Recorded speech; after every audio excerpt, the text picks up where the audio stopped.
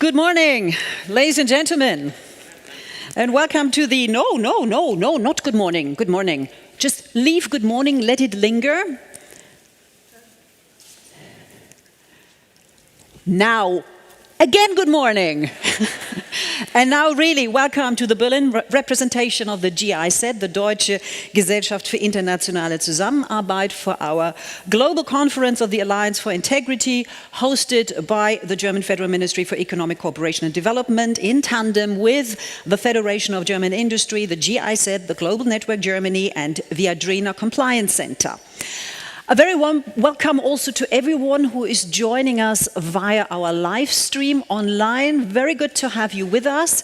And I can tell you now already, even though you're joining us via live stream, you can participate certainly in our polling questions. How that works, I'm going to tell you in just a moment.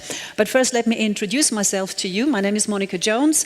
I'm an international freelance conference moderator and also TV news anchor at German international broadcaster DW. That is based here in Berlin, and it's my great pleasure to act as Master of Ceremony today. So I'm going to guide you through the program, and we have a fantastic program for you under the overall theme Integrity in Challenging Times, Encouraging Approaches and Open Questions. We will take a very close look at how multiple crises impact democracies around the globe.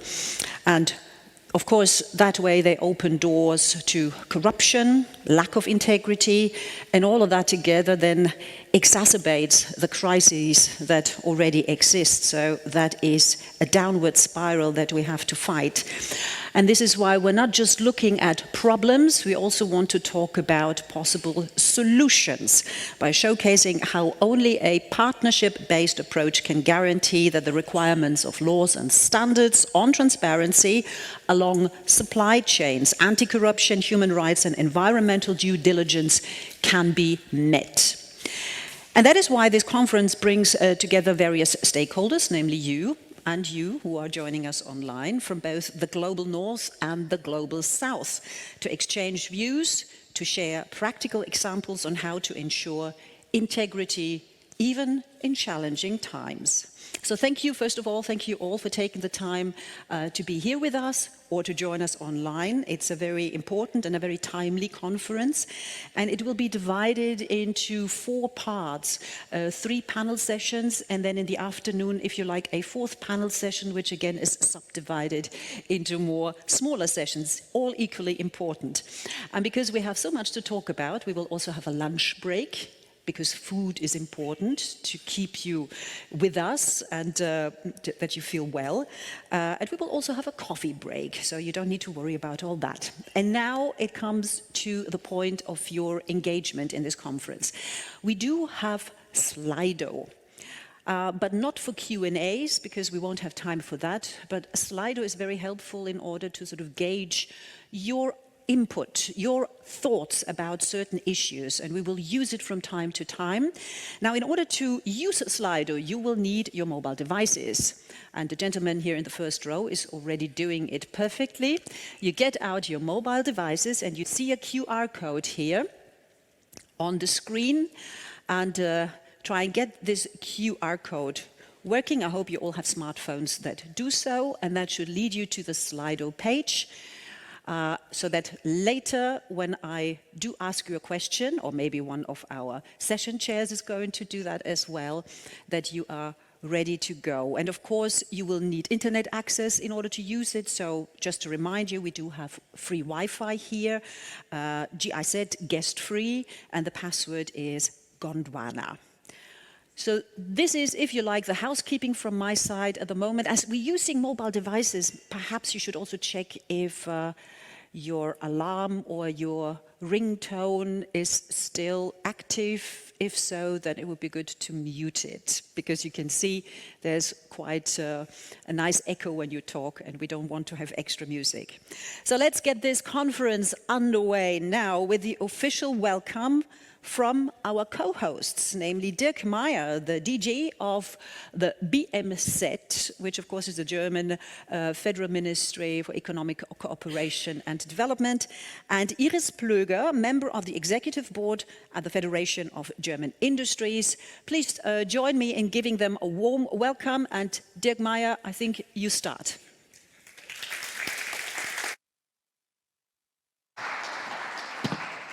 Yeah, thank you very much, Mrs. Jones, for the warm words. And since we met in several meetings, I really love your energetic way of opening. Thank you very much. Good morning, ladies and gentlemen.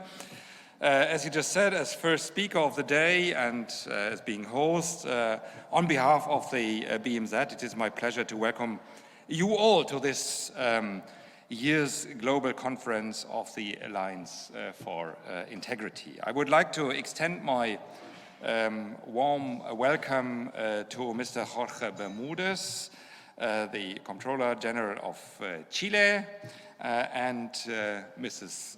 Plöger of the Federation of German Industries.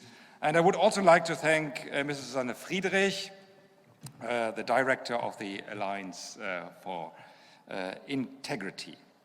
Ladies and gentlemen, with the Alliance for Integrity, the BMZ is supporting companies to collectively foster integrity in supply chains, prevent corruption as a root cause of human rights abuses, and work with other stakeholders from the public sector and civil society, especially in the Global South, to improve framework conditions through public-private dialogue. And as a multi-stakeholder collective action, the Alliance for Integrity's success depends entirely on the initiative, the drive, and active participation of its many members and partners from the private sector, civil society, and public institutions across the globe. This is why it is such a pleasure to see so many here and also on the digital screens. The topic of this conference, integrity in challenging times, is spot on, and we are indeed facing multiple crises at the same time. Just to mention a few, it's of course the global warming and accelerating climate changes, is the geopolitical insecurity, not only in Europe and very much in course of the war on Ukraine, fragile democracies, and tightly connected to these fragile and often unsustainable global supply chains. All of these crises are tightly connected with integrity or its absence, with corruption and bribery and unfair business practices. Corruption, ladies and gentlemen, undermines the rules of laws and regulations aimed at protecting workers and local populations, diverts funds needed to climate change mitigation, and finances autocracies and terrorists. For this reason, efforts to prevent corruption and foster integrity are more important than ever. They need to go hand in hand with our work to tackle the various crises we are facing. A key focus topic of the German government and the BMZ, as well as this conference, are global supply chains. Germany is more involved in global trade than almost any other country. We all know the figures. The way we consume in Germany has a direct impact on people in the Global South, and we must therefore take responsibility for the working conditions along global chains. Till date, many human rights and environmental challenges remain in global supply chains. Over 160 million children and young people are affected by child labor worldwide. We know that the number is increasing again. Another 25 million people must perform forced labor. 4.1 billion people have no access to social security worldwide, and 80% of the loss of tropical forests can be attributed to the expansion of agricultural land, especially for the export of beef, palm oil, and soy. We all, the state, the citizens, and companies, we have to take responsibility for fair supply chains in all respects. This is why the German Bundestag passed the Supply Chain Act in summer 21. And for the first time, the law sets out binding due diligence requirements that companies must adhere to in order to protect human rights in their supply chains. Previously, the requirements were only voluntary, and to say the truth, they didn't work, and therefore we had to take action in this respect. But a national law is not enough. We need EU-wide regulation for several reasons, and you all know that after the EU Commission proposed the European Supply Chain Directive at the beginning of last year, the Council as well as the European Parliament have set out their positions. Now the so-called trilogue negotiations between these three parties are underway in Brussels. We are part of that, and together with our European partners, the BMZ will work to ensure that an ambitious directive is adopted by the end of the year. And I'm quite sure that we will have a lot of discussion about that everywhere where I am and meet all the players. We do have that. We do have discussions national-wide, we have discussions European-wide, and we have discussions also globally by very different perspective, and it is good that we have this kind of discussions. It is also clear that legislation alone is not enough, and therefore we must also support our partners, and that is companies, civil society, and partner countries in implementing these laws. And as the BMZ, we provide various support measures for this purpose. Just to name a few, we support our partner countries in establishing and expanding the necessary state structures, for instance, to enforce social and environmental standards. We advise companies in Germany on how to implement their due diligence obligations, for instance, with the help desk on business and human rights.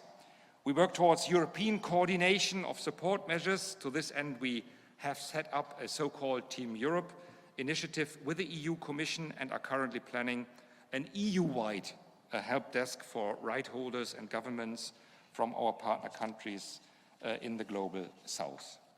And we promote multi-stakeholder partnerships, such as the Alliance for Integrity, in which we work together with companies, civil society, and to achieve improvements along the supply chains. Ladies and gentlemen, as already noted, there is a close link between corruption and human rights abuses as well as environmental damage in global supply chains. Corruption is often a key enabler for human rights abuses by undermining existing control processes and the effectiveness of regulations. Therefore, corruption risks should be considered in human rights and environmental risk assessment and due diligence processes. With the Alliance for Integrity, the BMZ is supporting companies to tackle that interconnection, collectively foster integrity in supply chains, prevent corruption as a root cause of human rights abuses, and work with other stakeholders from the public sector and civil society, especially in the global south, to improve framework conditions through public-private dialogues. As an example, the BMZ currently supports the Alliance for Integrity and the Indo-German Chamber of Commerce in piloting a joint anti-corruption, human rights and environmental intercompany grievance and whistleblower mechanism linking German or international companies with Indian suppliers. Of course, this is just one of many inspiring initiatives and actions your organizations and other partners around the world are engaged in. And I'm very much looking forward to hear more during the entire day from our upcoming speakers, and wish us all a very interesting conference, a very fruitful conference, fruitful discussions and inspiring ideas, so that we leave this conference with more and better ideas than we had when we went into it. So thank you very much for your attention and strong wish again for a very good conference altogether. Thank you very much.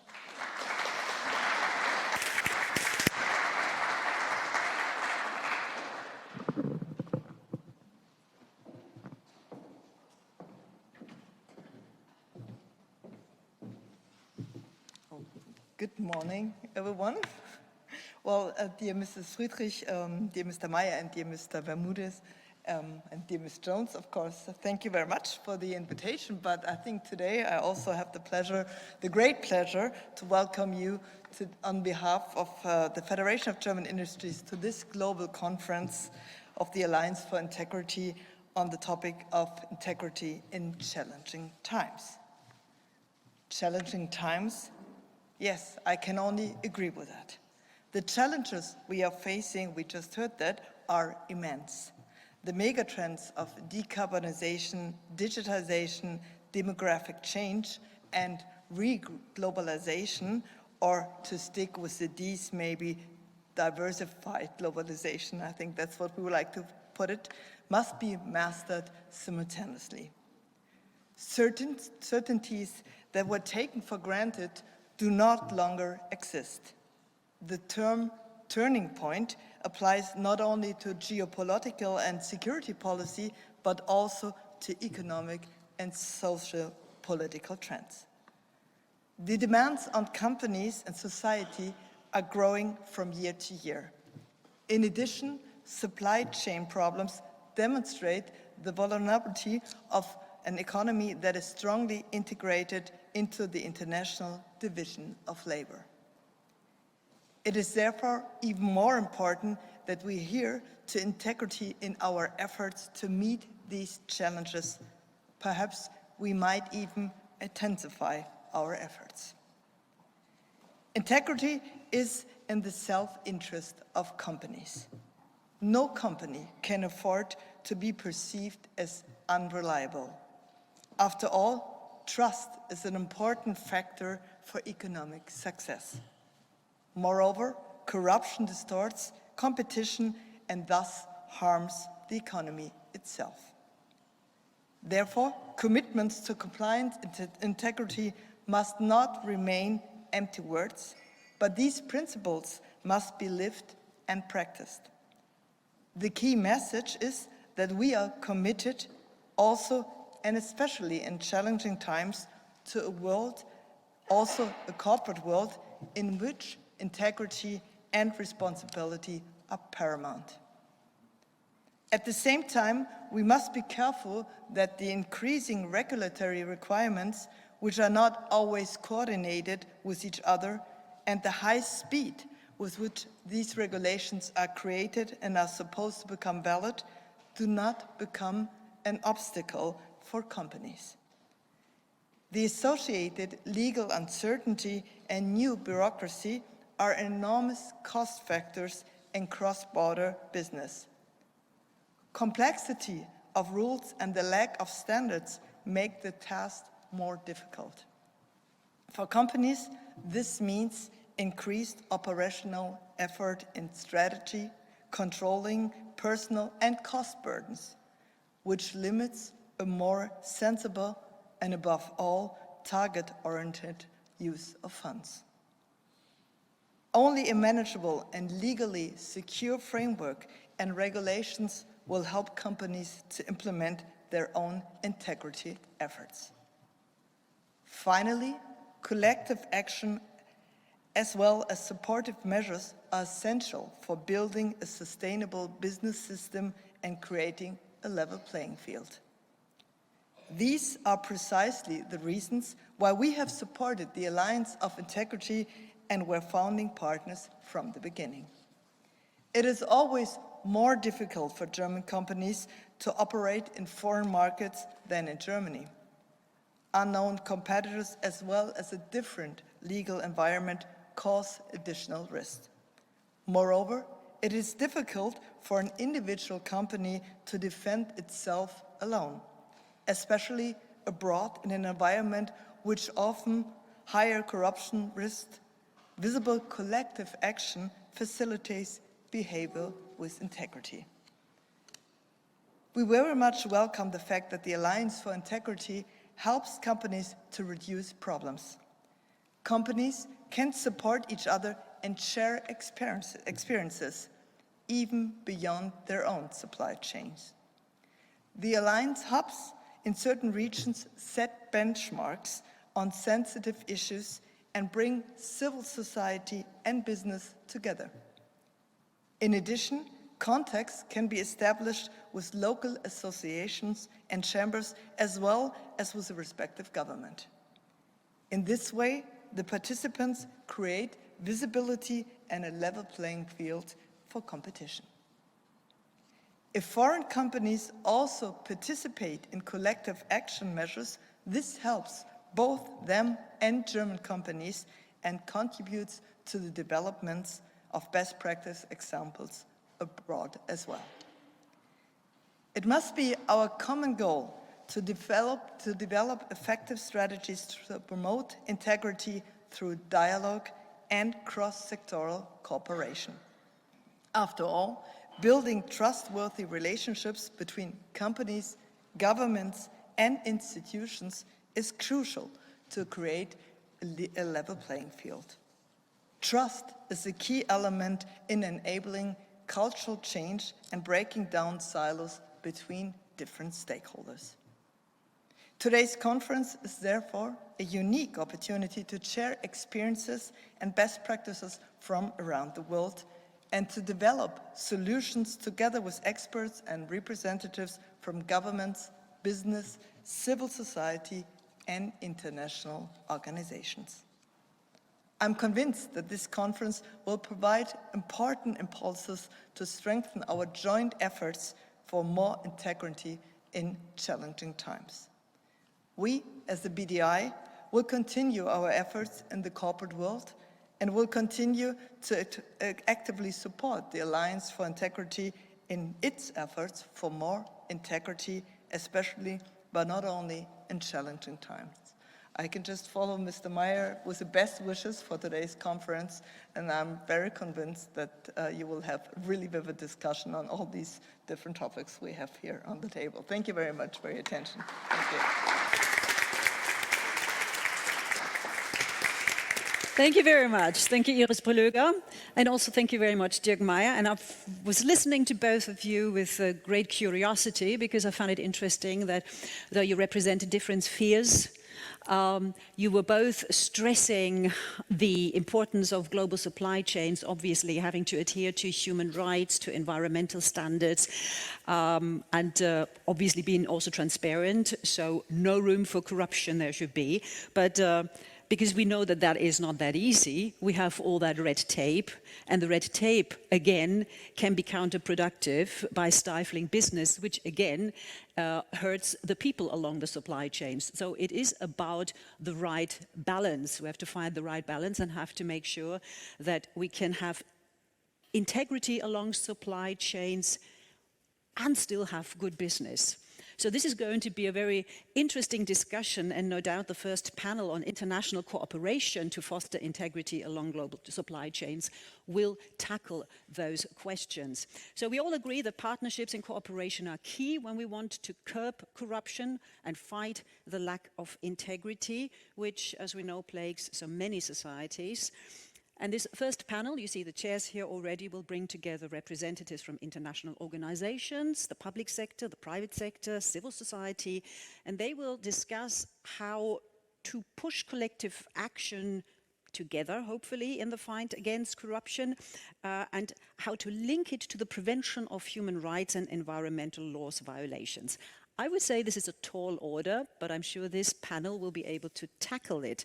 And I would first like to ask the panelists to the stage one after the other. I haven't asked the session chair where she would like to sit, because then I ensure that that chair will remain empty. Okay, so this chair on the far left from your perspective is out of bounds. This is already reserved.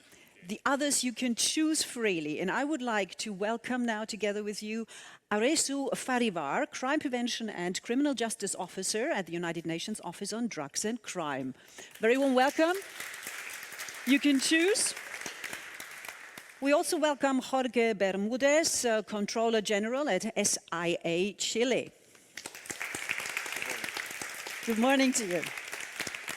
We welcome Scarlet Wannenwetsch, Collective Action Specialist at Basel Institute on Governance. And we welcome Jezabel Pando, Corporate Compliance Manager at Casa Boller, Paraguay. There she is. And this session will be in the safe hands of none other than Susanne Friedrich, who is the Director of the Alliance for Integrity. Good morning, Susanne.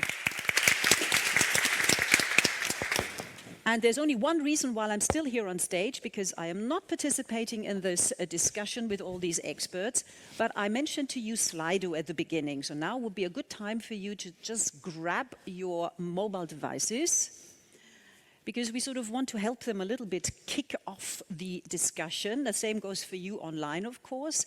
So there should be a question now for you, a polling question that you should be able to see on the Slido device, and we see it too.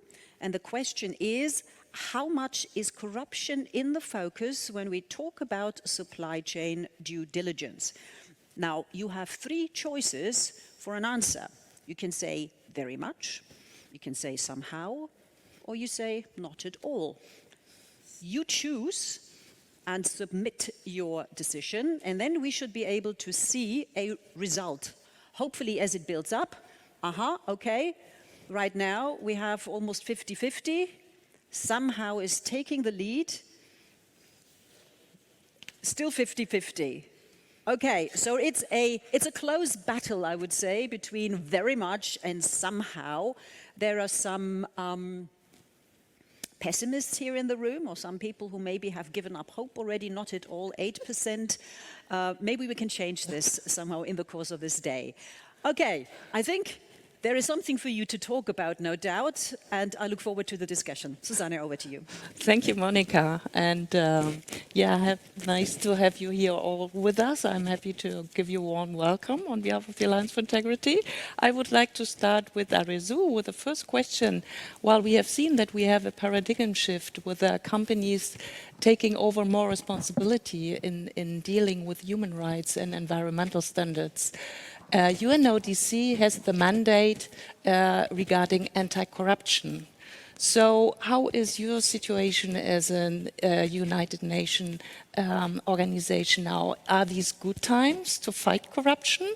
We have seen that the public is thinking differently, something, there is strong connections, others don't see that so much. So what is your take on this? Thank you so much, Suzanne, and thank you all for your attention today, and thank you to the Alliance for Integrity for having me here.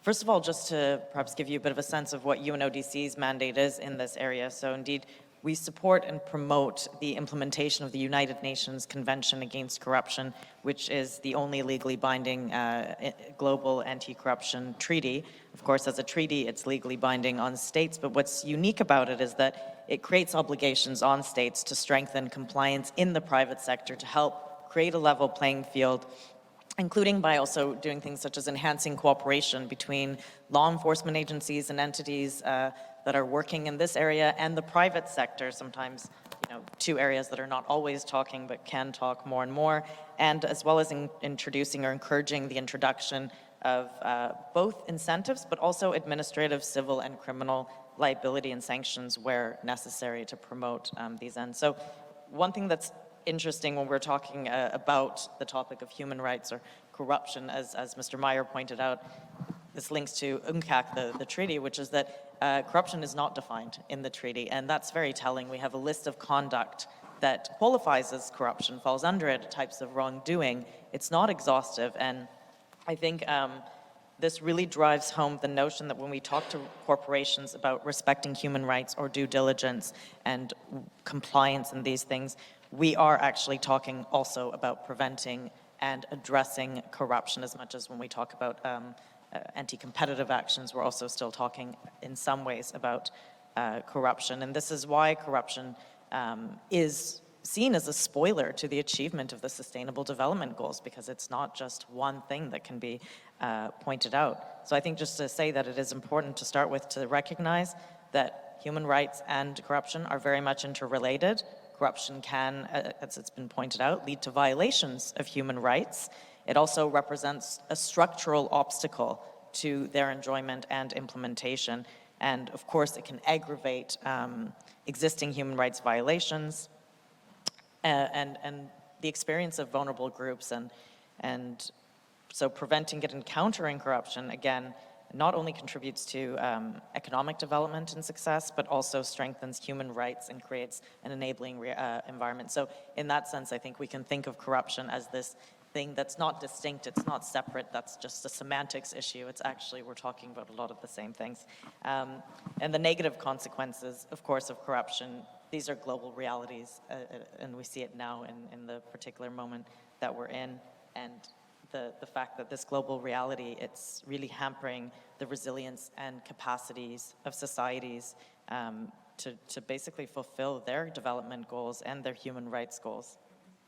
So one thing that's happened in recent years is the United Nations Guiding Principles on Business and Human Rights, which I think it brought about a bit of this paradigm shift that you mentioned by establishing that corporations bear a responsibility to respect human rights, and that exists independent of states' responsibilities and duties. And we see this in some national jurisdictions as well, where there's actually national legislation in place to require states to do that. And I think this is, again, recognition that, businesses do have a responsibility in avoiding, causing, and contributing to adverse human rights impacts through their activities and trying to address that. And for UNODC working with the private sector, UNCAC is an important tool because it provides a framework for, in terms of good practices, it provides a framework for private sector, for companies, and how they can internally prevent and combat corruption by enhancing, for example, transparency and accountability, for fostering a culture of integrity in their operations, and by adhering to the international good practices of UNCAC and working together with governments to enhance its implementation. Businesses can, as we've heard already, protect their reputation, also reduce operational risks, increase competitiveness, and contribute to sustainable development, which fundamentally helps the economic success of each country, region, and then the globe. UNODC's work specifically in business integrity, it really aims to help strengthen legal frameworks, help small businesses identify corruption risks, establish compliance programs, and the approach that's taken is holistic, as is the approach of the conference we're at today. It brings in youth, civil society, and academia, and it encourages continuing the dialogue, and that's why fora like the one we're having today are so critical and important, I think, to this ongoing discussion. And some of the work we did actually together with Alliance for Integrity, as well as our partners at the United Nations Global Compact. For example, in Colombia, we developed a publication on good practices in companies in preventing and countering corruption. And these knowledge products and tools are really helpful, we've found, in many regions. And we've also been working with the health sector and public procurement authorities to strengthen anti-corruption mechanisms and promote ethical standards in the delivery of health services. I want to just say a few words about incentives, just more broadly, that one thing that's been very important in our view is to, rather than just look at sanctions, to look at ways in which governments can encourage companies to invest in the development of internal governance structures and compliance programs. And I would just say that that's some area that can develop further through also dialogue. And perhaps to your final point to conclude as to whether it's a good time, any time is good, but one thing we've noticed, and especially after the COVID-19 pandemic, which is not yet over, of course, but we're in recovery, and now with the war in Ukraine, an area we're working in is ongoing anti-corruption reforms in the context of reconstruction, recovery. And what we see in emergencies and crises is that it's too late to wait for them to be over to react. So I would say right now is actually the perfect time to prepare ourselves for the next one. Thank you so much. Yeah, thank you, Arezzo. I just take up one concept, the good practices that you were talking about, and that are so important to take our topics forward. And Controller, you are represent an institution that has created good practices in Chile. You were one of the first Supreme Audit institutions in Latin America to promote the collaboration between your institution, private sector and civil society. So what is the reasons for doing that, and how do the Chilean people benefit from that? And do you see a linkage with the due diligence requirements for companies? Thank you very much. Good morning, everyone, and thank you for the invitation. I am very glad to be here in such a panel because it's a very gender approach panel because I am the only man here. This is very important as well. Well, I want to give a very honest answer to your question because maybe you don't know, but the Chilean Supreme Audit Institution, which name is the Contraloría, at least in the Chilean system, is a very mighty institution. So the person who is in charge of the position is also, of course, a very mighty person. And if you are in those kinds of positions, you have to think, okay, I will perform our legal mandate. And of course, you are appointed there for that. But if you have such a power, you also have to do something with this power. And from the very beginning, and I remember 8 years ago, after the Senate, because this is appointed by this position is appointed by the president, with the approbation of the Senate, a journalist asked me, which is your party? And I said, my party is the party who is going to fight against corruption. And from the very beginning, I thought, okay, the way I will perform this power will be in order to fight against corruption. And this is not so obvious. If you ask in your countries to the Supreme Audit Institution, what do you do with your power? Maybe they will give the formal answer, which is, okay, we perform audits, we have to accomplish the law, and this kind of formal things. But within your mandate, you can fight against corruption. The second step in my mind was, for corruption, you need two parties. And of course, there is always a party which is the public sector party, because corruption is, as you know, the use of public power to private interest. But the other part is normally is also private sector. So then when I realized this, maybe it's very obvious in this kind of conference that what I'm saying, but 8 years ago for me at least was not so obvious. You have to build alliances and you have to work together with private sector as well.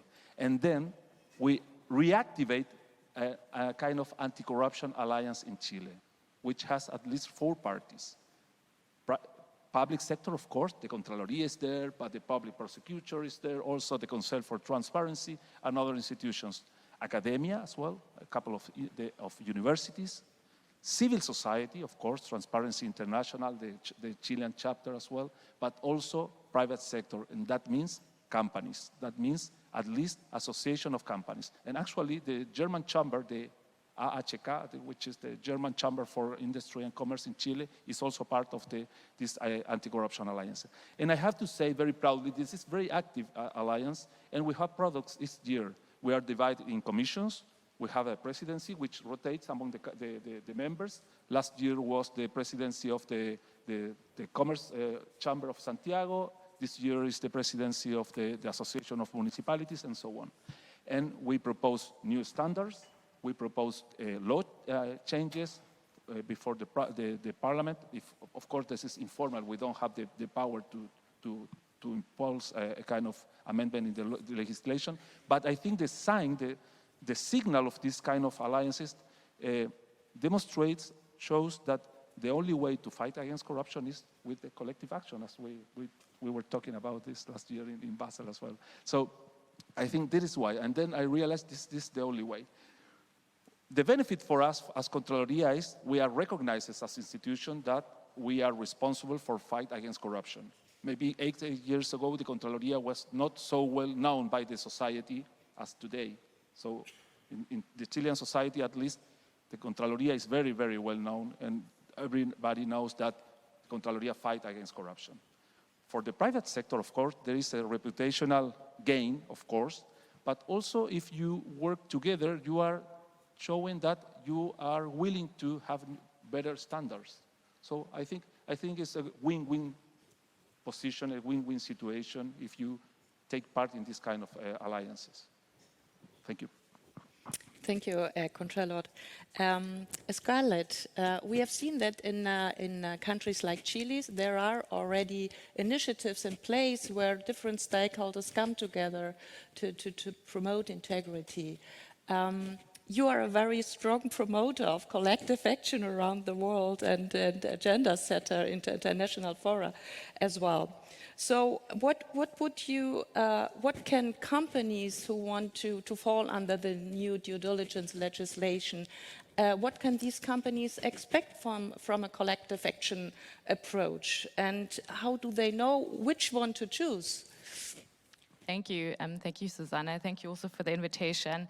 It's really fantastic to be here with all of you, and I think it's a very timely discussion we're having right now. And I just wanted to maybe quickly talk about the feedback from the group. I think we might have a bit of a bias group here already in terms of people who are interested in this topic, but still I think it's interesting to see that when we talk about the relevance of corruption in the supply chain, even within this group we say somewhat being the sort of common feedback, and I think that's very reflective of what the general notion is in terms of the supply chain, and looking at this more holistically, as we heard earlier, of corruption being this facilitator. We also hear a little bit of fatigue with the topic. Sometimes, whether it's transparency or corruption, we've been talking about this for 20 years now. We have things in place. What's the new topic? Where are we moving to next? And I think what we're missing really is the opportunity of integration. We've learned a lot. There's still a long way to go when it comes to addressing corruption. We've identified avenues, good practices. They can be taken, as a baseline when we're talking about corruption-adjacent issues, but also in terms of tools like collective action, formats of how to do it, to really be able to build, but also within companies, I mean, we're also involved to some extent in discussing around the human rights compliance side of things, and it's really surprising to see how siloed companies operate when it comes to that. They have the anti-corruption compliance, and then on the other side of campus, they're dealing with the human rights side, and there's really in the last couple of years, that has obviously changed, but there was really not a lot of discussion, and especially in opportunities, for example, for due diligence, where there's a lot of overlap. There's real benefits when we're talking about so much bureaucracy and additional work to actually benefit and, consolidate and work in that way. So that's just a very quickly comment there. Now to the opportunities. I think a really good starting point actually for companies who are interested is, before looking at what's out there, think about, what do you need? Collective action is supposed to be a tool that is private sector driven, somewhat private sector owned, and really an opportunity to address issues that you're seeing in your business that are connected to lack of transparency, lack of integrity, and corruption. So this idea of where are the win-win spaces where we can identify addressing corruption, lack of integrity, together with some of those business issues. So looking at, having a level playing field, excessive red tape, and the corruption risks that creates as well. Those are all spaces where collective action can typically work quite well. So it's sort of like, what is pushing you, and then maybe seeing if that's already out there, an initiative that is addressing that for your area of work, for your business, industry, and if not, there's also the opportunity of potentially expanding the work of existing initiatives. I'm always saying it's great to start something new, but just to say it takes a lot of time, it takes a lot of dedication, capacity to get that off the ground. So as much as we can kind of integrate into ongoing initiatives, I think that's a better way of addressing it, to start it off with, and kind of, adding to that. In terms of incentives, we are definitely seeing that coming much more into the discussion, and also the push from, to the government side of saying, okay, well, for companies that are doing the right thing, what are the benefits, and really demonstrating that we do still see quite a significant implementation gap. There's new policies, new laws, but not the same, commitment to supporting the implementation. And I think that should be a focus, because otherwise there is that problem of it becoming somewhat overwhelming for companies as well. So kind of finding those avenues there. I think there's very interesting opportunities around also connecting sort of the opening of new markets and business facilitation with requirements around integrity. I think that's something that isn't yet done enough to kind of support companies that are looking to enter new markets, to do that in that way through a collective voice, to strengthen the voice of the companies going in vis-a-vis the government, but also, of course, with the support of their home governments in order to be able to really implement that. Mm-hmm. Okay, thank you, Scarlet. This is interesting, and you refer to the, you are here in Berlin, in Germany, referring to those companies that fall under the new legislation regarding the due diligence requirements in the global supply chains. But this is also very relevant for the suppliers in the global south.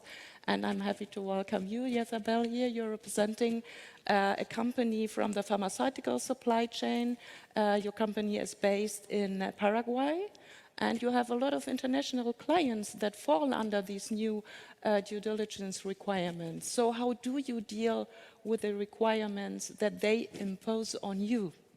And what do you expect from them? What kind of support would you like to have, or what kind of support might you get already? Thanks for the question, Susanne, and it's a pleasure to be here with my colleagues. And it's a challenge. Someone advised me to be straight to the point with the German people, so I will try to do my best. Being part from the private sector in my country as a pharmaceutical company that works for the supply chain in Paraguay, we have to know that, first of all, the pharmaceutical field is one of the most highest regulated in the whole world. Perhaps in my country has a lot of regulations regarding pharmaceutical activities. It doesn't have yet a regulation regarding ethical behavior on the pharmaceutical field. So we first have to notice that we currently do not have a regulation regarding due diligence matters, like right now the German government already does for protect human rights, environmental issues, and also anti-corruption matters. However, as a company from the private sector, we have been really committed to proactively implement measurements to comply with the new corporate integrity requirement that comes from the business relationship that we have with companies from Europe, most of them, and others also from North America. Within our organization, we actively seek across the global standards of business ethics through international cooperation. And we strive to contribute to many organizations fostering the awareness and promotion to adopt an ethical behavior within the national market. How do we face with all the pressure that we have from these European companies? To ensure compliance, we have developed what we refer to as the Boller standard. And sorry for my pronunciation on Boller, because it's, I think it's a German word. So I think it should be like Bollier, but sorry, it's like the Boller standard. And this standard is a result of conducting a gap analysis between the requirements that we have from our business partners from the global north, our pharmaceutical regulation, and also our local regulation. From this gap analysis, we adopt the highest compliance standards, and to implement these standards, we have, it requires significant operational pressures, really high controls, and also resource allocations. But we still believe that this is the key element that helps us to keep the trust from our business partners regarding our commitment to perform a compliance performance business. Moreover, we know that it's very important to talk about the constructing collaborative dialogue with the government to address compliance and integrity challenges in a country. We believe that collaboration between the private sector and the government is crucial for establishing a transparent and responsible business environment. We also recognize the role of the government in creating an enabling environment for compliance and business integrity.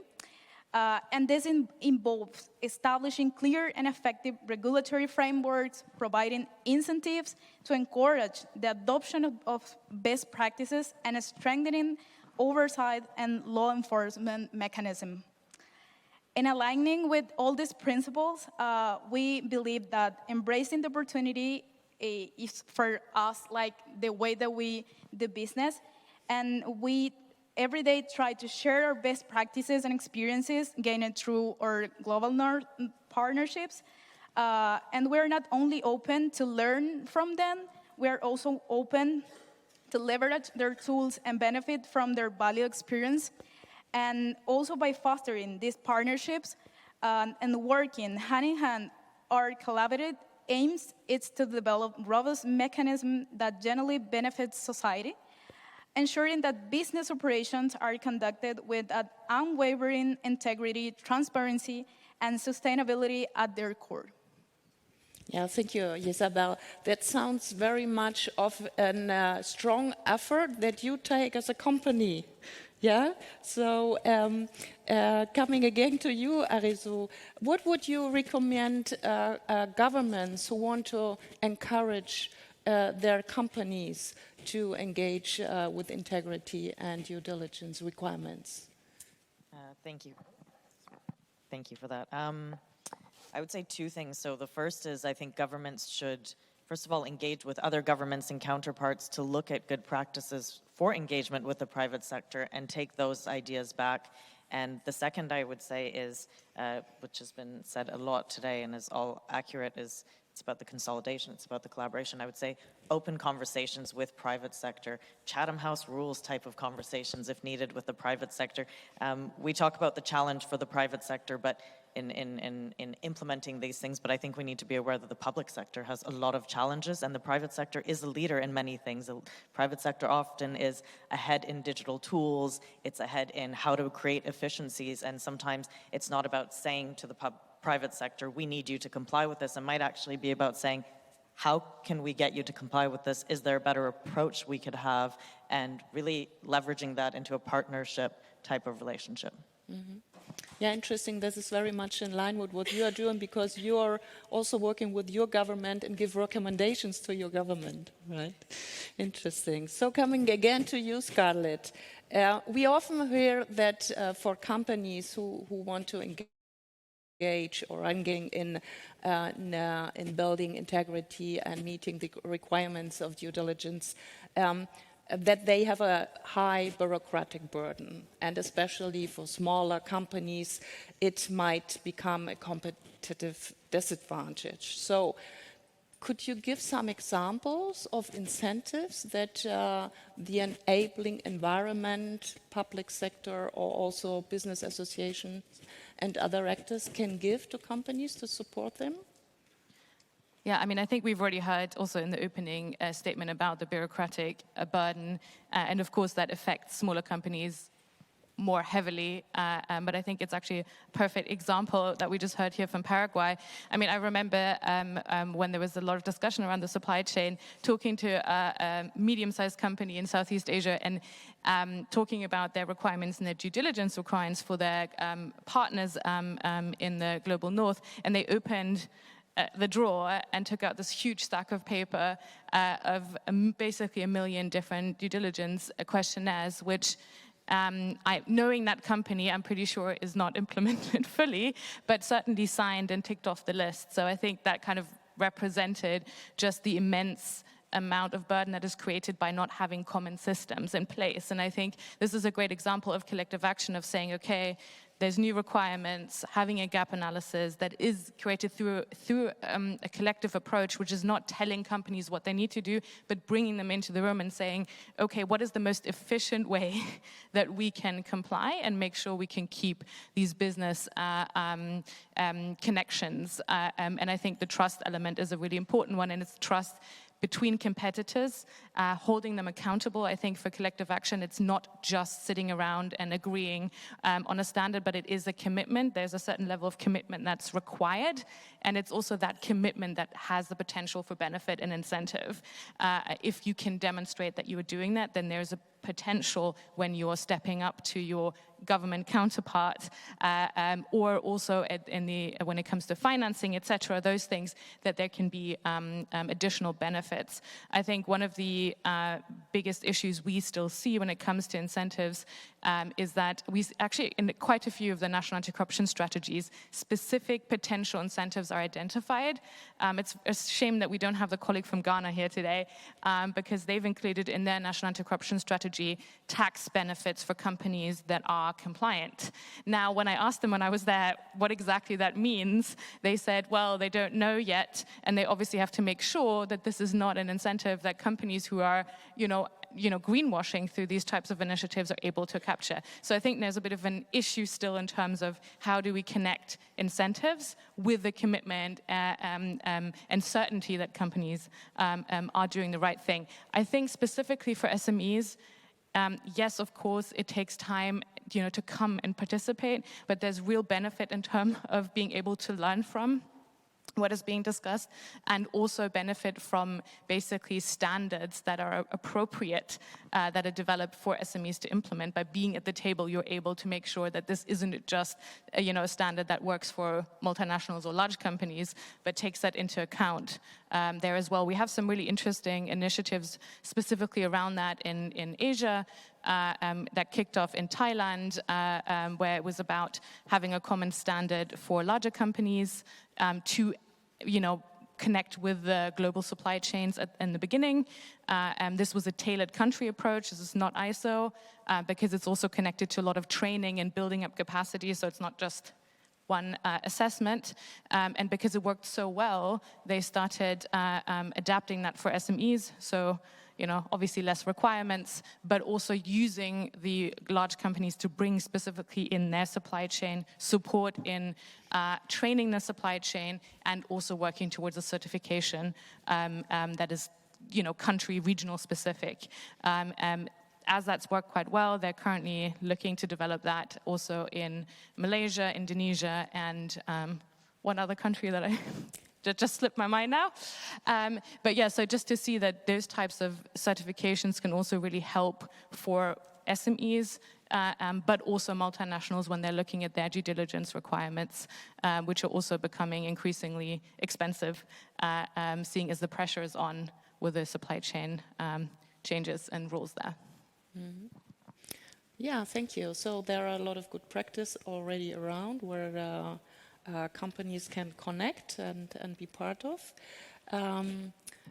Controller, coming back again to the Supreme Audit institutions and looking at the international dimension, you have been very engaged also into international corporations.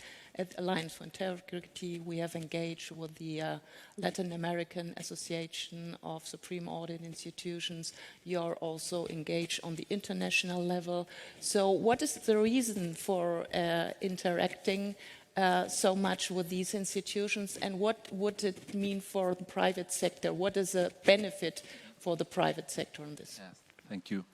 Well, actually, we do. We are part of several organizations at the regional, and we also are part of the Board of Auditors of the United Nations. The Board of Auditors is the external auditor of the United Nations system, and now we are sharing this position with China and France. Before was India and Germany, actually, and we are the older part of this board because it's a term for 6 years.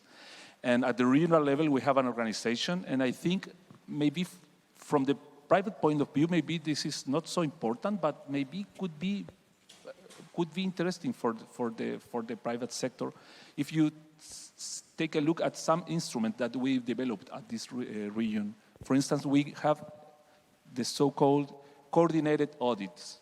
So the coordinated audits are a plan to audit some aspect of a governmental policy or some sector in the government, in the public sector. And I have to, for instance, we have a couple of, last year we performed an audit regarding environmental liabilities in the mining sector, which is very important in our countries. I mean, in Chile, in Peru, in Mexico, it's very important, in Colombia and Bolivia. And what you can find there is a lot of objective information regarding the situation of mining, and especially the environmental liabilities in the mining sector. So you can see there what about the accomplished with the legislation, what about with the identification of the liabilities, what about with the old and the new liabilities, environmental liabilities regarding mining, and so on. So I think this is still a kind of undiscovered area to get information in order to know what about this sector. In the case of the Chilean Supreme Audit Institution, since 2018, we were performing audits regarding the accomplishment of the climate change plans of the government, of course. Adaptation, the adaptation in several sectors, in agriculture, in energy, and so on. If you are, for instance, an energy industry company, maybe you have to take a look to these reports, because then you know how accomplished is the policy, the national policy regarding climate change in energy sector, and so on. And I think for private sector is still information there that you can get in order to take better decisions. Thank you. Maybe they don't know, but we are watching a watch here. That is why I talk very fast. No, that was a very interesting and very important point when it comes to risk management of the companies. You have to know where you can gather information on a specific supply chain, on a specific sector, and for companies from outside a country, that is quite a challenge, difficult, if it goes to the deeper supply chain mostly. So there is a lot of information available or can be made available that companies might not think about in the first place. Isabel, we heard that you have been working with the Alliance for Integrity for quite a long time, and we heard that you are certified by SEAL, and Scarlet mentioned before certification programs as a potential incentives for company to engage. So can you share more information about the SEAL that exists, the SEAL of Integrity in Paraguay, why it was important for you to be certificated, and maybe you can share a little bit more how you engage with the government and how you assess your government. Well, this is a good part. The Integrity Seal is the first recognition granted by the Paraguayan government that certifies that companies are committed to integrity, ethics, transparency, and good business practices. The seal is part of the National Plan for Integrity, Transparency, and Anti-Corruption that is developed through the Office of Anti-Corruption. And it was developed with the support of the German government and also the Brazilian government, where Alliance for Integrity play a really important support leading role. The main objective of the Integrity Seal is to create a virtuous and attractive business environment for investment in Paraguay, where integrity, transparency, honesty, and sustainability are the core values of the operations. In our company, we have more than 85 years working through an ethical and legal conduct, which has allowed us to establish partnerships with some of the leading players in the global pharmaceutical market. This business path has motivated us to voluntarily adopt best practices in terms of business ethics and integrity. Developing an internal program aligned with international standards. Our motivation to obtain the integrity seals lies in our commitment to promote ethics in business, and we believe that being part of this high-level national initiative will greatly benefit the business environment in our country, encouraging more companies to adopt best practices. And in regard of this, Paraguay today is looking to enhance its appeal as an investment destination through the strengthening of ethical and business conduct. Both companies and governments are aligning their practices with international standards, implementing regulatory measurements, and promoting a more positive and incentivizing business climate for foreign investment. Paraguay today has significant attributes such as, just to mention, economic stability, strategic geographical location, and energy potential, natural resources, and an upgrowing agribusiness sector. Additionally, there is a strong willingness to implement international best practices. And this competitive advantage make today our country with great opportunities for sustainable development and as an attractive destination for potential clients from the global north that are seeking reliable suppliers committed to business integrity. In this regard, it was a valuable opportunity for us to share the knowledge that we have already gained from our business partners from the global north, and through that to assist other small companies in our country in effectively addressing compliance mechanism. Moreover, it allows us as our commitment to promote awareness of integrity and contribute to the pursuit of a sustainability in the future for our pharmaceutical market. Yeah, thank you, Isabel. And as the controller mentioned, we have a big clock here, and we have some minutes left, and I would like to invite you as a kind of summary, just give a very short last message why companies should engage actively in collective action with the actors from the Global South. So if you would like to start, Controller. Thank you. Well, thank you. 2 ideas. It is impossible to have good business and profit without institutions. It is impossible to have business without a fair port authority, for instance, with a good institution in ports, for instance, and so on. But it is also impossible to have good business without good companies. That is why DEPE is so important, for instance. And I think it's a very good starting point, this new Supply Chain Act, which German name is impossible to say, but you have to see also the whole picture, because if you see this law from Chile, and you have so high standards to accomplish, I mean, as producer, a fruit producer, and you have to make the option between Germany, I am sending my cherries to Aldi in Germany, or I am sending my cherries to everywhere in other big importer, I would say. Maybe it's easier to export to this big importer. So I think Germany, because it's very important, this is my humble advice, have to push these standards not only at the national, but at the European and also at the global level. So otherwise, it's useless. Okay, thank you. Scarlet, what is your take on this? Yeah, and maybe just to follow up on that, in terms of looking at it more from a global perspective, we always say, you need to address the corruption risk, to do business. Unfortunately, you can definitely do business without that. I think the risks are becoming more and more substantive, but it really, for me, from my perspective, is the time for the governments also to really step in. I mean, if we look at the timeline of collective action, it's been 15 years now, I think, since the World Bank has technically coined the term. Obviously, the discussion existed before then, but and has pushed it.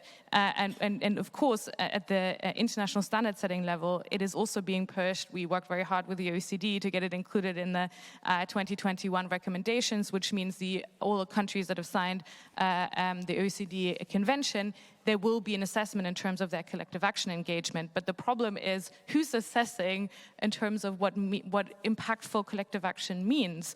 I mean, we were just discussing this with the World Bank at their meeting last week, where they actually included in their sanctioning for companies to get out of their sanctions, collective action is one way of doing so.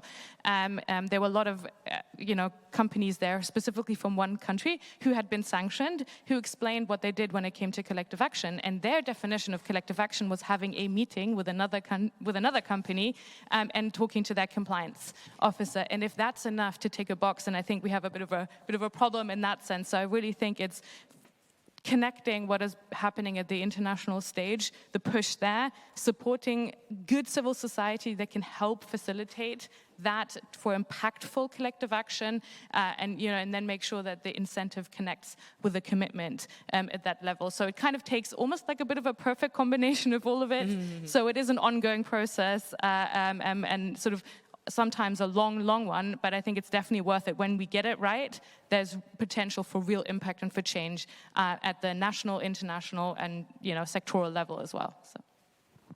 Thank you, Scarlet. I hand over to Arizu, please. I think we need to encourage and remind the private sector regularly of why they should make sort of meaningful contributions through meaningful engagement, innovative incentives, and tailored sanctions. That's it. Short. Thank you. Isabel, what would you recommend your peers to be? Well, I will mention 5 key strategies that we are fostering, we are promoting in our country.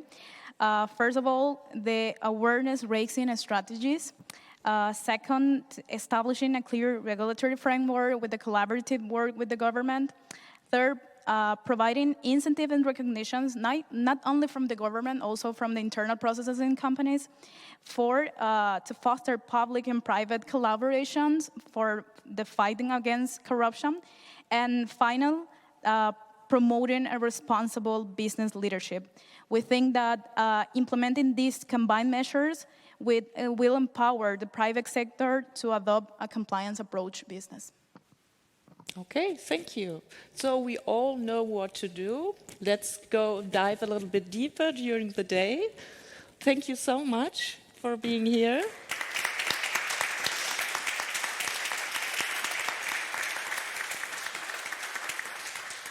And I hand over to Monika. Thank you. Thank you, Susanne, and thank you to our great panel, starting the day on a perfect note. And you just said towards the end, we now all know what we need to do. If only. Because I was thinking about it. Fighting corruption means, first of all, you have to recognize corruption. Doesn't necessarily stare you in the face. You have to recognize it for what it is. And then you need to know how to deal with it. And that sounds easier than it is. Which is why, and that was mentioned a couple of times on the panel as well, it's not bad to seek help from people and institutions who know about these things. And that is why the Train the Trainer program is a central part of the Alliance for Integrity's work, because it promotes collective action and strengthens the collaboration and exchange between compliance and integrity officers worldwide. And it seeks to assist companies in developing and implementing effective corruption prevention systems. And this is quite interesting because major companies that have already established compliance systems, they provide trainers. And those trainers then support small and medium-sized enterprises with little or perhaps even no experience in countering corruption by transferring their knowledge and expertise. And that way, SMEs not only gain practical knowledge to address challenges related to corruption, but they can also increase their competitiveness. Because it may sound odd, but corruption doesn't necessarily pay off. It doesn't necessarily improve business. So this is very important work. And that is why since 2018, there's the Trainer of the Year Award. to celebrate our most engaged trainers working on promoting a level playing field in their respective regions. This year's trainer who will receive an award, they come from 13 different countries, and they all, of course, have contributed significantly to the success of this network. And over the course of today, you will meet all 13 of them. They're either here in person, that'll be after the lunch break when we will have the award ceremony, or they send us video messages. And that's what we're starting with right now, with the first video messages coming from Indonesia, India, and Nigeria. So please meet our trainers there.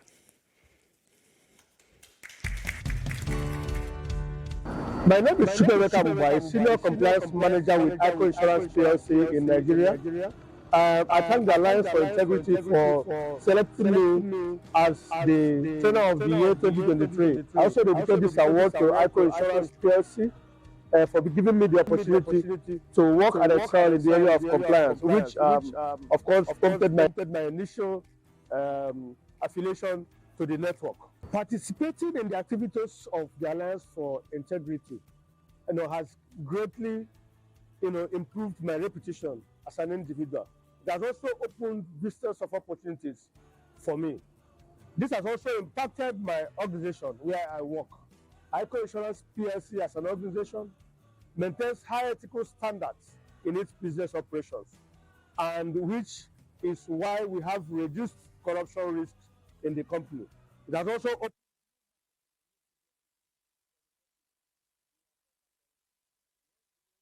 to thank the organizers of this program and the Alliance for Integrity network across the globe for this great honor done to me today. Thank you very much.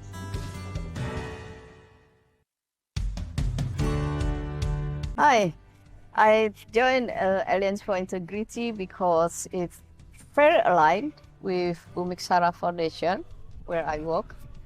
The target participant is for SME, small medium enterprises. So I got a chance to meet many women entrepreneurs, and for me, I learned a lot from them. Also, I think it's very good that Alliance for Integrity has a concern about the gender equality. That's why I like, if I have time, I support the workshop fully. Thank you.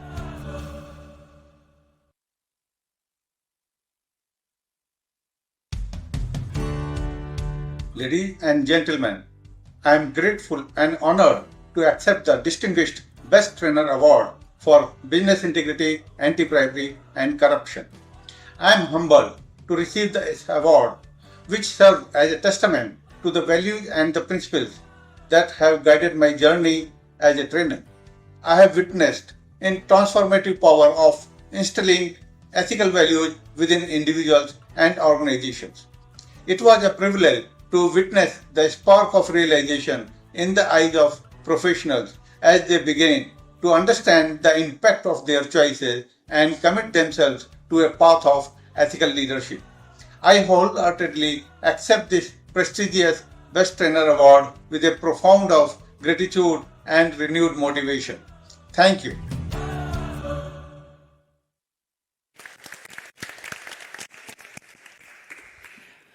So, you can see, ladies and gentlemen, that our next panel is entitled, What Would You Do? Fostering a Culture of Integrity in Companies. And I have a very daring theory. I think most of us want to do the right thing. Most of us don't want to hurt others. Most of us don't want to do anything bad to the environment. Most of us, there are exceptions, but most of us don't want to be the cause of violence. The thing is, it happens nevertheless from time to time. We do. Sometimes knowingly, most of the times unknowingly. And that is why we need rules. Rules help us to do the right decisions and to do the right thing. And when it comes to corporate responsibility, a lot has happened in recent years, in part because businesses do feel responsible for their actions, also in part because companies want to avoid liability cases, and they also want to protect their reputation, have a good image. So our next panel will now take a closer look at how culture of integrity based on values and ethics can help a company not only to do things right, but to do the right thing. And here I would also, first of all, like to ask our panelists onto the stage. Again, the question to the session chair, any particular chair that you want to choose? You take the same one. Yeah, this is the hot chair, I know. So please, all the other chairs go to, first of all, Marcia Muniz, Senior Legal Director, Latin America and Canada at Cisco Brazil. Welcome. We also welcome Professor Dr. Bartosz Markowicz, Professor at the Faculty of Law at the European University Viadrina in Frankfurt an der Oder. Welcome. We welcome Anke Stockmeier-Eichenberg, who is Head of Compliance at Metro. And there she is.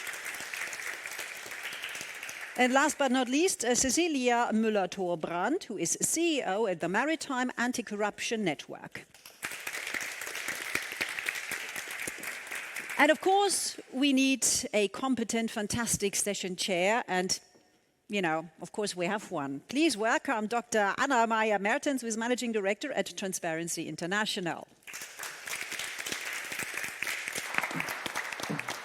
And the last thing from me, there will be Slido, but not from me. That's in Anna Meyer's decision. Thank you so much, and thank you very much for the invitation. It's really good to be here. And I feel very comfortable when I started to listen to you. There are not just a lot of words that are familiar to us at Transparency International, but also some sort of a culture. I would even name it here as a culture. So we all know what we are talking about. We don't have to sort of explain how come it's important to fight corruption and what does integrity mean. So I think it's important to be here and to talk to each other, but it's also important to go out and to the rest of the world and show the importance there as well. And I'm very happy also we had just the topic collective actions, and that's one important tool when fighting corruption.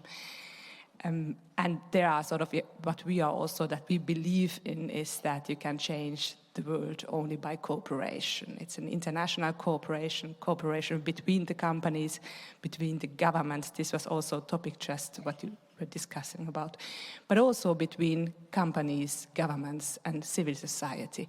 So this is what we are trying to use. And now the tool Slido was mentioned here. And in the beginning, in the sitting, it was talking about this is the right moment to have this discussion at the moment because we have a lot of new regulations. We do hope that we will have the implementation as well.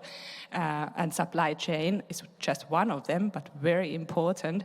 And we know that most cases in terms of environmental crime or human rights abuses occur because of corruption. And we are just at TI starting a new cooperation with Interpol and now also WWF because they told that there are countries in which all the laws in terms of climate change are not implemented at all because of corruption. So I think it's needed. And just one word to the slide, maybe we could repeat the voting from the beginning because I was so eager to vote. I chose the most highest one, but the most highest one was the middle. So I chose wrongly. Maybe we can do that, but we will have a Slido here as well. So I'm really happy to have you all here. Very warm welcome. And we had some pre-discussions, but I still have also new questions arising after the discussions. This is the way it goes. But I'm very happy, also Bartosz Markowicz, professor here from Viadrina European University, to have you here. We know you also from the advisory council of TI, also in DICO. And you are not just professor in a university, but you are also a founder of this compliance center, and you call it compliance think tank, but I would even say it's a compliance think and do tank, because you do have very practical tools that you offer also for companies. Maybe just to start with, because we talk about integrity, and we at TI also talk about integrity, but just because it's not that negative pronounced as corruption.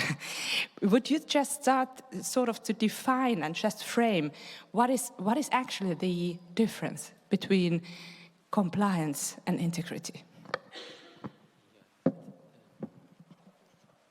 Thank you very much. And first, thank you very much for the invitation to this event. I'm really very happy not only to be here in person, but also that we've been cooperating with Alliance for Integrity for years now. And I'm happy to announce that we will even go deeper in our cooperation in the next years. So I'm very pleased to be here. The topic is very important, and I hope I will not disappoint you with the story I would like to tell you. And it will be a very short story because the time is very limited that we have, so it won't take me longer than maybe 3 minutes. And the story is about my dog. I have a dog. I don't know if you like pets. Who has a dog? Okay. Cats? Cats at home? Any cats? Okay. Snakes, maybe? No. Okay. So most of you have a dog at home, and this is a good sign, so you will maybe have the opportunity to compare your experience with mine.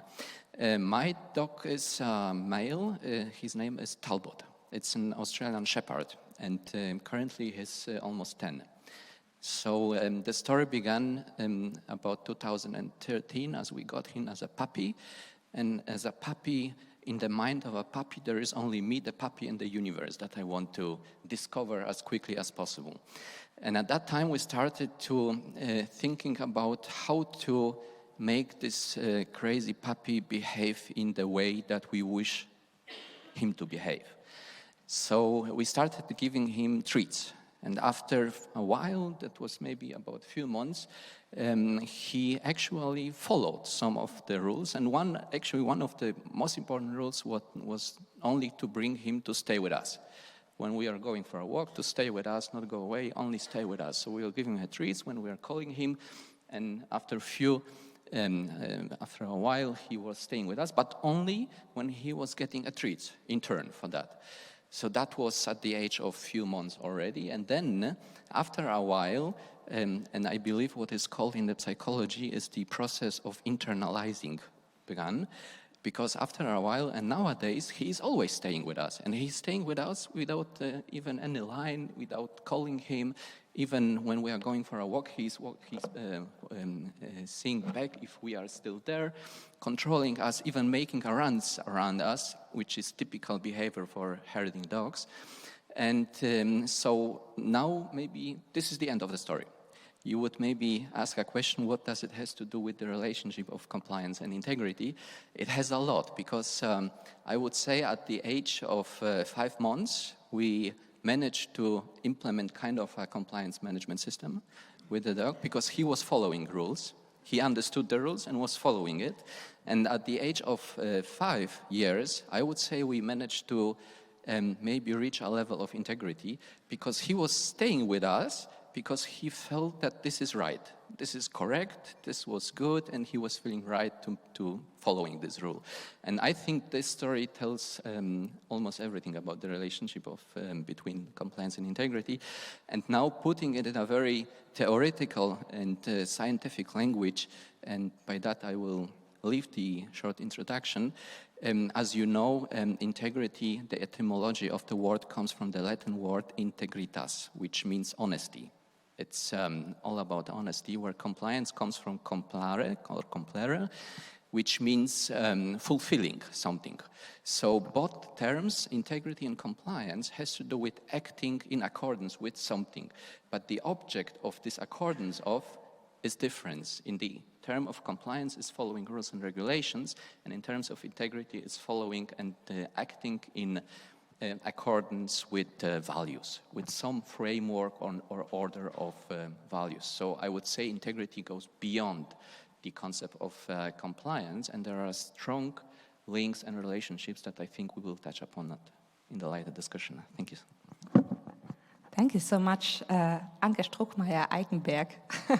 I just follow on this, and you are still called Head of Compliance. But after this sort of short statement of Mr. Markovic, what would you say? Are you sort of going towards integrity, or are you already there?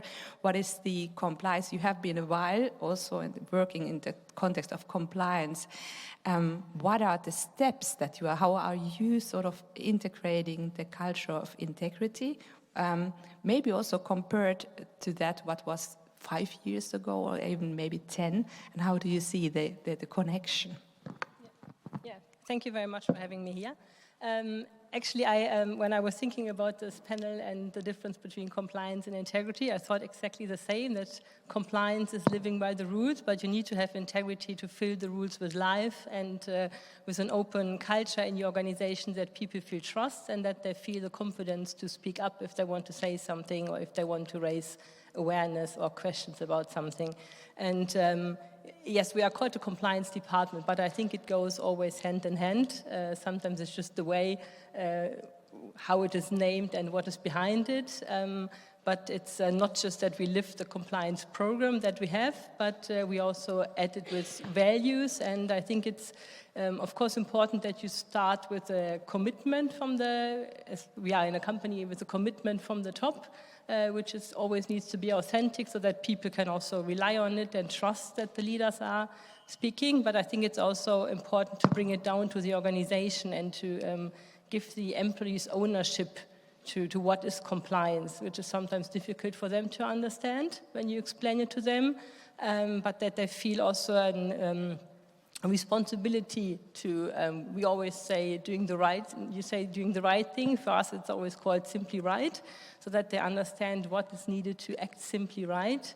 And I think that it's not just only a tone from the top, but also particular from the middle, how we call it, when you have the department leaders, the store heads, because they are kind of closer to the employees and they can reach them more than just someone from the very far headquarters, especially when you are an international companyization with a lot of organizations and entities, different cultures.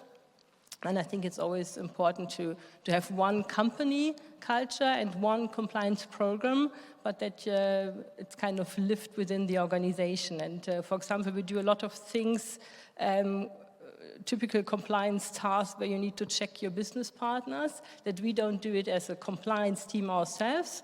We have, this is kind of for us a responsibility that the business people do when they engage with business partners, that they also need to check them themselves and they know it's their responsibilities, and we as a compliance team are there to support them, to help them, to provide them with the tools and the training, but that they take it as their responsibility in dealing with business partners, that they also need to do, for example, compliance checks.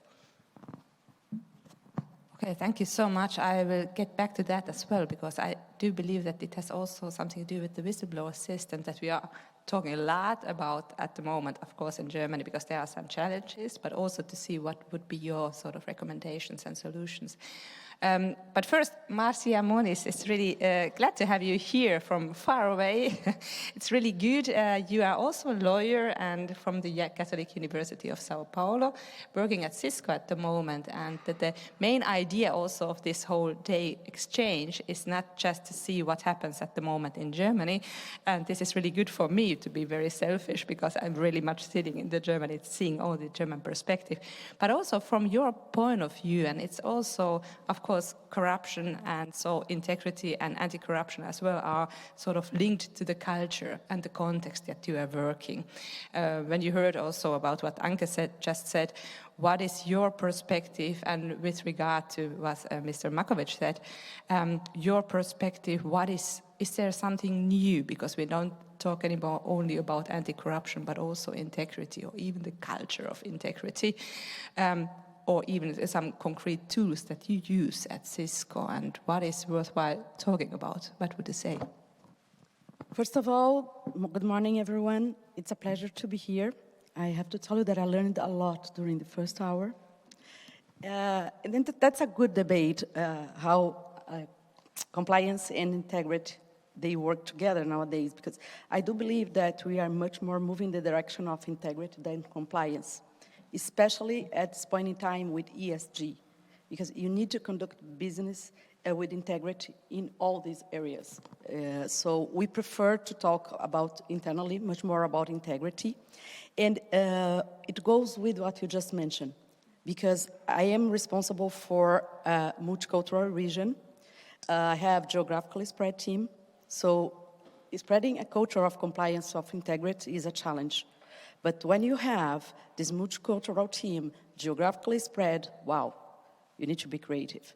You need to understand what the real challenges are in each country and how to tackle it. I can give you an example. I do not know if anyone here is familiar with Colombia compliance law. It's super tough. They have, she knows, we need to benchmark. This is collective actions, yes. Benefits. So they have two different programs that are mandatory. That's SACRLAF and PTEE. And they are super country-oriented for risks that are only in Colombia when it comes to Latin America. So of course, I cannot put anything in place that there is no one-size-fits-all. So when we think about a multinational company or we are responsible for a region, and we need to, it reinforces the need of think about integrity, not only about compliance. Because for some countries, you have other risks than purely compliance risks. And how to do that? I think that, as I mentioned, the biggest challenge for a compliance officer is to spread the culture, because it does not depend on us. It depends on each employee behavior, beliefs. We know that they have different family historical, they are facing different moments in time. So what works for one does not work for other employee in the same situation, same company. How you can engage, someone mentioned ownership and accountability. And this is how we drive our integrity program in our company. Everyone owns and is accountable for compliance.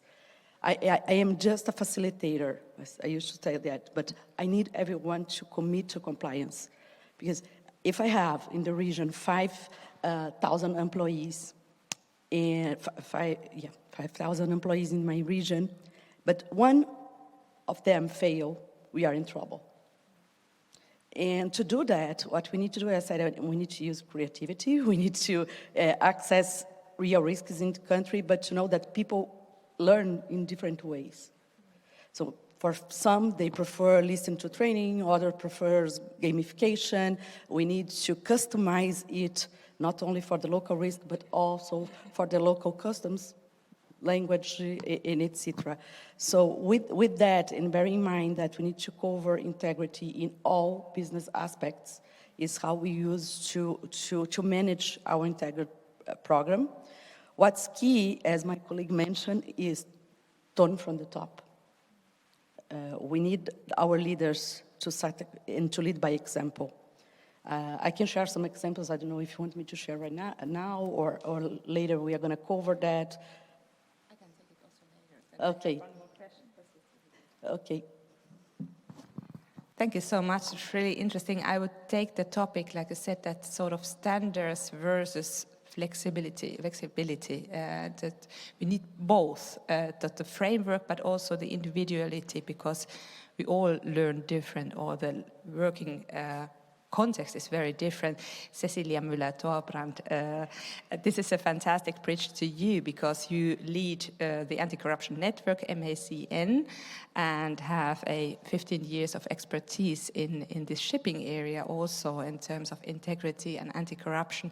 And you have sort of a broader view as the second level or the meta level, because you are working globally and you are also advising management but captains of the ships. And as I have to say, as originally Finn from Finland, because it's a major industry, I know even from that perspective how big the challenges are in the shipping industry and this sector, maritime industry, because of the amounts of money, because of the contracts they have and all.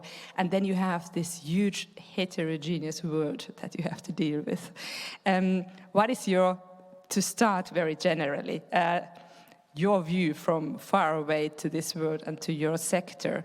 where are we at the moment? What are maybe the biggest challenges, but also the biggest differences? So what you see in the variety, how do the companies cope with these challenges?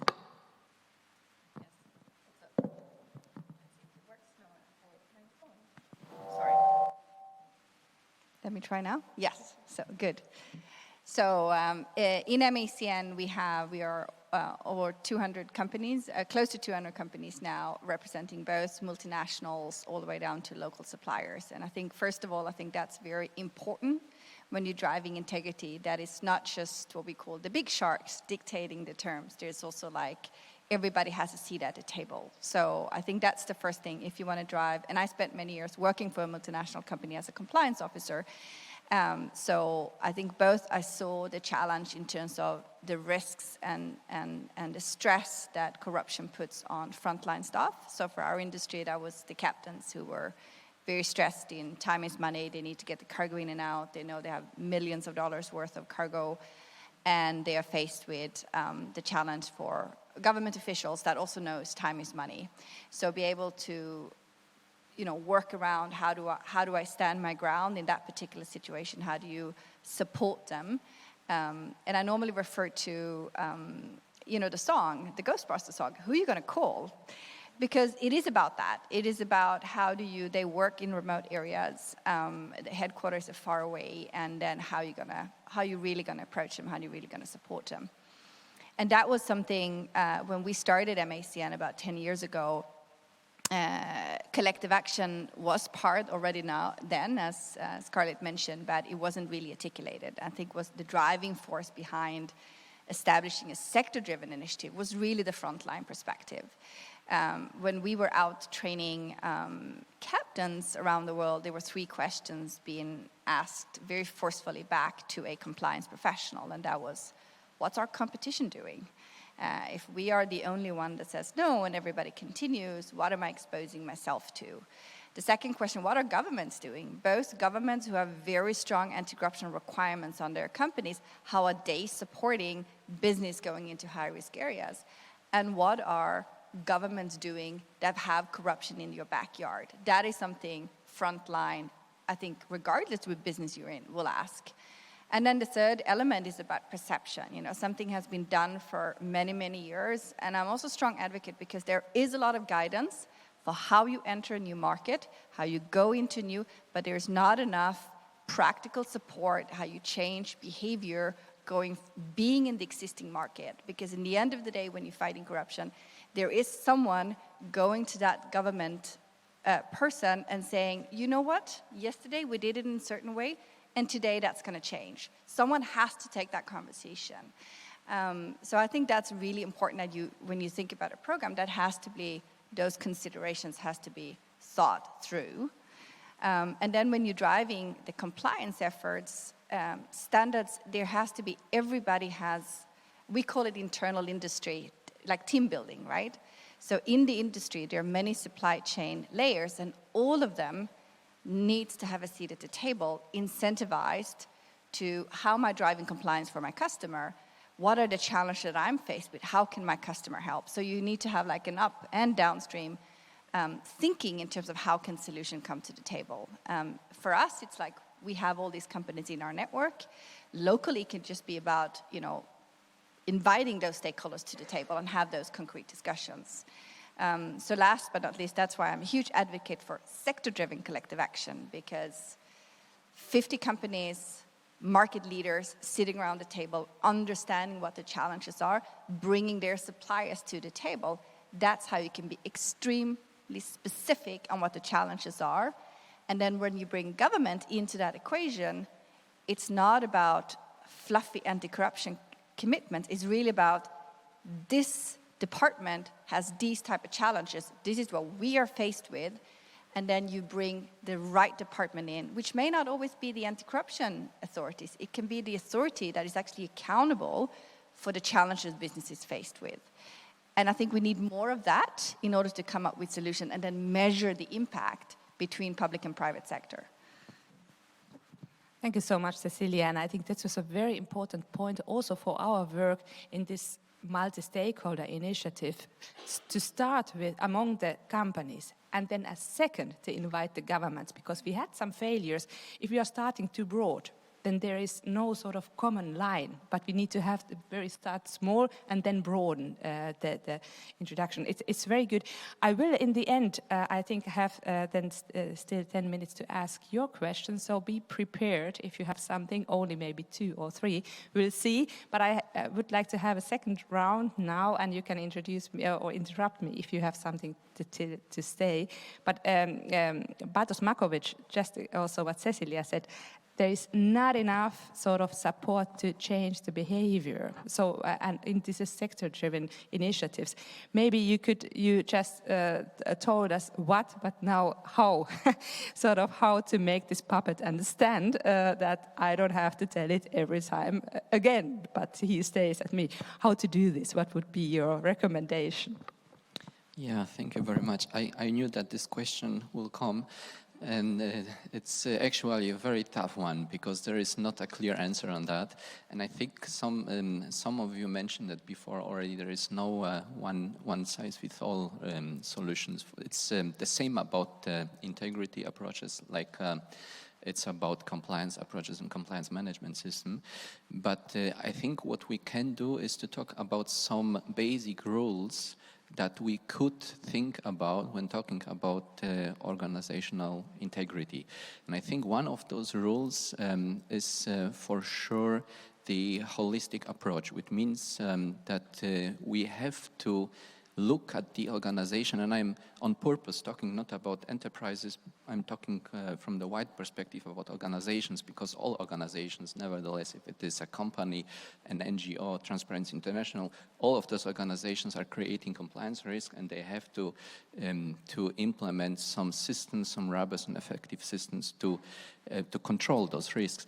So from the organizational perspective, I think one of the rules I mentioned is the holistic approach, to have a look on the whole set of people or members of this organizations and put them into the center. And I think this is the very difference also between the approach of compliance and integrity, because in the compliance approach we used to put the legal regulations into the center of the system, whereas in the integrity approach we think about why people in particular situation would tend to break the rules and regulations. And that brings us to the link to the values, because usually the decisions are made upon the values that we have, which means upon the culture. So the holistic approach means that we first put the human beings into the center of the system, first of the government system, because we have these 2 levels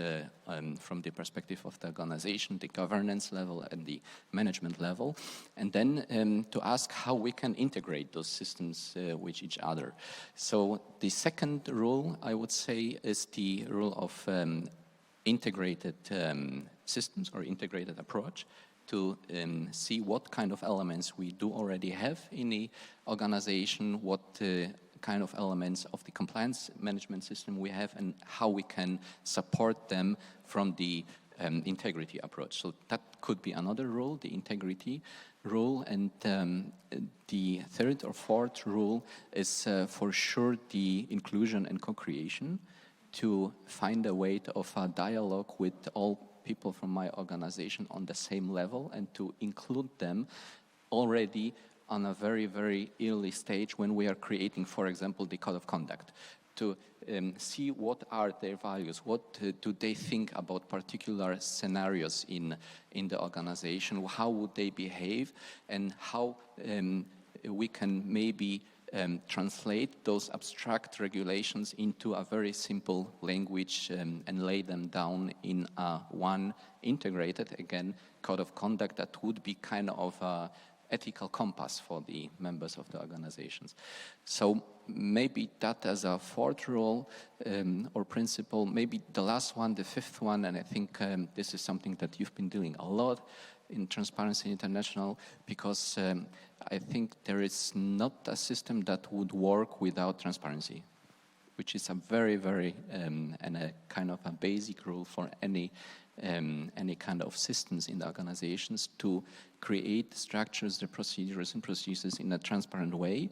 Transparency brings us into the situation that we can understand better what is going on in the organization, and that we can, and by we I mean all of us, all the members of the organization, since we understand what is going on in the organization, we can control it on the same way. So I think those rules are very important when we are thinking about integrity and what we can do to foster the integrity approach.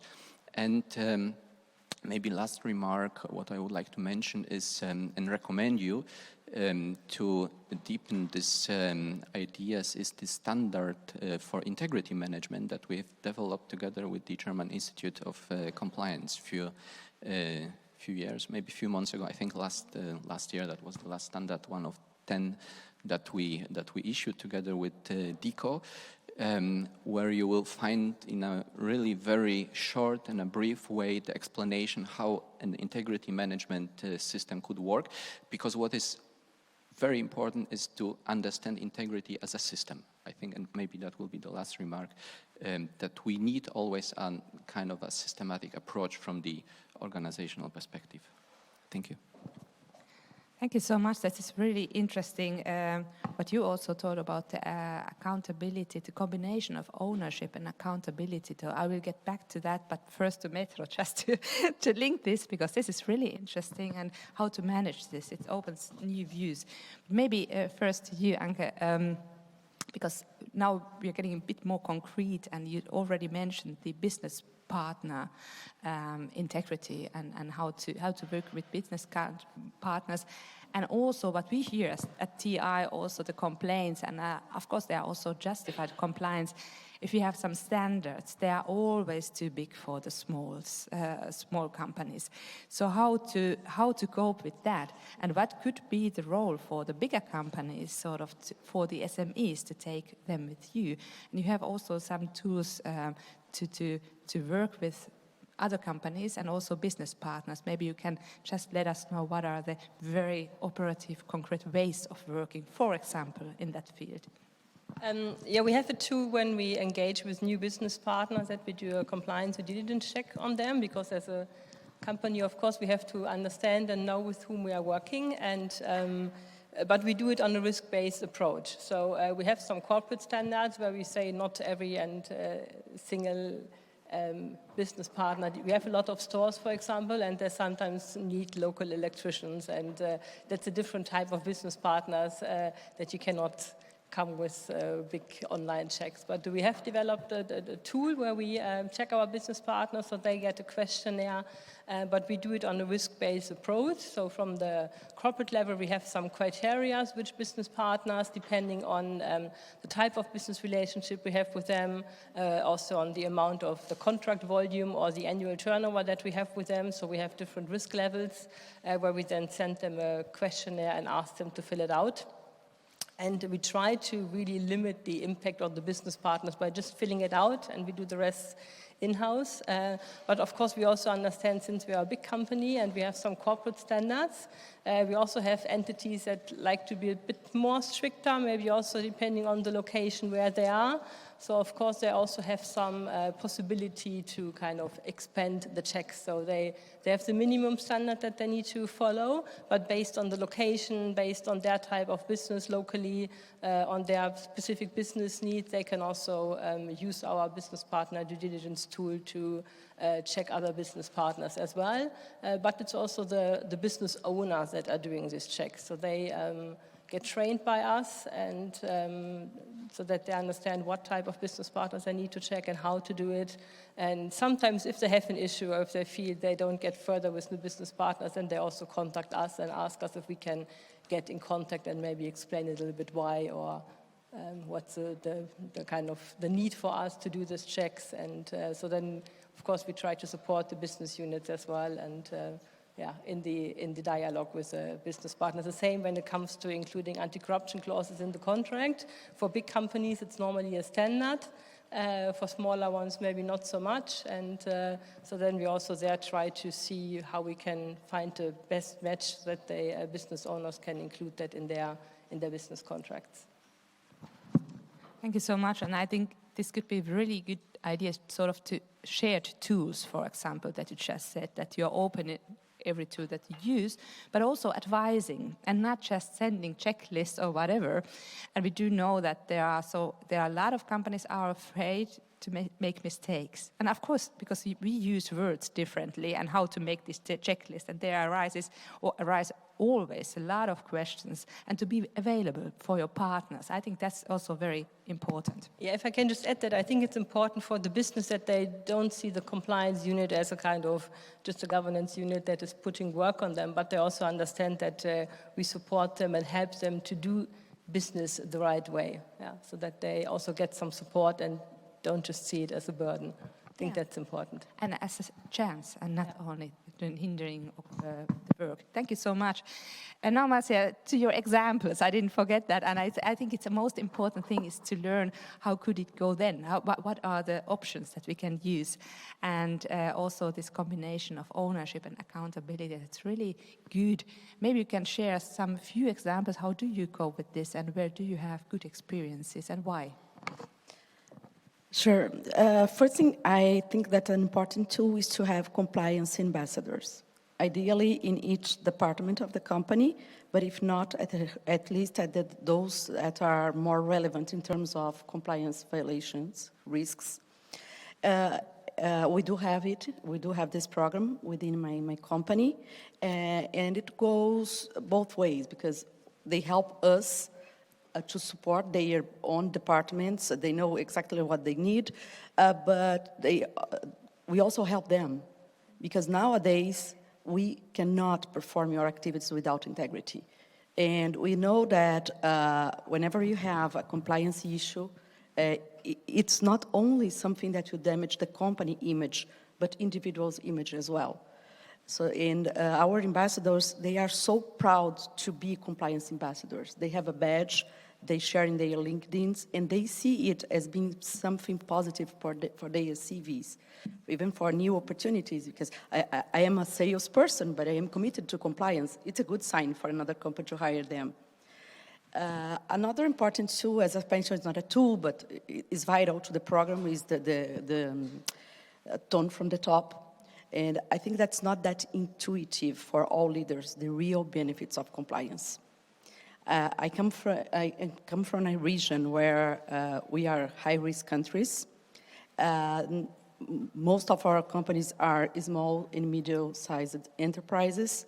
So it's much more, in our legislation, in most of our Latin America countries are relatively new in comparison to US, for example. So they think that having a compliance program or having a compliance office is a trend, is a must-have, but they do not know exactly why it is so important. For example, they do not know the relevance that the difference that you can make to impact the world fighting corruption, for example. They do not know that it's a profitable department. I used to say, we are not a cost center. We bring profit to the company. We bring great talent. We enable business. We enable public investment. We enable M&As. So to me, the first thing is to make clear that all leaders are on the same page, that they understand the benefit. By understanding the benefits, they will support the program. And again, I mentioned I am a facilitator, but people won't come to me on a daily basis. They will see what their leaders are doing if they walk the talk.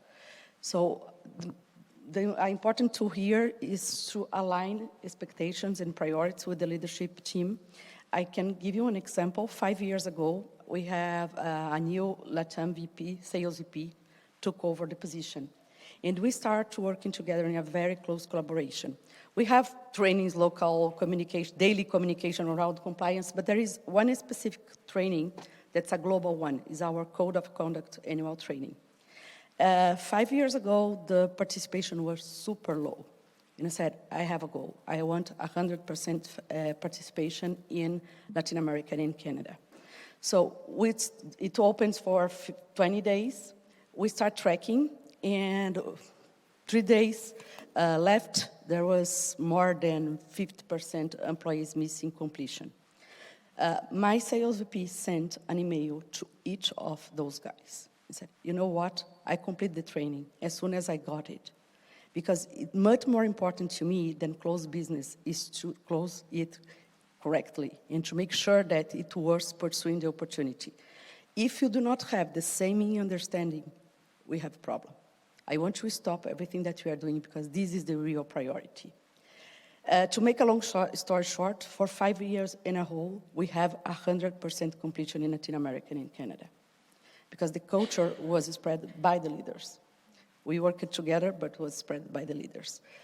Another good example, it was, I think, 4 years ago before the pandemic. I got lost with the pandemic.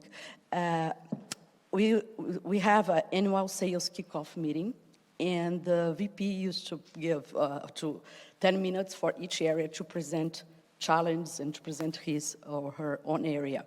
And he said, oh, you know what, it's a party time. I want to give you the opportunity to talk, but I'm afraid that it won't be aligned with the moment. And I said, no worries. I will think about something that will perfectly fit this moment. And my presentation was a parody. I took the sounds of silence, and I made a parody, Sounds of Compliance. In the lyrics, I addressed all the findings of the last audit. It was just perfect for the moment. By the end, all the sales team, they were singing the song, they understood the message. We do not have any repetition of the same problems in the following years. And you know what? In the following year, the VP forgot to include compliance. And the sales audience asked him, no, we want compliance again. So this is spreading the culture to me, but thanks to my leadership team who provide me with the opportunity to do that. Thank you so much. That's really great to hear. Actually, we have also a TI rap, but I haven't published it because it was generated in the context. We are turning 30 this year and wanted to celebrate. I'm still thinking about, is this a good idea or not? But now you encourage me maybe to do that. So maybe, thank you so much. So make them be proud of that. So be an ambassador. So change the game. And so, Cecilia, finally also to you, because you talked about how to change. This is the biggest obstacle at the moment, the behavior, sort of that you understand what you're doing. And also you said that the most urgent thing we actually need at the moment are sort of sector-specific collective actions, what we could do in the shipping area particularly. What would you need for that to start? Is there anything what we can do from the civil society? What can we advise for the governments to do? Because it sounds really reasonable. I think first we have to recognize what happened the past 5 years. If you're looking at the big settlements, the big prosecutions, most of these companies have had good compliance programs.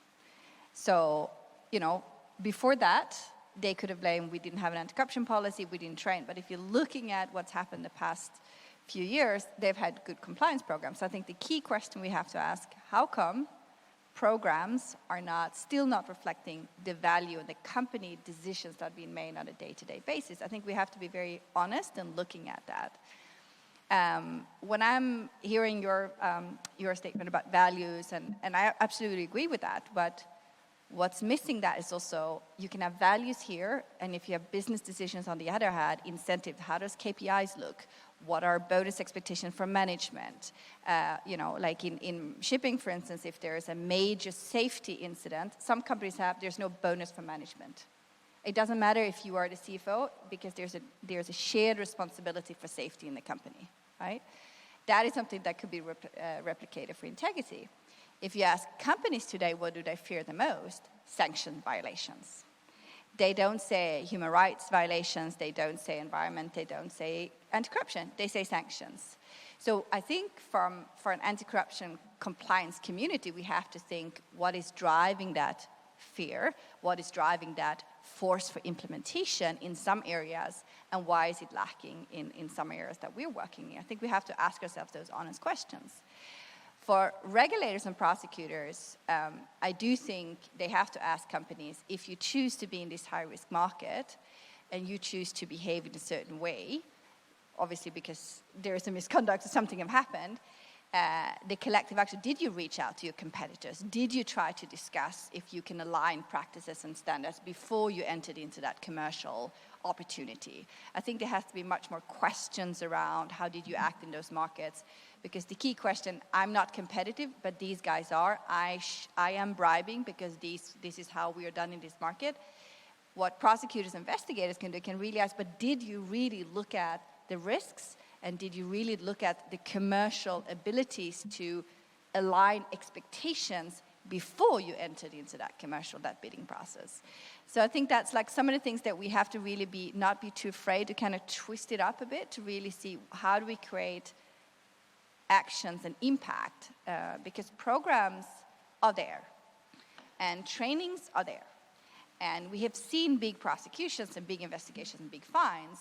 So how do we get it right? I think we have to dare to ask that question, both to the business communities and to the governments who have very strict anti-corruption provisions.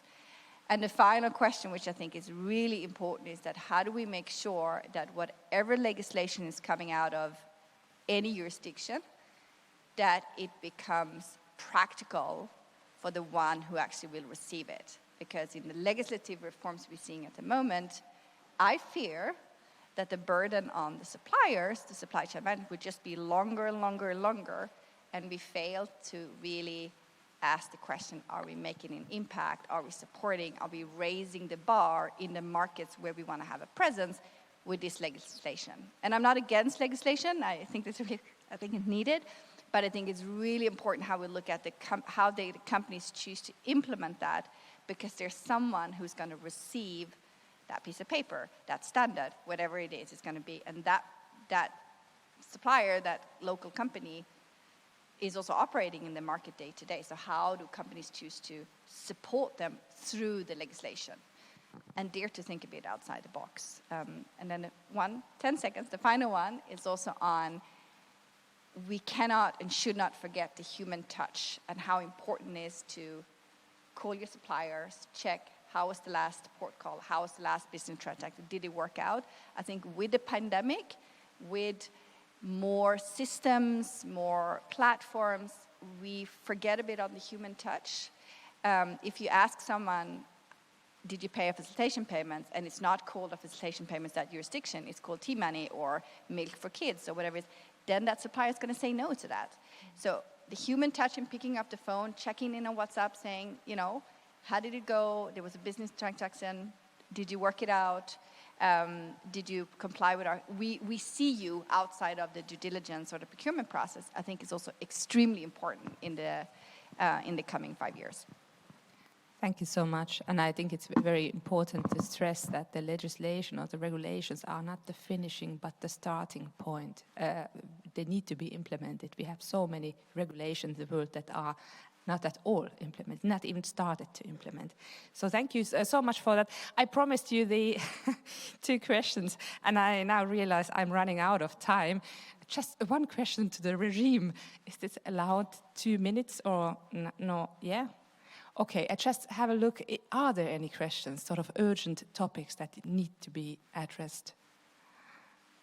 One. We take only this one over there, Chris Kowalewski. Do you have, 2. You are sitting so close to each other, you have 2. Microphone is coming. I will be very brief then in the end. You have the chance to answer very briefly. Chris Kowalewski, volunteer at TI Germany. You've been talking about transparency, the regulation and reporting overkill. If you would have to name 3 things that a company should report about that could be indicative of their culture of integrity or the effectiveness of the integrity management system, what would they be? Okay, and the lady, you had also one question. We take it right after, and I will be put you so like a zack, zack, zack, very straightforward. Be prepared for that. Yes, thank you for taking the time. Sarah Tilila-Bunfo, I'm the integrity expert for the Independent Complaint Mechanism of Germany's International Climate Initiative. Very long title. And I'm curious to learn from the private sector perspective of the role, usefulness, and relevance of complaint mechanisms in fostering a culture of integrity, and any experience from the collective side, you know, perhaps sector-wide complete mechanism or regional ones? Thank you. Thank you so much. So this is an exercise in fastness, elevator pitch. Maybe start with the sort of how you assess these complaint systems first, and then 3 topics for integrity. Sorry, I couldn't understand his question about the 3 topics. 3 topics in terms of to foster integrity, was it? Okay. 3 KPIs. Okay, first one is completion of our trainings and retention tests as well. I think it's super important because completion by itself doesn't tell much. Second is how we manage our hotline, not the number of reports, but because it also may tell nothing. You do not have any, does not mean that you do not have problems. People do not trust, people do not know what your hotlines are, for example. But once you have report, how long do you take to address it? What is the result for the violator, and also the actions that we implement to reinforce your program in order to avoid it to happen again. And the third KPI, I would say that for us, in our case, is participation in collective actions, because we think that definitely it's a global problem, and it's part of our social responsibility to give back to the society, to fight corruption beyond our company walls. So how many organizations you support, how frequently we attend meetings, etc., and the effectiveness of these participations. Thank you so much. And the complaint mechanisms at Cisco, how would you assess that? How important is it? You meant complaint mechanisms. I'm not sure I follow you. I can.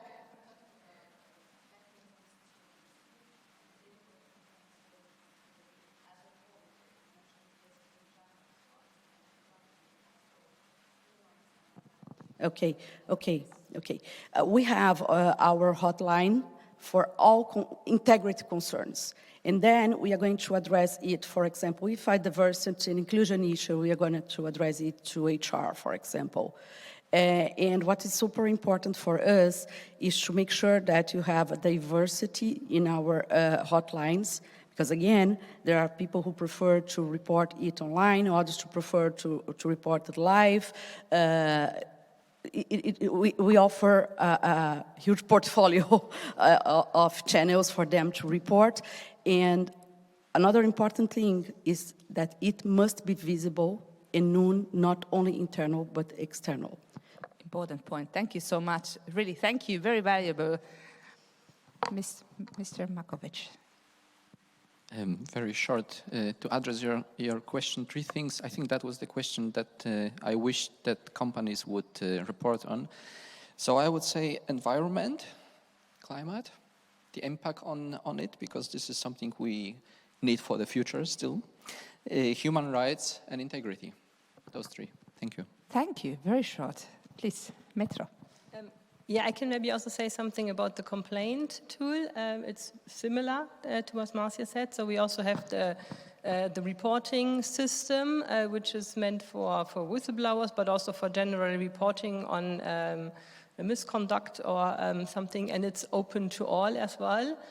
So of course, internally, employees can also always report to the line manager, to the compliance officer. Each business unit has their own local contact point as a reporting line, but in addition we have the group-wide reporting line, and that's also open to all, and also in the local business unit is all available external, so it's not just internally. And the way we deal with it when it comes in, then we have one central point that kind of sees which country it is, which location, and then it will be dealt by the local compliance officer firstly, and they will then decide if it's like an HR issue or if it's a customer complaint or something else, and then handle it accordingly.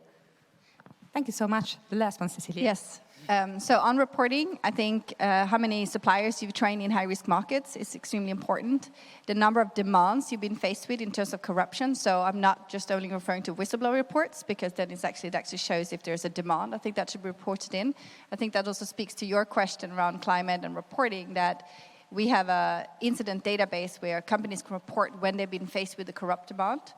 That's a preventive measure that then we can take to governments, and I think that's more and more companies should actually also start reporting on demands that the company has been faced with, which is one step before, if you ask me, the whistleblower system. So that is something that I would add. Short and sweet. Thank you so much. Can I just add one comment? Very, very short. To the very short. to the 3 points that the professor raised, I would add diversity and inclusion as well. Thank you. This is a very good point. And I am now supposed to... we skip that. Yes. We skip that. Yes, that is almost the most important topic. But I have one Slido question here still I have to announce. This is... No. No, we skip that. That's what I mean. We skip the Slido. We don't need it anymore. No Slido today. Thank you so much. Thank you for the conversation. Thank you for the audience. Thank you. Thank you to the panel. And I truly do not want to be a spoil sport, but I'm fighting for you because we promised you a lunch break and we intend to keep our promise. And now I managed to still save 40 minutes for you to grab something to eat, to relax, to think about what you've heard, and then to be back here fresh and ready for the next keynote at 1 p.m. The buffet is prepared. Enjoy. I see you in 40 minutes. Thank you. So, ladies and gentlemen, time is up. Is this already the 4th course you're having there? It's usually when I have lunch or something, it's gone in 10 minutes and then off to the next job. Well, if it's just the dessert, then do feel free to bring it with you and enjoy it as you're seated, because we do still have quite a full program ahead. And this is the same effect. I was here yesterday for another conference. It's the same effect. After lunch break, people take their time to get back to the seat, but as soon as I basically tell them to come, they get quiet. You know, I must be somewhat frightening. I don't know. But anyway, everybody will eventually join us. And it's important that you just pay attention and listen to me, because I'm going to introduce our first keynote speaker of the day, who is going to pick you up from that lunch break. Now, this speaker is a passionate anti-corruption advocate, and he's a strong believer of the role of technology in global efforts to end corruption. Prior to his appointment as, and now I give it away, CEO of Transparency International Secretariat in Berlin in 2021, he served as an interim managing director of the Transparency International Secretariat. During his professional life, he's worked both in the private and not-profit or for-profit sectors for entities including the Swedish government, the United Nations, the European Commission, civil society organizations, and more. It would take too much time to mention it all, but there's still something to come. There's still something to come, because his role as a military peacekeeper in the former Yugoslavia inspired him to work in the humanitarian sector. Subsequent work in sustainable development in Africa, Asia, the Middle East redirected his focus towards corruption as an obstacle to human development. So you are spot on with everything that you're working on, and we really look forward to your keynote now. Please join me in welcoming Daniel Eriksson.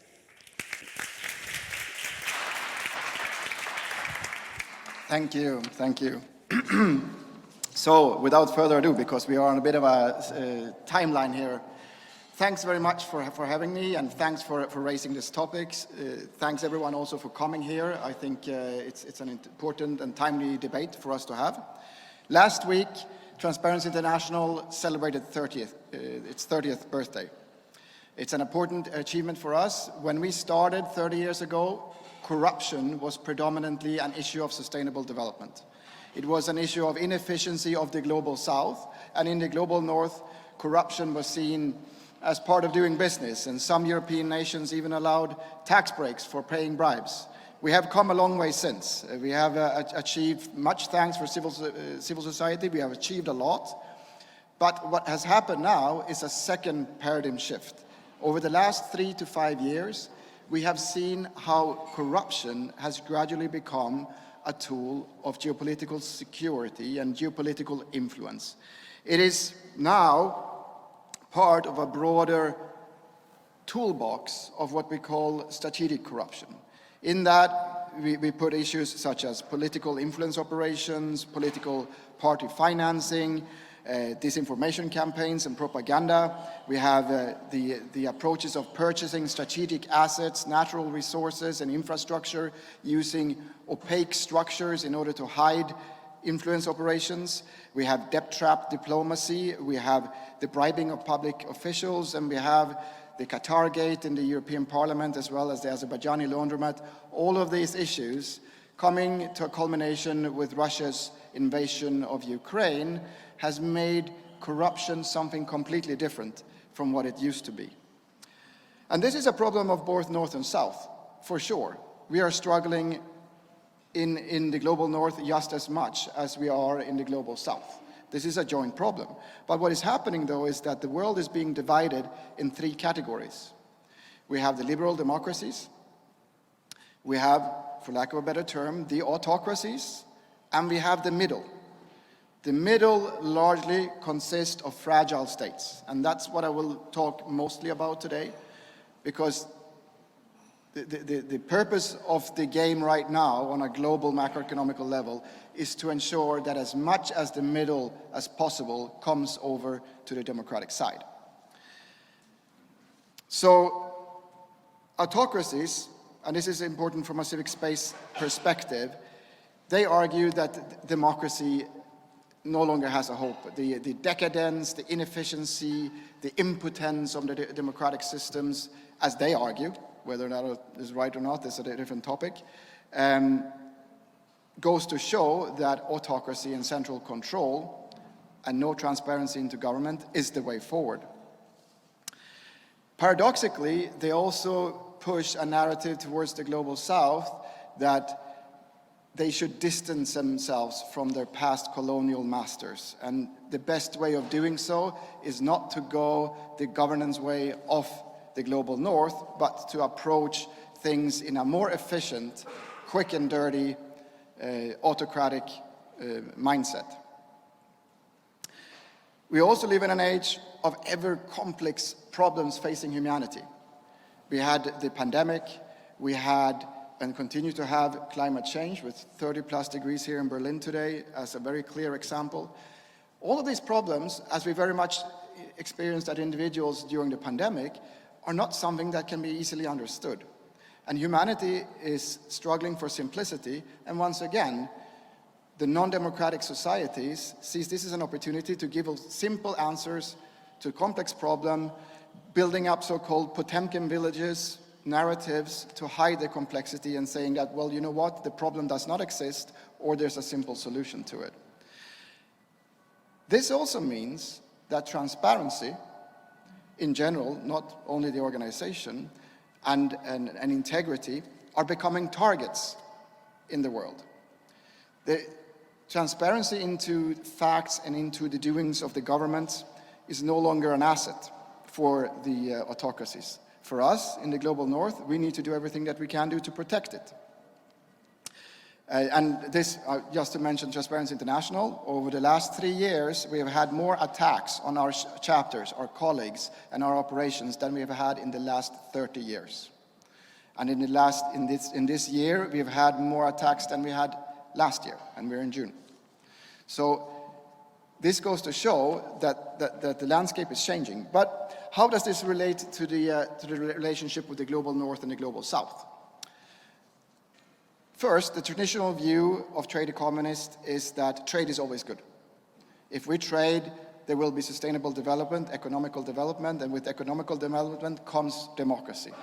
This no longer seems to be as clear and as true as it once was. The trade with autocracies reinforces their rule. And not only that, eventually that funding comes back in campaigns towards fragile states or even to states in the global North in trying to hollow that out.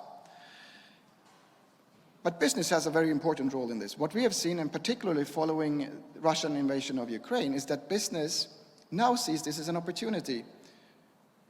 Well, it's a risk and an opportunity. The risk is that the sanctions coming out of that conflict, of that invasion of Ukraine, was an expensive lesson to be learned for those corporations. Something that they're still struggling with. And the supply chains and vulnerabilities in the supply chains that many had not really considered in the past are now becoming an open topic. And the topic of ESG, environment, society, governance, which used to be mainly to begin with about environment, not so much about society and governance, and mainly as a CSR topic, corporate social responsibility. It was a topic of marketing. It was not a topic of ensuring risk reduction or cost efficiency in your logistics and supply chain. That topic is now in a different space. Corporations are starting to take that as a topic that needs to be considered in order to avoid risks and costs, unknown risks and costs. The hidden cost of dealing with autocratic regimes is becoming more and more visible. Corporations, hence, are going beyond compliance, as the term is in this context, to ensure that they do what they can in order to not expose themselves unduly to risk. But there's an added risk in going too far in the beyond compliance issue, and I will come back to that as well. On top of all of this, we see shareholder activism and consumer activism, very much alive right now in the media debate around the blacklist set up by the Ukrainian government and the corporations that end up on that. This has put an opportunity for business, civil society, and government to work closer together. But to step off my script a little bit and dive into some of the discussions I had during the lunch here, there's a hard balance to strike, especially as a corporation. If you as a corporation go to Sri Lanka or to Chile or to Vietnam and you want to do business, and you want to do business in a democratic, transparent, and integral, compliant way, you are likely going to have to put very heavy burden on the counterparts in those countries who are not mature in their systems to deal with those burdens. At the same time, you will have Chinese and Russians and other actors very keen to do business without consideration to all of these value-based elements, without consideration to transparency or integrity, in the kind of way that we did in the 1970s. How do we find that sweet spot? Because if we go too hard on the compliance, let's call it, but on the ethics, then we make ourselves unattractive. If we go too soft, well, then we just reinforce a structure, a governance structure that will end up in the same space, not democratic. So business have to find a way of engaging in that sweet spot, and here the way forward is multi-stakeholder approaches with civil society, business, and government.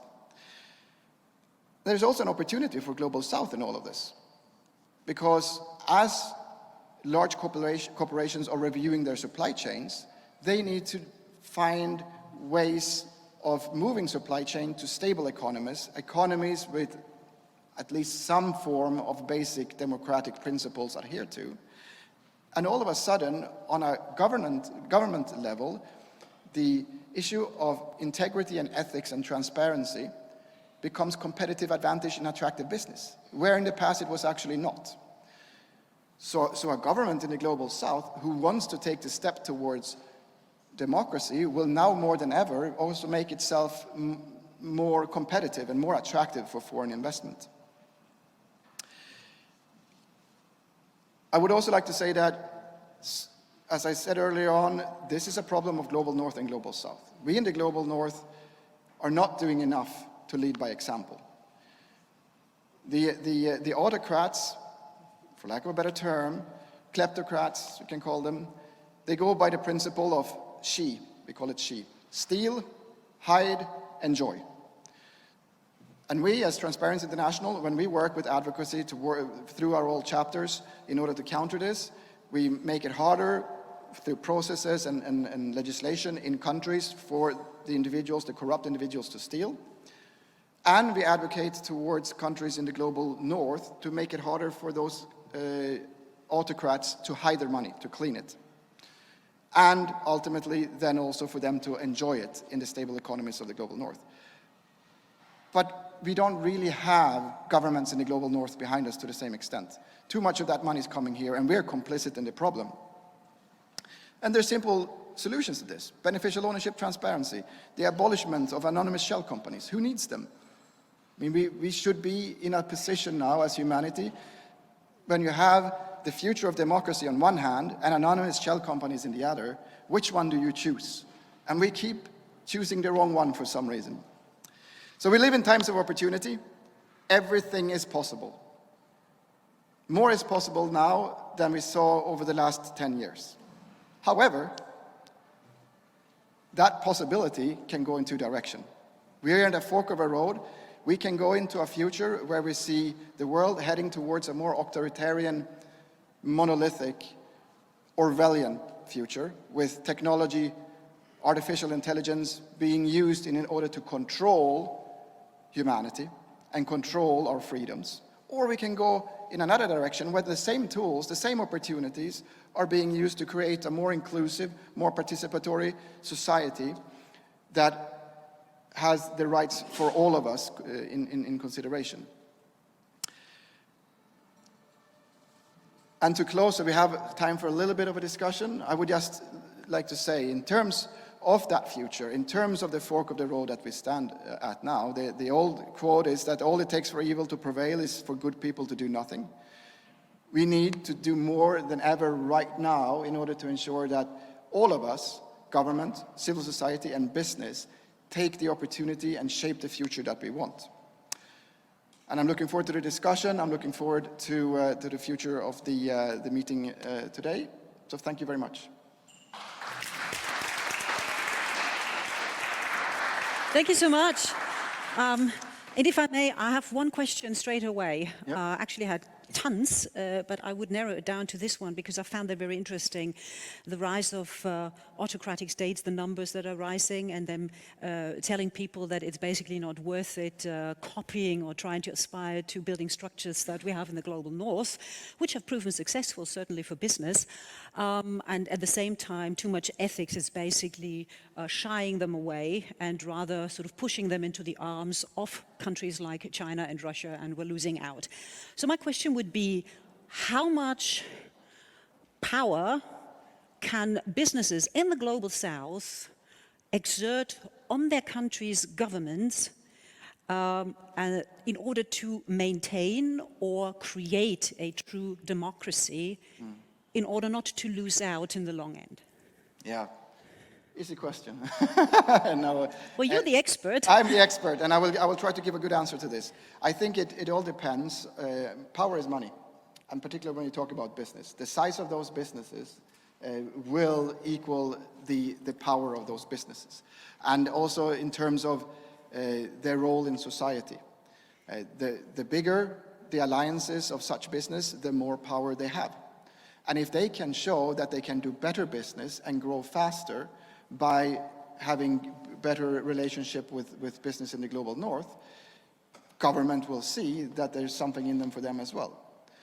But it's not an easy one as well, because on the other side you will have the foreign state knocking on the door saying to that same government leader, well, I will give you $30 million and an apartment in Geneva if you just sign this contract for our business instead. It is a tough situation, and the honest way forward is not always automatically, in the short term, the most profitable. That's why we need transparency, so that everyone can actually see what is happening. And that's why we need to ensure that us in the global north, the banking system, the real estate system, do our best to ensure that money laundering and beneficial ownership transparency is there to prevent the enjoy in the she.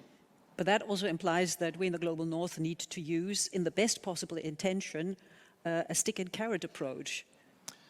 Yes, but it has to be very balanced. You know, I'm a strong believer in carrots, but if you have repeated behavior that goes in the wrong direction, we should not shy away from using the stick. And this is a very controversial discussion. Right. Why don't we go for this gentleman here? Do we have a microphone? Yes.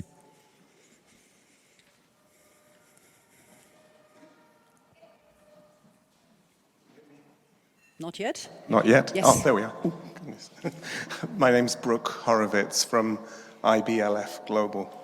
And there's this new concept that's coming out in relation to the rise of authoritarianism for companies, corporate political responsibility, which essentially, I think, means that if you come across a country that's immoral, autocratic, dictatorial, an enemy, then you can't do business with it. I mean, this is a radical departure from what we may have seen 10 or 20 years ago when the idea was to engage with difficult countries. In fact, a few years ago, China was one of our favorite partners.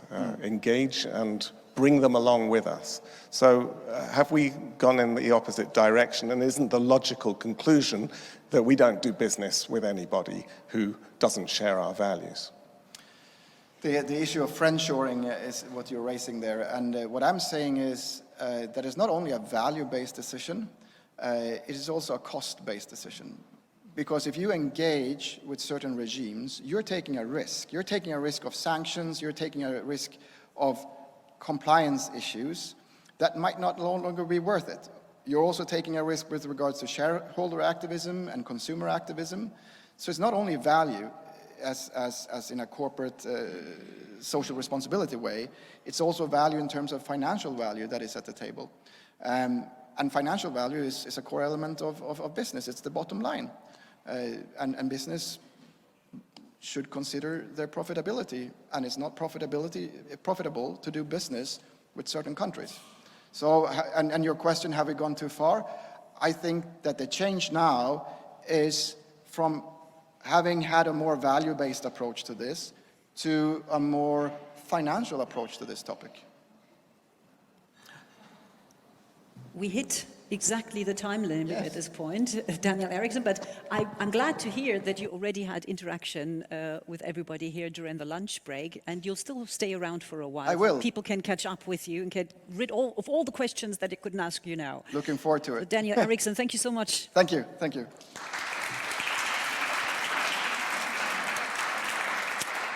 Because it's time to celebrate. I mentioned at the very beginning that we have an award ceremony, and now is the time. It's time to return to our Trainer of the Year award to celebrate the most engaged trainers working on promoting a level playing field as much as they can in their respective region. And because we have 13 winners this year, 13 trainees who will receive an award, over the course of this day, we will see some video messages, but some of them are also here in person. And they will, on behalf of all the others, and for themselves as well, of course, receive an award now. We have 4 Trainers of the Year here with us. And I know that this program holds a very special place for the director of the Alliance for Integrity, Susanne Friedrich. So I would like, for this award ceremony, to hand over to you, Susanne.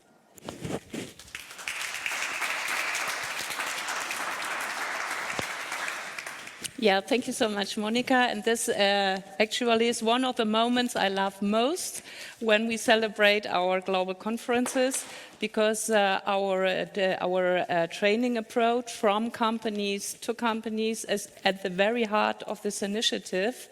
And it's really a tool that allowed us to leverage not only build capacity among SMEs, but also create a whole space where professional compliance officers from all over the world can meet, exchange, and learn from each other.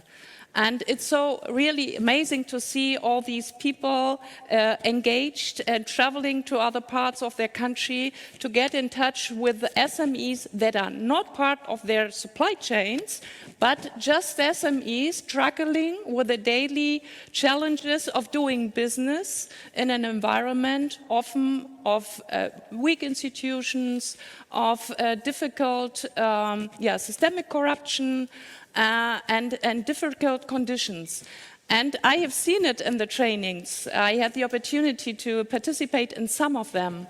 It's not only about transferring knowledge to them. Of course, this is a base. It's really important to show what is corruption and what is not corruption, because when you do business in a very difficult environment, you are not able to, because everybody's doing it, it's not easy for you to know, really, to make the distinction. So this is the first thing that they can learn in these trainings. But I think what is most important is another message, and that is why we give so much space to exchange, is the message that they are not alone. Because these companies, the owners of small business, often struggle for themselves alone in this environment, and they do not know that others are facing the same problem. So this is the starting point for them, to invite them to really fight against corruption, because there are others that are doing so. There are good opportunities for business. There is a business case for fighting corruption or preventing corruption, and that there are other people around doing the same in collective action and other formats where they come together. So I'm very happy to have to be able to award some of the trainers. We have a large pool of trainers. During the years, we have built up a pool of, now we have 268 active trainers around the world in 13 countries. And they do their job on the ground. They go to different parts of their countries, and they do a great job. They do it with a lot of enthusiasm.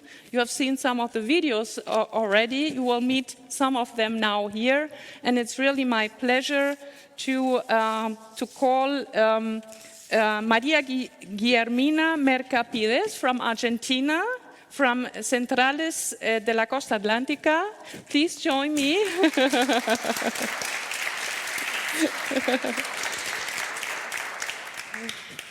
Maria Paula Arango from Colombia, Darnell Group.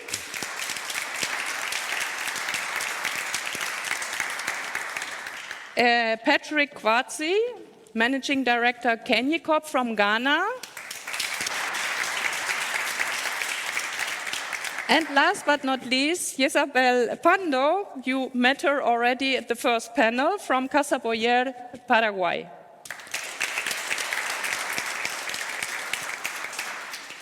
So each of you has been the most engaged trainer in your country. You have done a great job, and I hope you have learned a lot too.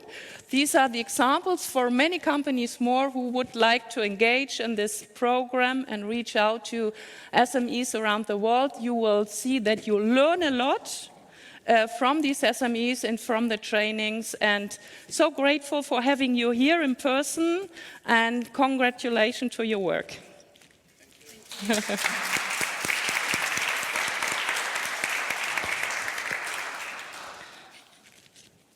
I hand over to you in the first place, please. Thank you so much. Well, for me, it's an honor to be here. And, well, for us, recognizing and understanding that businesses are part of the society, for Darnell Group, it's a priority to contribute to the society, to promote all those high standards, levels of ethicals, and to promote the small businesses in our supply chain, to implement all those integrity programs. So I think this is our legacy to society. And this goal is part of also of our sustainable strategy in Darnell Group. And we have a presence in more than 15 countries around the world. So we try to speak around all of those countries to see that it's very important to us that all our providers are part of this compromise. We couldn't explain better our mission, Darnell Group mission, and it's we want to be part of everyone's lives, and we couldn't do it without integrity.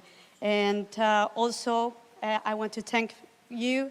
I want to thank Alliance for Integrity. I had the opportunity to break meetings in those DEPEs, in those trainings, because sometimes small businesses think that they need a big budget to promote and to implement those integrity programs, and it's not true. And they have learned that, and it's incredible how happy they are after those trainings. Thank you so much. Thank you. Yeah, it's very refreshing to be here and to be called over here, to be appreciated for the work we have done over the years. And I must say that this is my second time of receiving. I had the first one in 2018. So I just want to give an overview of what we do in Ghana in a very short moment. Curtains of corruption around the world cannot be overemphasized. It is no secret that corruption creates underdevelopment, breeds poverty, brings about inefficiency, hinders investment, cuts short economic growth. In fact, the effects of corruption are limitless. Therefore, it is better to prevent it than to wait for it to fester before we act. In Ghana, there is an elevated sense of urgency to take actions in this regard. With the realization that corruption is everyone's problem, which we need a concerted effort, the collective action approach by Alliance for Integrity resonates with stakeholders from all across the sectors. With the full involvement of the private sector, the public sector, the civil society, international organizations, and academia, we have built a strong local network with like-minded actors to drive home the need for prevention of corruption in Ghana since the Alliance of Integrity was launched in the country in the mid-2016. Various tools such as No Excuse, Compliance Handbook, Compliance Training for Businesses, Integrity App, the Ghana network continues to attract various stakeholders and has made a desired impact. Thanks to the Alliance for Integrity, the micro, small, and medium-sized enterprises continue not only to appreciate the need for corruption prevention, but to follow this up with the relevant action. The network in Ghana has reached out to the public sector with an adequate version of the compliance training, which was received very well. Professional bodies have not been left out. With persistent effort, the Ghana Institute of Engineers are proud users of the scenario-based learning tool, which has brought useful topics and practices in corruption prevention to the doorsteps of the institutions. Members working in various sectors of Ghana economy, the list remains endless. For me as a trainer, I found it fulfillment in completing each edition of training and expecting the lessons to be learned, implemented by the participant. It is motivating to see representatives of businesses from all over Ghana taking part in the Alliance for Integrity training and getting exposed to the common business practices that they consider as normal, but which are not. That eureka moment, which every participant comes to realization that they have been doing the wrong thing all along, have been now seen to be the new way. And this is to the delight of all of them. On behalf of my colleagues in Ghana, I would like to thank the Alliance for Integrity for the opportunity to be part of this network and being able to network with other trainers around the world. Thank you very much.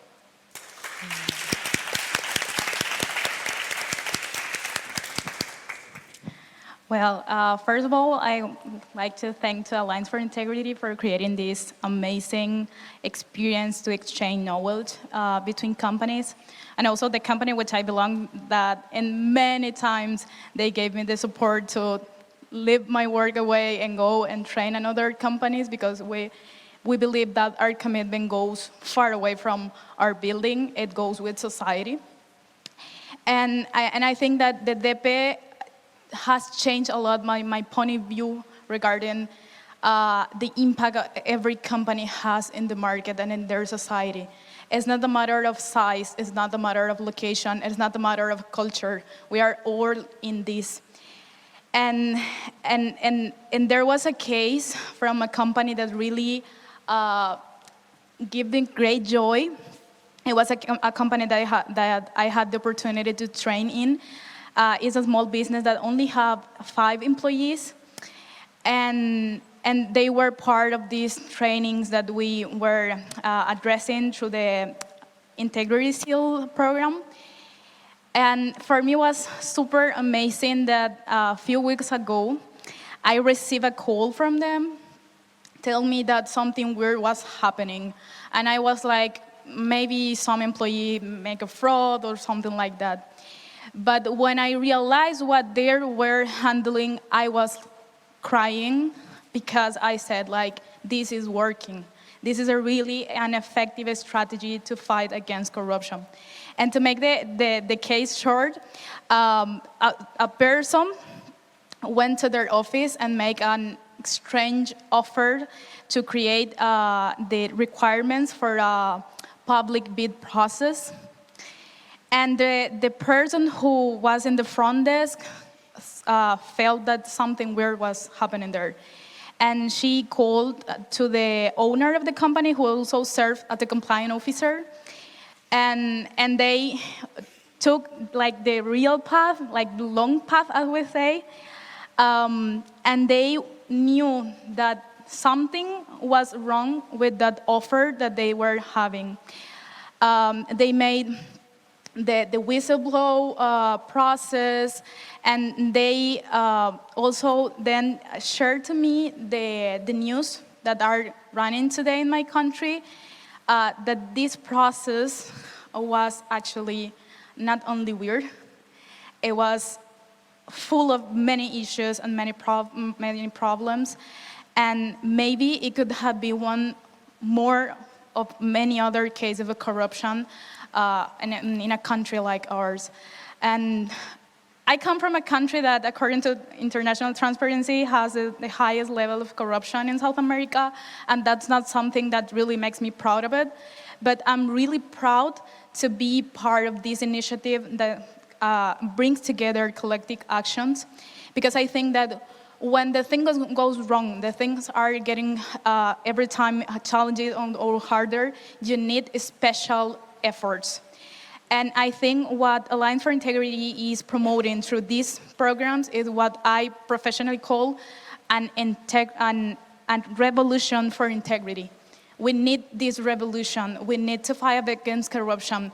And corruption is so big, and it's in every place, that we need to get together to align forces to that. And what I like the most from this is that we are all in this together. There's no competence. There is no conflict of interest. There is no competitive law to work together to fight against corruption. And it creates a really, really amazing bond between countries for the same target goal. So I am really proud to be part of this, and we hope we're still together in this integrity revolution that we have came to.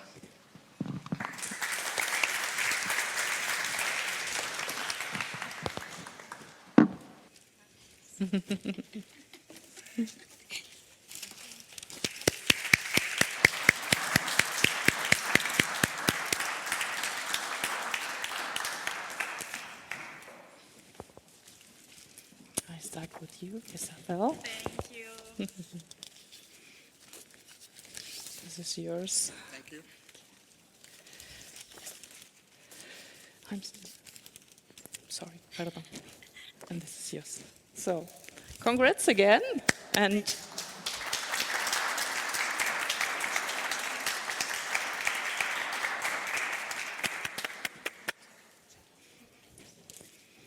the photographer ready?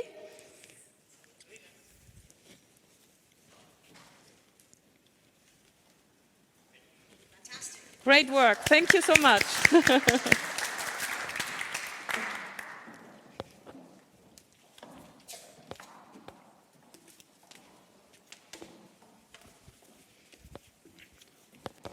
Well, congratulations also from my side. And just in case you were wondering, there were 4 people on stage and 3 were speaking. And I love that integration revolution. So Alliance for Integration is now Revolution for Integration, right? Just taking it a notch up here. Wonderful. But the lady from Argentina, who is still being photographed here, surprised us that she would also be here in person. And she already sent us also a video. So you will not miss out on her statement it'll come in a video later. Talking of which, we said we have trainers of the year from 13 countries. We saw 3 this morning. We just met 4 of them. 3 of them spoke to us. So let's get some more video messages from 3 more. And this time we will hear from trainers of the year winners from Brazil, Chile, and Uruguay.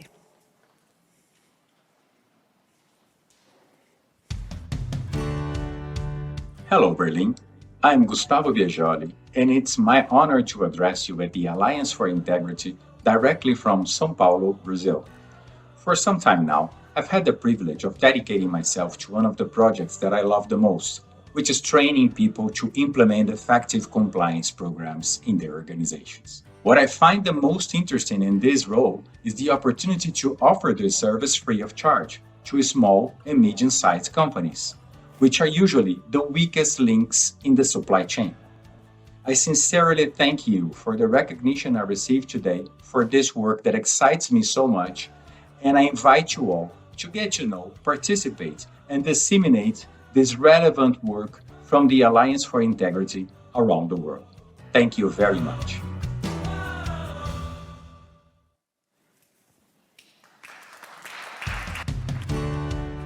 Alliance for Integrity is a great opportunity to share best practices of compliance with other people and other institutions, and we gain a lot sharing these experiences with other organizations. Thank you so much for this recognition. This contributed me a lot to be part of Alliance for Integrity.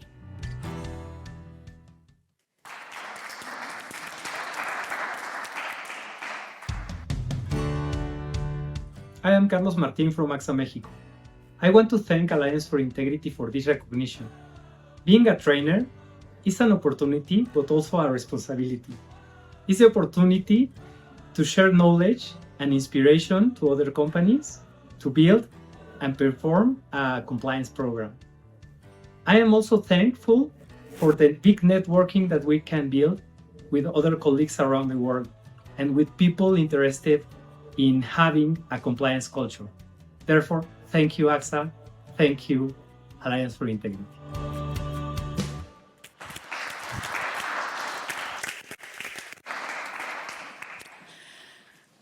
Well, ladies and gentlemen, the next session is divided into 2 characteristics. We have a keynote, followed by a short Q&A, followed by a panel session. But the overall theme is Know Your Business Partner. Supply chain due diligence, social compliance, and remedial action, and do make a difference. Now, you probably know that economists in Germany, they like to talk about small and medium-sized businesses as the backbone of the German economy. And while that is probably true, it's not such a big deal because it's not unusual. Small and medium-sized businesses all around the world are very, very important drivers for the economy. And most of those SMEs are also part of global supply chains. And there we're back again with our favorite topic. Because the international anti-corruption laws with extraterritorial application, the new German Supply Chain Due Diligence Act and various legal systems require companies to exercise care when it comes to dealing with their third parties as part of their business partner due diligence. Now, in the past, some companies have tried to limit their responsibilities contractually so as to not to have to deal with the business model and integrity of their third parties. It was none of their business. Well, this approach is no longer possible. And it's a very complex topic. We're getting into the legal nitty-gritty here. So before we invite our next panel to discuss the implications for companies, small, medium-sized enterprises, let's welcome someone, a real expert, who can fill us in on those details. So I hope he's here in the room, and I would like to welcome to the stage now Torsten Safarik, who is the president of the German Federal Office for Economic Affairs and Export Control, in short BAFA. And I believe you're going to speak to us in German, but we will find a way so that everybody can understand us, including everybody who is joining us online. So Torsten, Safarik, welcome to the stage.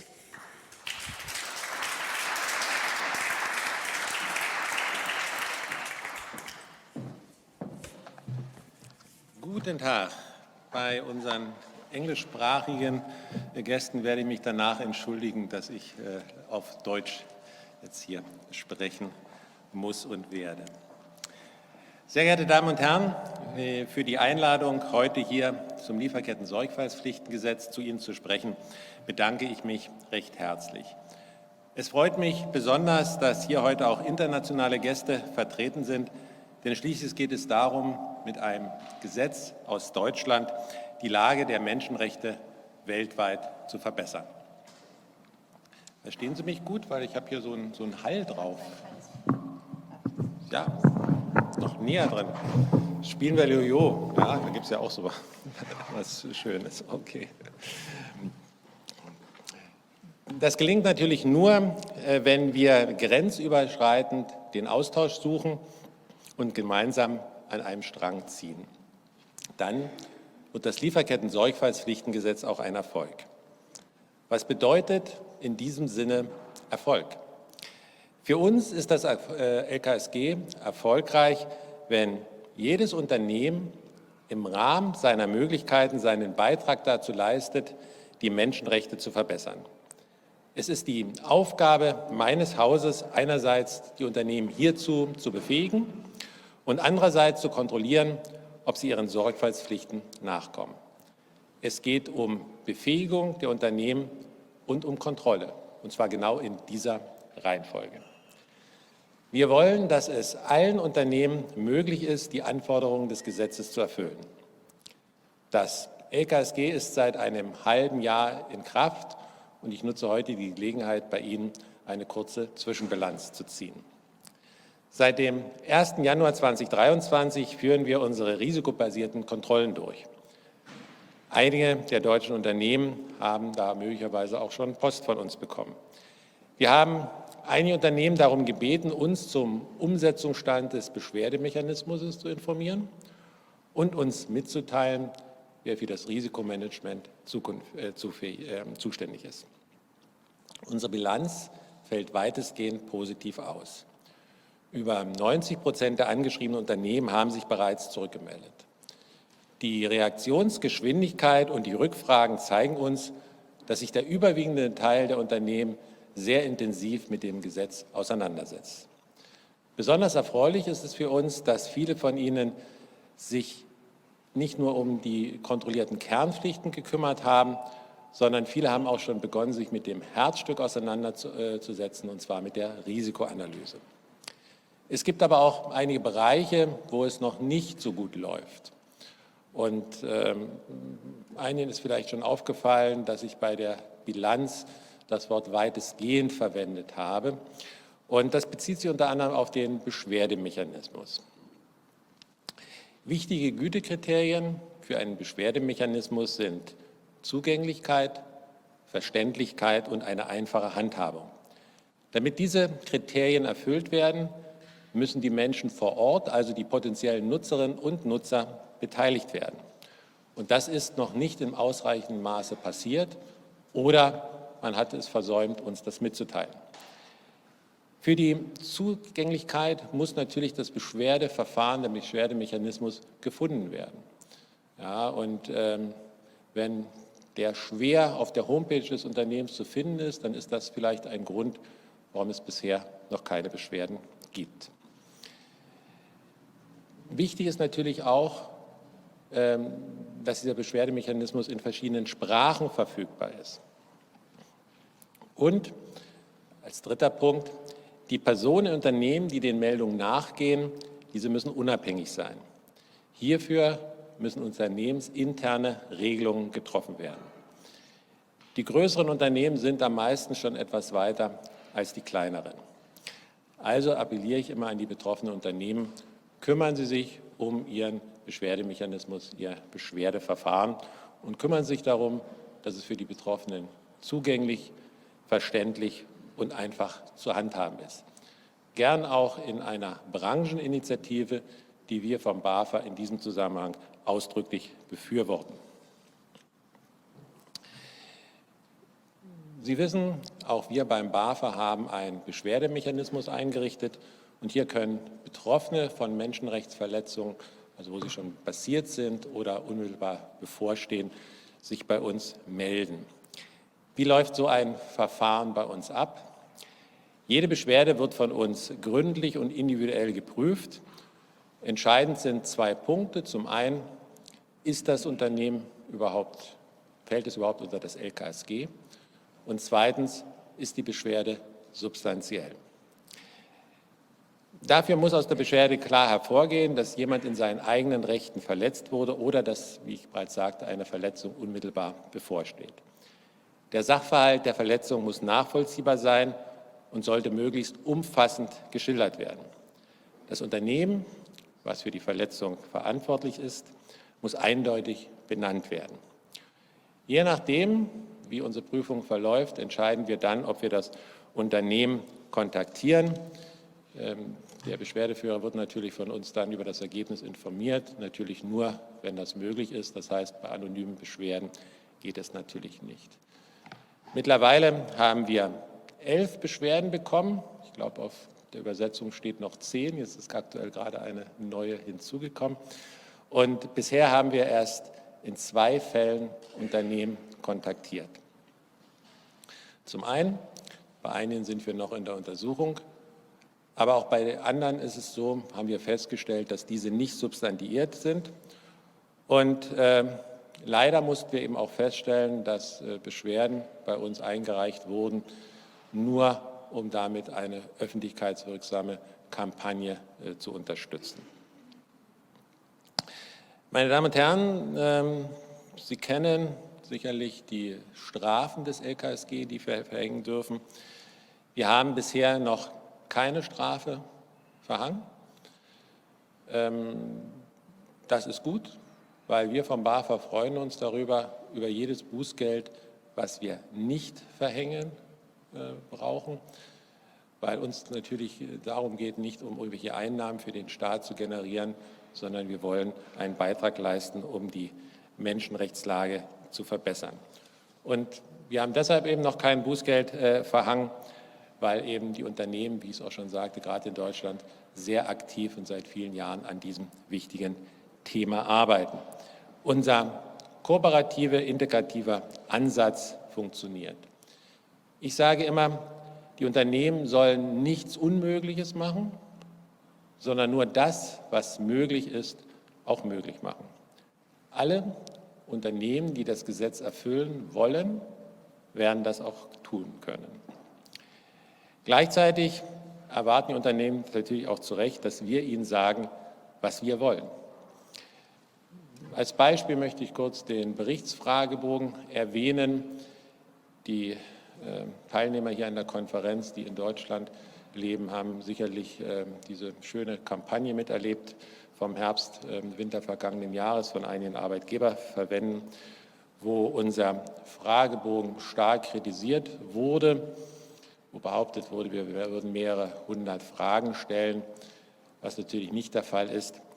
Wir haben genau 45 Fragen gestellt und diese maximal 45 Fragen bilden die Anforderungen des Gesetzes ab und diese Antworten ermöglichen es, auch die Berichtspflicht, die uns gegenüber besteht, vollumfänglich nachzukommen. Wir haben gemeinsam mit Vertretern von Unternehmen und Verbänden darüber nachgedacht, den Fragebogen noch etwas zu vereinfachen. Es ist bei der Anzahl von 45 Fragen geblieben.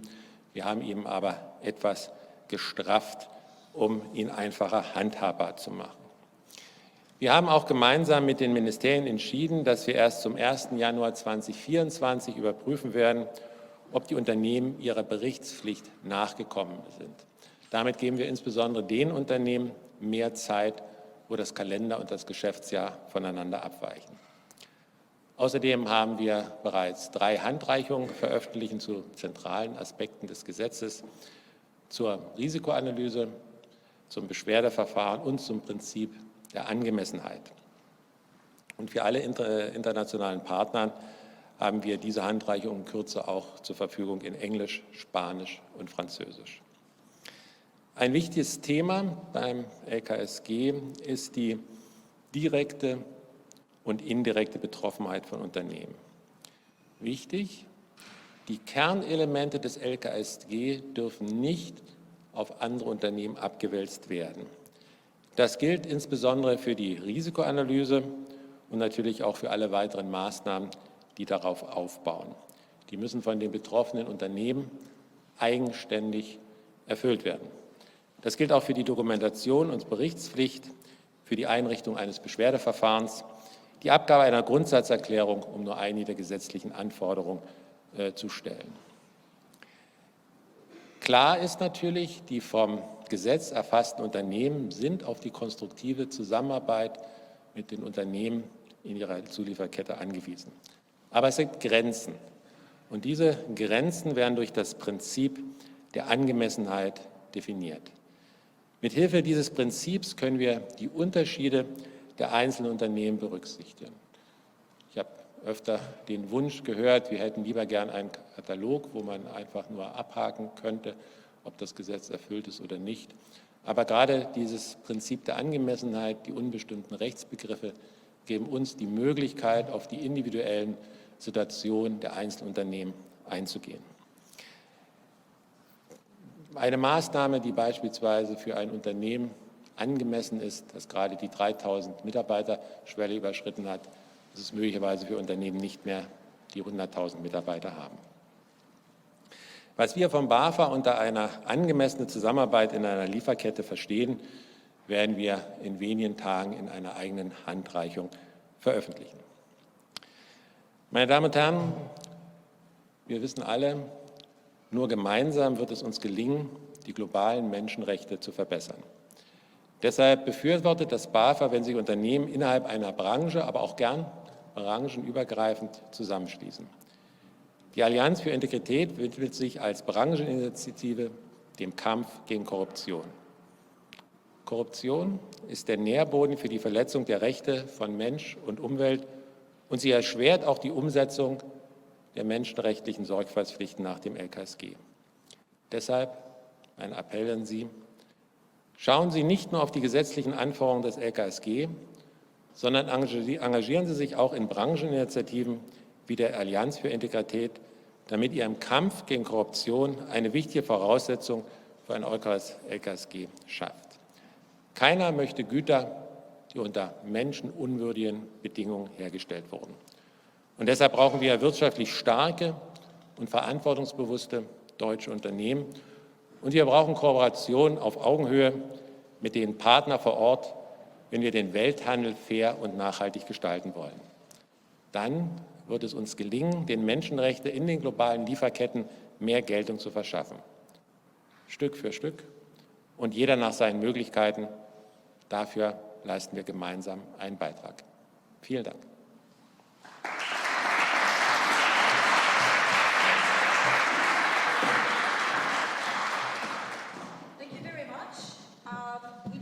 For a Q&A, because unless you're all illegal experts, I would sort of expect that you will have questions. As the speech was in German, also the answers will be in German, and that's why we welcome now a translator, Katharina Reulecke, who is going to translate the answers. I'm just looking for hand signs. I definitely have a few notes here. Maybe these are questions that you also have. We're still figuring something out. We need more microphones. Does this work? This works. We're good. We're good to go. But I can ask the question in English. That's okay for you. You just want to answer in German, correct? Sie hilft mir auch bei der Übersetzung, weil ich hatte ja am Anfang gesagt, ich bin Ihnen sehr dankbar, dass Sie mich jetzt hier unterstützen. Bitte entschuldigen Sie, dass ich auf Deutsch spreche. Das will ich niemand zumuten, wenn ich jetzt hier anfange, auf Englisch mit meinem Schulenglisch hier rumzustottern. It's a complex topic, so it goes both ways. Freue ich mich jetzt auf die Unterstützung. As good, so therefore I would like to hand over to my interpreter. Thank you. Dann frage ich jetzt auf Deutsch, weil Sie sagen ja, diese Berichterstattungspflicht wurde ja auch schon heftig kritisiert. Und ich habe mich jetzt gefragt, so eine Berichterstattungspflicht, ich muss da ein paar Fragen beantworten, 45 sind das jetzt. Wie wissen Sie, dass das, was die Unternehmen da angeben, auch tatsächlich so ein Sachverhalt ist? Also wie viel Biss hat dieses Gesetz und vor allem diese Berichterstattungspflicht? Maybe you would have to translate the question so people know what he's answering. We're talking about the reporting obligations, and I would like to know what kind of objectives do you take to consider if something is worth to report or not?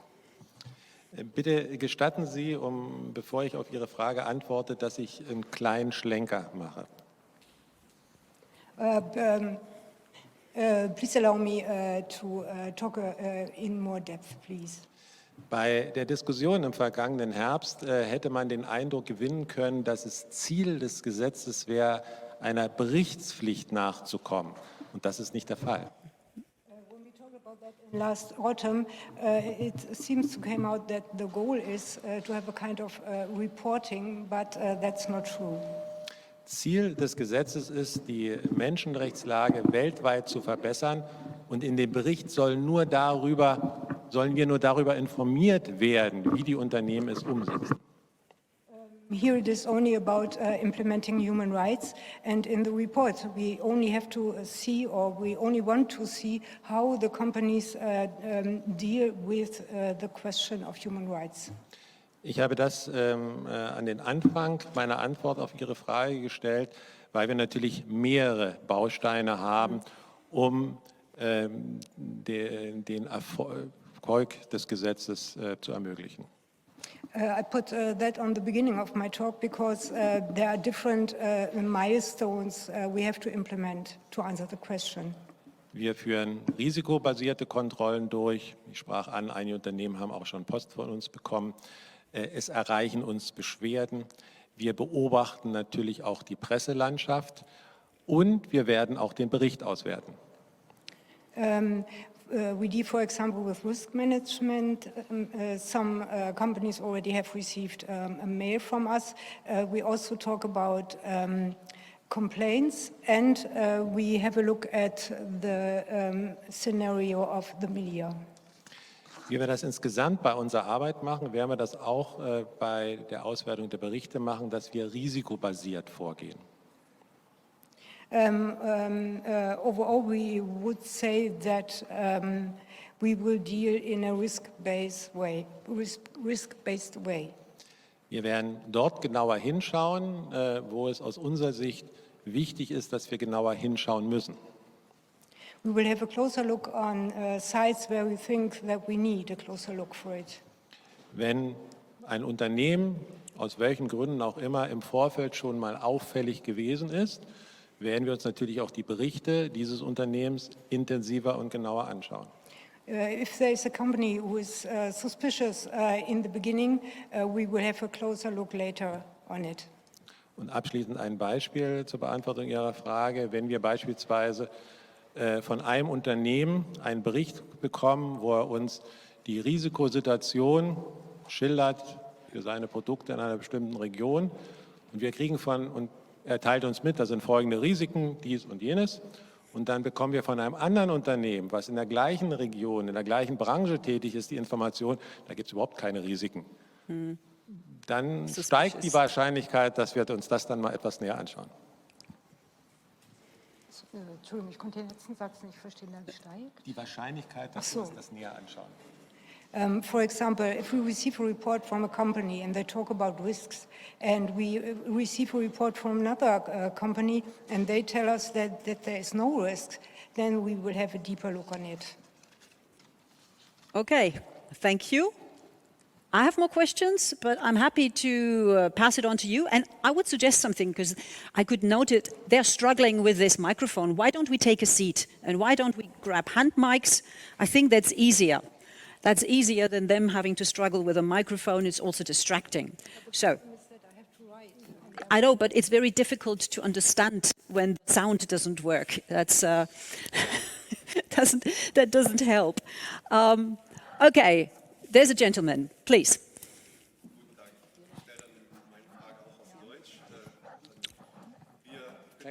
Kleinen Moment, muss ich übersetzen für die anderen. Oh, you know what? You ask the question in English. That way we skip one thing. I just feed him the most important bit, and then we can go. Hello, I'm the network representative from Germany. So we are an association of businesses, and we provide solutions for sustainability in supply chains.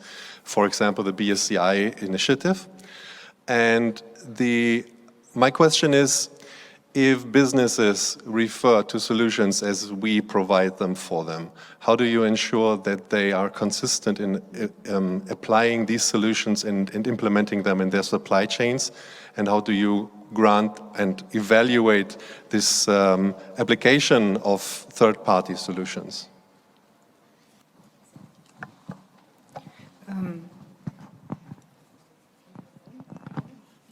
Ich glaube, ich bin der Einzige, der es nicht verstanden hat. Aber nee, sagen Sie es trotzdem, dann bleiben Sie in der Übung. Also es geht, ich habe den Namen so schnell nicht notieren können, um eine Business-Vereinigung, wo es um Nachhaltigkeit geht, und die haben für ihre Partner oder für sich selbst bereits Lösungen ausgearbeitet.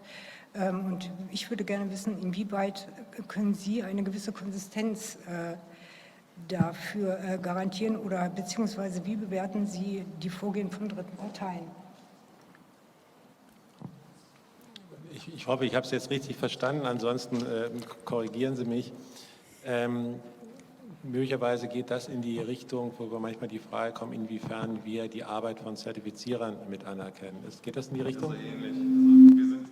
Wir sind kein Zertifizierer in dem Sinne, aber wir machen Lieferketten-Audits, wir geben auch Handreichungen an unsere Mitglieder raus zur Umsetzung und wie sie die, ich sag mal, maßrichtige Umsetzung dieser Lösungen in der Strategie beurteilen.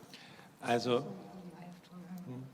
no, we are no certifier, but we also deliver supply chains, and we also have some letters of implementation for our employees. So therefore, yes, I'm interested in finding out how you will certify that.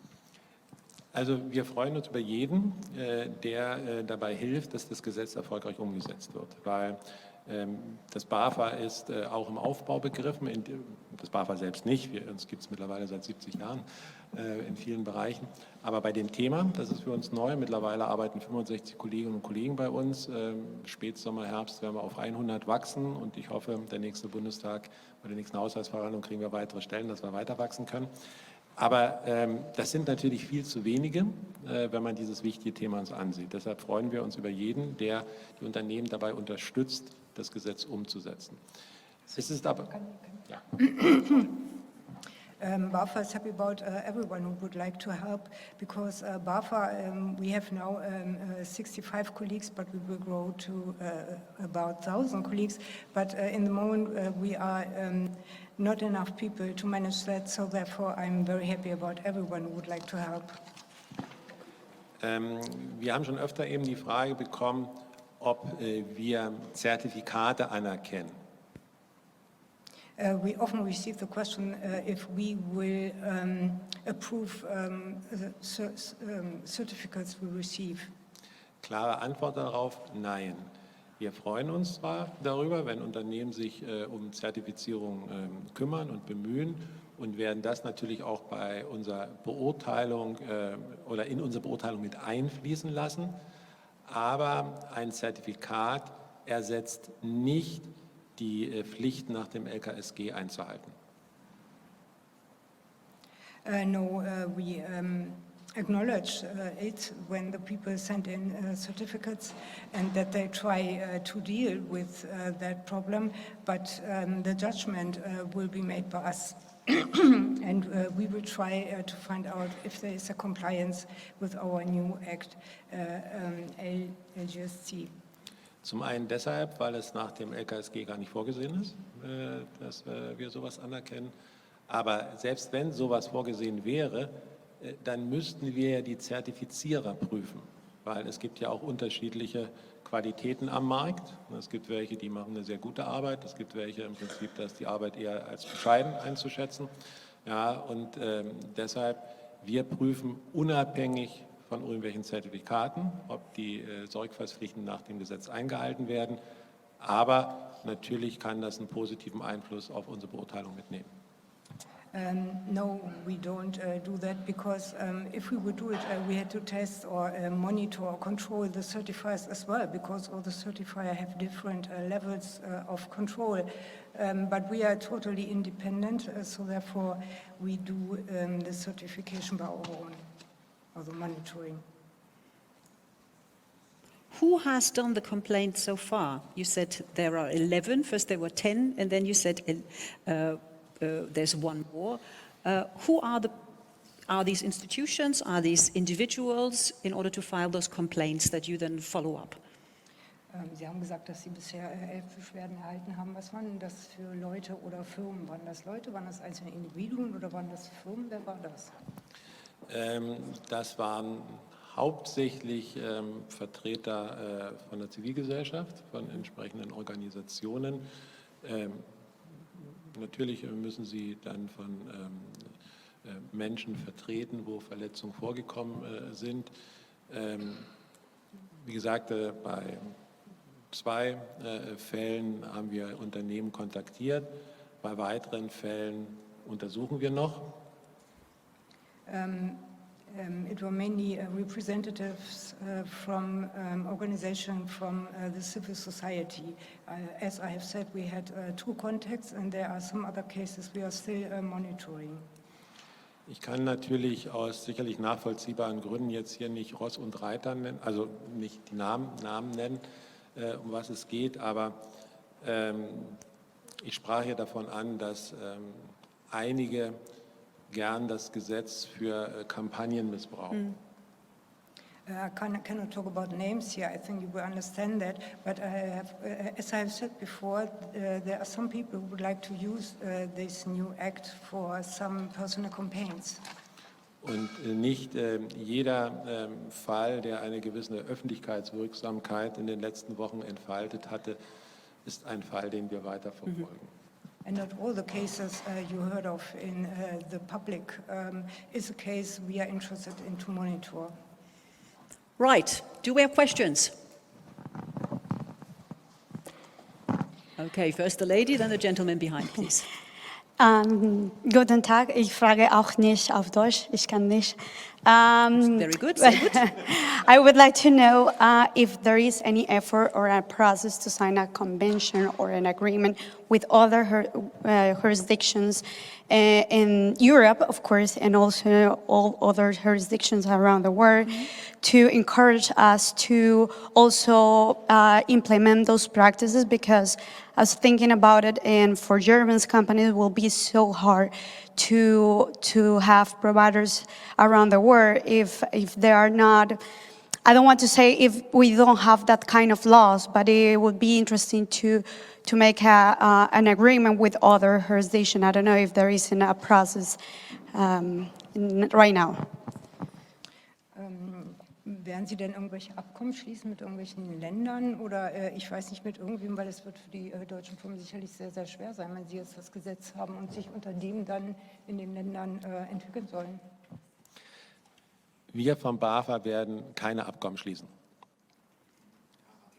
Ich sage ja gleich was dazu. Ich wollte ihr bloß die Chance zum Übersetzen geben, deshalb abschnittsweise. Also erstmal, wir vom BAFA schließen keine Abkommen. No, we won't perform any agreements. Abkommen schließen ist eine politische Aufgabe und die wird bei uns in Deutschland von den Ministerien wahrgenommen. Because taking agreements is a political task and this is done in Germany by the ministries.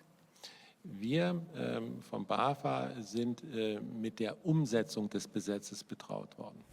Our task is to implement the new act. Ja, und deshalb ich komme gern zu Ihnen, um Ihnen Antworten auf Ihre Fragen zu geben, treffe mich auch mit ausländischen Delegationen, aber wir selbst schließen keine völkerrechtlichen Abkommen. I'm very happy to visit you and to talk about it and answer your questions. But we will not take any acts concerning people's law or people's rights. Ich würde jetzt auf, so wie ich es verstanden habe, auf den zweiten Teil Ihrer Frage gehen. Wie können wir Unternehmen helfen, weil es ja in der Tat eine Herausforderung ist für deutsche Unternehmen auf den ausländischen Märkten. So I would like to talk about your second part of your question. As far as I've understood, you have asked how far can we help companies in Germany to overcome the challenges there in other countries? In dem deutschen Gesetz ist eine sogenannte Bemühenspflicht verankert. Wir erwarten von den deutschen Unternehmen, dass sie sich bemühen, dass es zu keinen Menschenrechtsverletzungen kommt, beziehungsweise wenn welche aufgetreten sind, dass diese so schnell wie möglich abgestellt, zumindest gemindert werden. We have a kind of clause or regulation in our law, which means the obligation to make an effort. So for us, it's important to find out if the companies make any effort. If there is a problem, that they stop or end the problem. That's what we expect. Das ist wichtig. Es ist keine Erfolgspflicht in dem Gesetz drin. It's very important to say that there is no obligation for success in this act. Weil es gilt selbstverständlich das Recht des Landes, wo die Unternehmen dann tätig sind. Because the right of the country or the law of the country where the companies are acting is on the forefront or is the valid act or law. Es müssen alle Gesetze des Landes natürlich eingehalten werden, wo die Produkte herkommen. So we have to adhere to all the laws in that country where the products are produced. Wir exportieren keine Moralvorstellung oder andere deutsche Vorstellung ins Ausland. We don't export any moral expectation or any other expectation or basics into other countries. Hat das dann Biss? Ja, es hat Biss. Man muss aber bestimmte Grenzen beachten. Do you think it's effective? Yes, it's effective, but you have to have a look at some borders. Wenn wir die Anforderungen zu hoch schrauben würden, welche Konsequenzen würden daraus erwachsen? If we have if the requirements are too high, what would be the consequence of that? Die Konsequenz wäre, dass sich dann deutsche Unternehmen von den entsprechenden Märkten zurückziehen müssten. Ich habe in meiner Arbeit jetzt im BAFA wiederholt festgestellt und das auch gesehen, dass die deutschen Unternehmen gerade im Bereich der Menschenrechte schon sehr weit sind. Und wenn sich Unternehmen, die sich schon sehr intensiv darum kümmern, die Menschenrechtslage zu verbessern, sich von den Märkten zurückziehen müssten, dann würden in diese Lücken ja Unternehmen aus Staaten vordringen, wo die Menschenrechte mit Füßen getreten werden. Deshalb ist es auch für uns im BAFA wichtig, das Gesetz mit Augenmaß umzusetzen.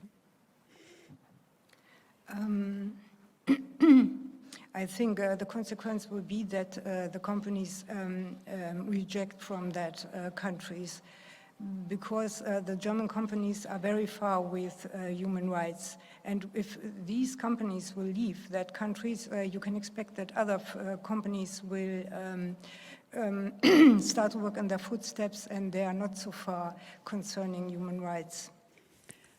We had another, I promised you have time for a question, so please. Okay, let's see if the micro works. Mrs. Safarik, thanks you for the question. We were speaking this morning about the EU Supply Chain Due Diligence Act, and it's a question related to both regulations. Is it planned for the LKSG reporting to be independently of the European Supply Chain Due Diligence Act, or do you plan to converge the two reporting obligations? Thank you. Sie haben außerdem über das EU-Lieferkettengesetz gesprochen und ich wollte gerne wissen, ob diese Berichtspflicht, ob die davon unabhängig ist oder nicht. Ich glaube, ich muss nochmal nachfragen. Sorry. Ja, ob diese Sachen, also diese Gesetzgebung und ob das alles zusammenpasst, ja? Stand heute, gilt das deutsche Lieferketten-Sorgfaltspflichtengesetz. Today, the German Supply Chain Diligence Act is valid. Auf europäischer Ebene wird ja schon seit langer Zeit intensiv darüber debattiert, über die neue europäische Richtlinie. We talk already for a long time in the EU about the new supply chain regulations we need. Es liegen jetzt die Positionen der 3 Partner vor und die Trilogverhandlungen haben begonnen. Now we have the wishes for all of the 3 partners on the table, and now we start to discuss them. Es ist das Ziel, noch in dieser Legislaturperiode vom Europäischen Parlament zu einem Abschluss zu kommen, also spätestens Ende des Jahres, Anfang nächsten Jahres ist das Ziel, dass die europäische Richtlinie verabschiedet ist. Our goal is to finish this European guideline till the end of the year in the Parliament. Wenn die europäische Richtlinie verabschiedet ist, haben die Mitgliedstaaten 2 Jahre Zeit, das Gesetz oder die Richtlinie in deutsches Recht umzusetzen. If we have finished the EU guidelines, Germany has 2 years of time to implement them into the German law. Das heißt, der deutsche Gesetzgeber hat dann die Pflicht, das deutsche Lieferketten-Sorgfaltspflichtengesetz dem europäischen Recht anzupassen. So the German legislators have the duty to adjust the German law to the EU guidelines. Bis hierhin kann ich Ihnen klar antworten. Bei allem Weiteren im Prinzip ist es, ja, dann liest man so mal ein bisschen, also in der Kaffeetasse, also man weiß nicht so genau, was dann noch kommt. Until now, all of that you have asked, I can give a clear answer, but all the rest is not clear yet. Die Frage ist, wird es der deutsche Gesetzgeber pünktlich umsetzen, weil möglicherweise steht dann wieder eine Bundestagswahl an, macht es noch die alte Regierung, macht es die neue Regierung. Die Frage ist, setzt man es dann 1:1 in deutsches Recht, macht man mehr, lässt man es darauf ankommen, dass man erstmal verklagt wird oder so weiter, das weiß ich alles noch nicht. Ja. Klar ist es, formalrechtlich muss das Lieferketten-Sorgfaltspflichten geändert werden und dann wird man sehen, welche Berichtspflicht eben dann besteht oder nicht.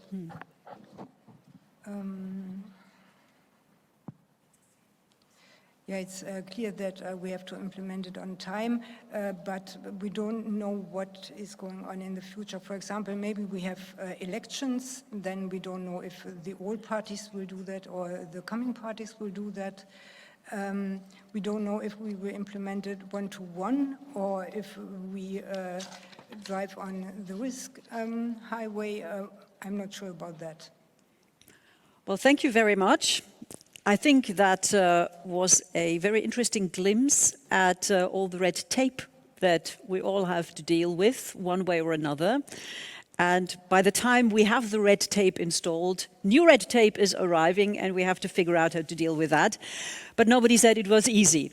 Torsten, Safarik, thank you so much for being here, and also Katharina Reulecke, thank you so much for making us all understand what was being said. It's a very, very complex topic, but I think we sort of got some message across. Thank you so much.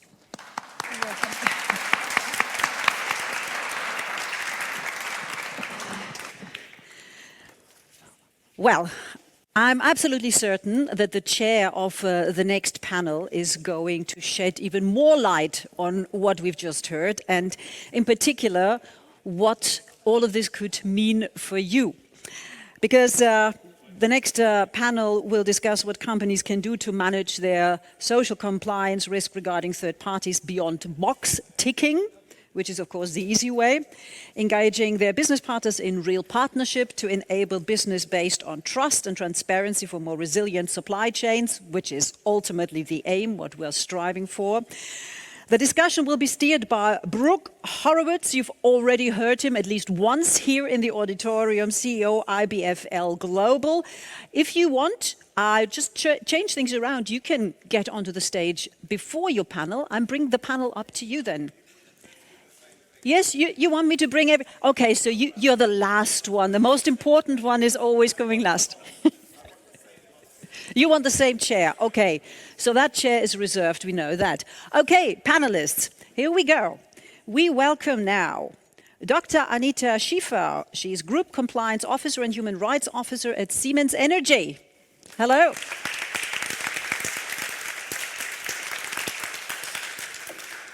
So any chair except for the one at the far end. Then we welcome Matthai Ene, Head of Global Third-Party Risk Management at Commerzbank. We know you.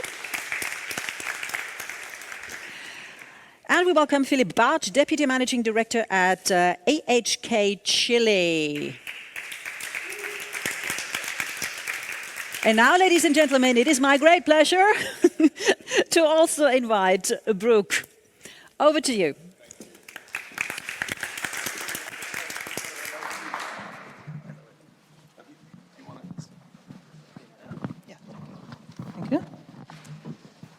Hi, everybody. Great to see you, and thanks to Alliance for Integrity for organizing this wonderful conference and getting such great speakers as the last one, where you talk about hearing the messages from the wolf's mouth.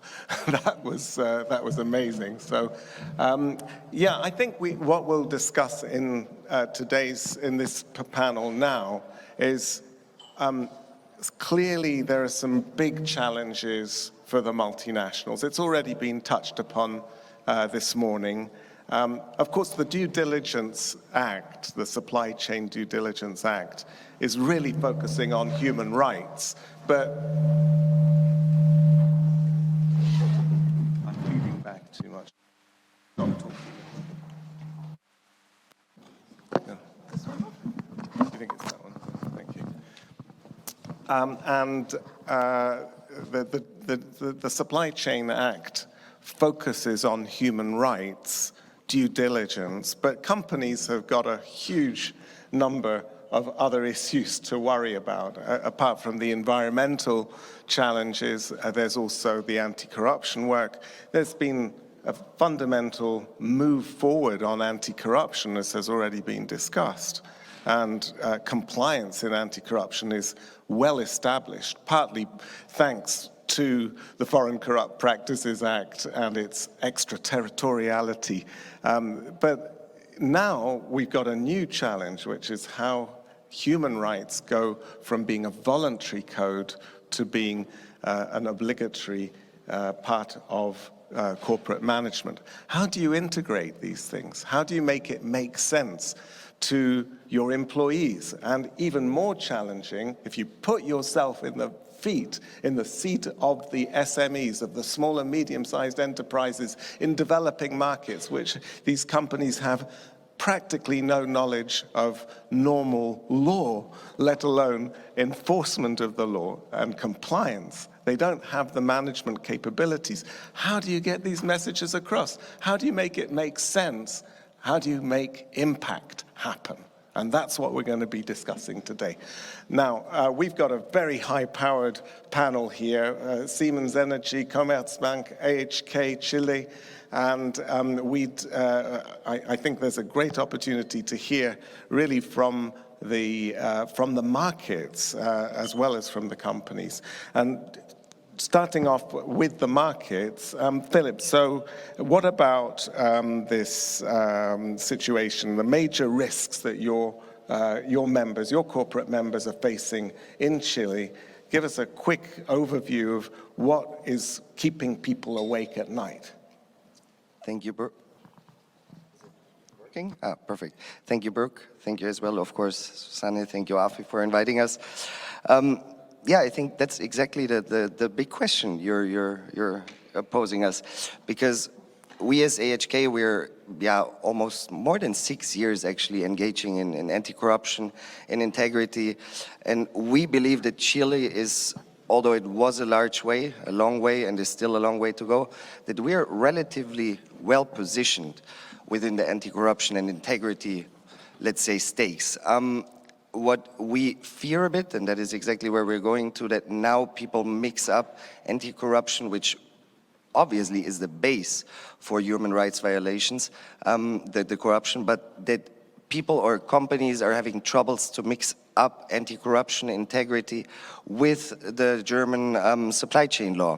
And it will be a big challenge actually to really separate this, because lots of companies and especially people have the perception in South America and especially in Chile, but I can speak for whole South America, that human rights is often mixed up with politics, for example. It's considered to be a political issue. And thank you to Jorge, for example. We already have, we are really well positioned in Chile when it comes to anti-corruption and integrity, but we don't want to overburden especially the small and medium-sized enterprises.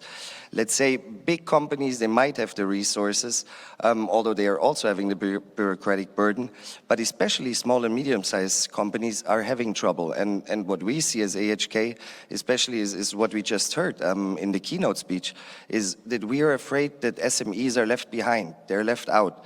And that cannot be the sense or the goal of a law which Germany imposes, which we believe is a good law in the intention, but instead of creating sustainable business, might create trade barriers. And that would be obviously the major risk we're seeing, or we're, kind of seeing as the dark cloud at the horizon. Yeah, thank you, Philip. Mate, you're in financial services, so the nature of the supply chain may be a little bit different from an industrial company. Maybe you just, in your comments, you just explain how that looks. But this must be a huge burden for your company, the new legislation, possibly the EU new directive coming out in the future, other laws in other countries. How can you manage these efficiently? Yes, thank you for the question, Brooke. And I think it's quite important to say that, especially for the financial industry, when we are speaking about integrity, we didn't have to wait for the year 2023 to come, because integrity is also something related to our reputation. Reputation is something maybe in the financial industry, the most important asset that we have. So before 2023, there were several other milestones that were quite important on the way to the Supply Chain Due Diligence Act that we have now implemented. It's maybe first of all, the commitment the Commerzbank made to the UN Global Compact. Then later on, the commitment to the Sustainable Development Goals, which also led, in this sense, to setting out position and guidelines beforehand voluntarily. And we make them, this position and guidelines, like the human rights position, as binding to all employees and all business partners that we are acting with. And also, this position includes two categories that we are speaking about today: the employees of the bank, and also the business partners, and the way, and they're setting out the guidelines and principles on how we act with them. So this was quite important to prepare, or it was quite important on the way to the Supply Chain Act. And if you ask me now, okay, how was the moment January 1st, 2023 in the financial industry? It was, I think, as busy as it was for everyone else implementing the law. And indeed, it's quite different if we compare a bank or a company in the financial services with someone producing machineries, because we actually provide services to our clients and not hard goods.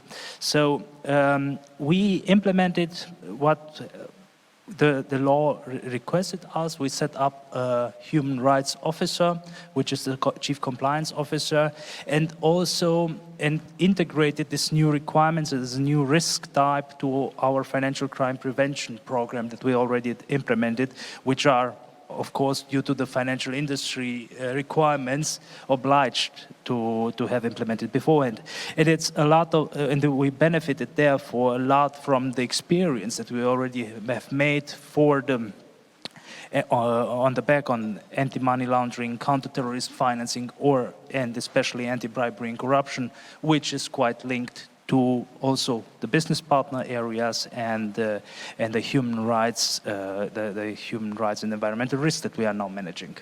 So this was, I think, for my industry, a huge benefit, to put it together in a compliance management system, setting it on the already existing governance that we have, and only enlarging the existing governance by an additional risk type, and so gaining efficiencies.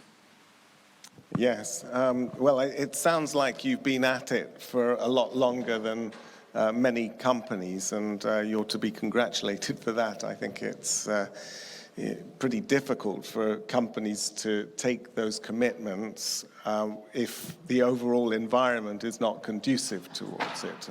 But clearly, you're ahead of the game. And with Siemens Energy, you've also been at the forefront of the anti-corruption movement for many years. What about the human rights aspect? Is that relatively new for you? And what sort of new management tools are you bringing in to your company to make this make sense to your employees and to your management? Yeah, thank you, and thanks for the opportunity to speak about this. I think it's really a big challenge for everyone.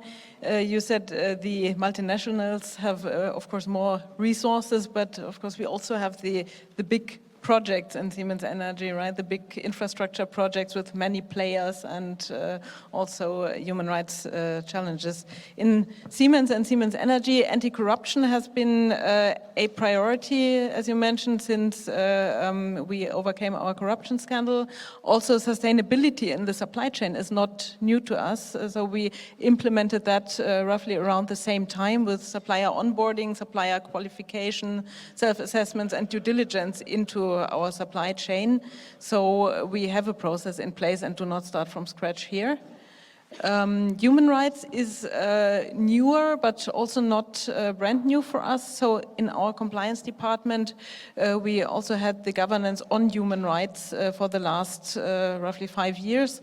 And we already had a due diligence process, a risk-based approach in our project due diligence. So certain risk criteria have already been triggering a human rights due diligence. And now Supply Chain Due Diligence Act has really forced us to bring this more closely together, which I think is also a huge benefit. Of course, we knew before that these things were interlinked and that you look at various sides of one medal when you look at corruption and human rights risks and sanctions violations and AML. So it's not independent, is it? But now we are much more forced to apply a structured approach. We have brought everything into one risk management system, and this also helps looking at things in a more holistic way. Yes, I think this question of integrating the different risks and therefore the different solutions and the management tools is a critical part of this discussion. And I'd like to just take the opportunity here to mention this publication which you could, I think there are a few copies left at the back of the hall, Fostering Integrity in Global Supply Chains, a guide to integrating anti-corruption, human rights and environment in supply chain operations. This is Alliance for Integrity's latest publication, and it deals with precisely that. In fact, Siemens Energy is one of the little case studies that we've got in there. And the challenges to integrating what were quite separate areas of the company, I think really cannot be underestimated. And I'd like to know from you, Anita, there must have been some barriers. I don't know, the people with vested interests in anti-corruption What do they feel like about the human rights team suddenly becoming most important in the company because of the new legislation? Aren't there some tensions that have to be dealt with by your human resources team or top management? Yeah, it certainly took some dialogue to get everyone on board. So making everyone understand that this really matters and that it is a priority, that was, of course, a challenge. It required some discussion with management, with all the stakeholders. I believe communication is really the most important thing, getting them on board, because, this is not the only law companies have to deal with and not the only thing you have to implement. So everyone has their plates full. So getting them on board and making this a priority for their own operations, this was helpful.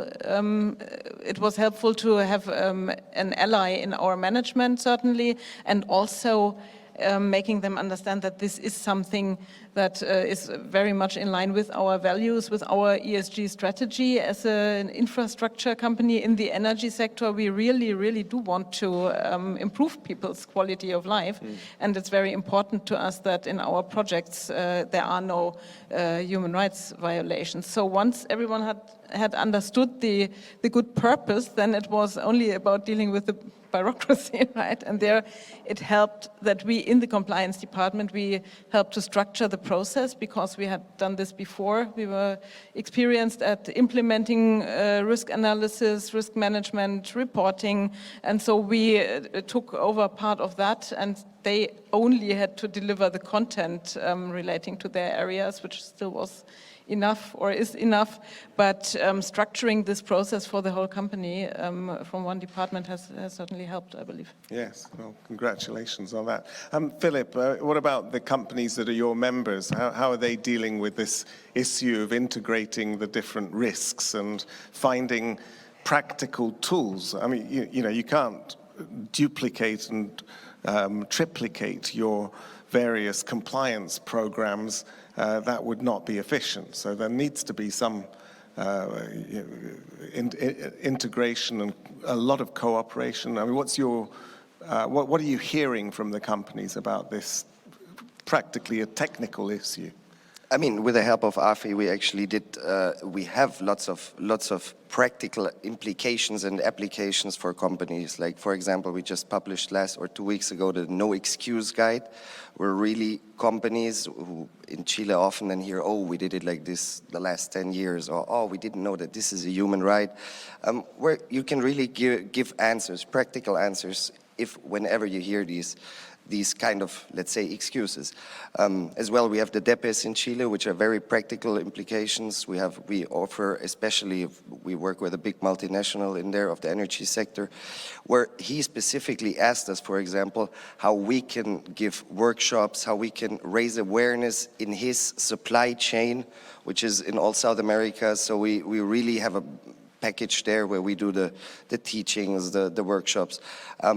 So we have practical implications, but what we see actually is that lots of companies, for example, let's take the Chilean wine producers who are directly exporting to Europe. They're way further than companies more down the supply chain. That is actually a big point, and our companies at the moment, let's say because we have lots of German companies, they're well aware of the law, obviously. The Chilean companies, not so much, especially because we have lots of SMEs, and they are actually completely unaware of the topic until now. So what we try to do and what we need to do, and where we also need the AFI actually, where we need really people who are real experts in the topic, awareness campaigns. It's really awareness campaigns. Go to the companies, also go to the multinationals, to the big, let's say, big companies, that they actually integrate it and that it gets part of their culture to really pass it down to the suppliers. Because what we fear, and that is again, that yes, of course, the law theoretically doesn't or prohibits actually that the big companies pass down the responsibilities to their suppliers. But yeah, to be honest, if this in the practical life will not happen, I still doubt it, because obviously it is the most easy thing to get rid of this burden for a company to just say, yeah, okay, my supplier, and I can't control the supplier. And next point there, and this is what we had, what I already said, that in Chile we are relatively far. We don't have child labor. I'd say slavery is actually not an issue in Chile, but environmental issues, which is also like within the human rights catalog, where we see that, for example, is a bit of a weak point. I think Mr. Eriksson said it. It's like this sweet point where we really need to sweet spot, where we need to try to find out which is in the end the practical implication we have within the Chilean business community, and if in the end the national law applies, yeah, we know that, but is there, for example, Siemens Energy has big projects in the south of Chile, so which standards will they apply actually, and which standards will they pass down to their suppliers? That is actually in the end the big question we don't get yet from our member companies, but which we actually pose to our member companies. Do you know that there might be the obligation to really fulfill the German supply chain law? Do you want to answer that one?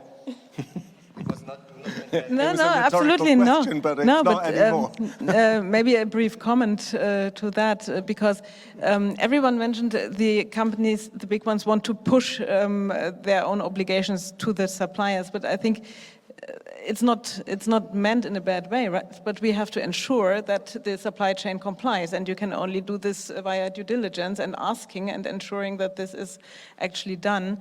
And also the law is not really creating any new obligations, labor standards and whatnot, but it's now finally ensuring that mandatory law is being complied with. And of course, I mean, this enforcement, it suddenly brings light into, I think, some dark corners, and what everyone somehow denies is that this will have a price. I mean, labor conditions and everything, everyone wants the cheap and competitive products, of course, and raising standards may come with a price, and I think this is something that needs to be discussed more openly, and it is also something where probably German industry still does not really know what to make of this. Just to say, Siemens and Siemens Energy are in our committee of the AFI, of our Hub of Alliance for Integrity. They are actually an integral part. Without you guys, it would not work, to be honest. It would not work. Mate, can I just ask about the awareness raising for your local business partners? What sort of actions are you taking there? Are you designing new training? Are you getting it from Alliance for Integrity? Yeah, how does that work for you? So we are part of the UN peer learning group. We try to set our standards. We make public everything, our standards, our procurement standards, our guidance, as well as our ethical expectations toward the supplier. And it's not only passing the contractual obligation and saying here is our integrity clause and or our supply chain due diligence requirements, but also in the regular interviews with the suppliers, we are assessing their ESG criteria, where S and G is equal to E, and not as it was stated this morning in another panel. So we try to understand, on the other hand, what is the situation with our supplier, and to see, okay, does he need any support on getting better when it comes to integrity or the supply or human rights or environmental risk management, and this is done via the periodical dialogue that we have with the supplier. Yeah, I think this idea of a dialogue with the suppliers, I mean, I suppose it's a bit counterintuitive, isn't it? Big multinational companies, slightly paternalistic, traditional outlook on life. That's probably how it was in the past, and the suppliers were just, small companies in developing countries. But now it sounds like there's a real dialogue of partners that is beginning to be developed, and it seems, I mean, certainly from the experience of IBLF global in developing markets. We do similar work to Alliance for Integrity, mostly in Southeast Asia. We find that the small and medium-sized enterprises react very well to being supported in that way, and they want to learn. It's very difficult for them. They're not brought up in our tradition of legal systems, the rule of law, enforcement, and therefore it's a big burden. But we found from some of the trainings that we've done in these countries that the people are very receptive. So, why treat them in a condescending manner when you can get so much out of them by treating them as equal partners?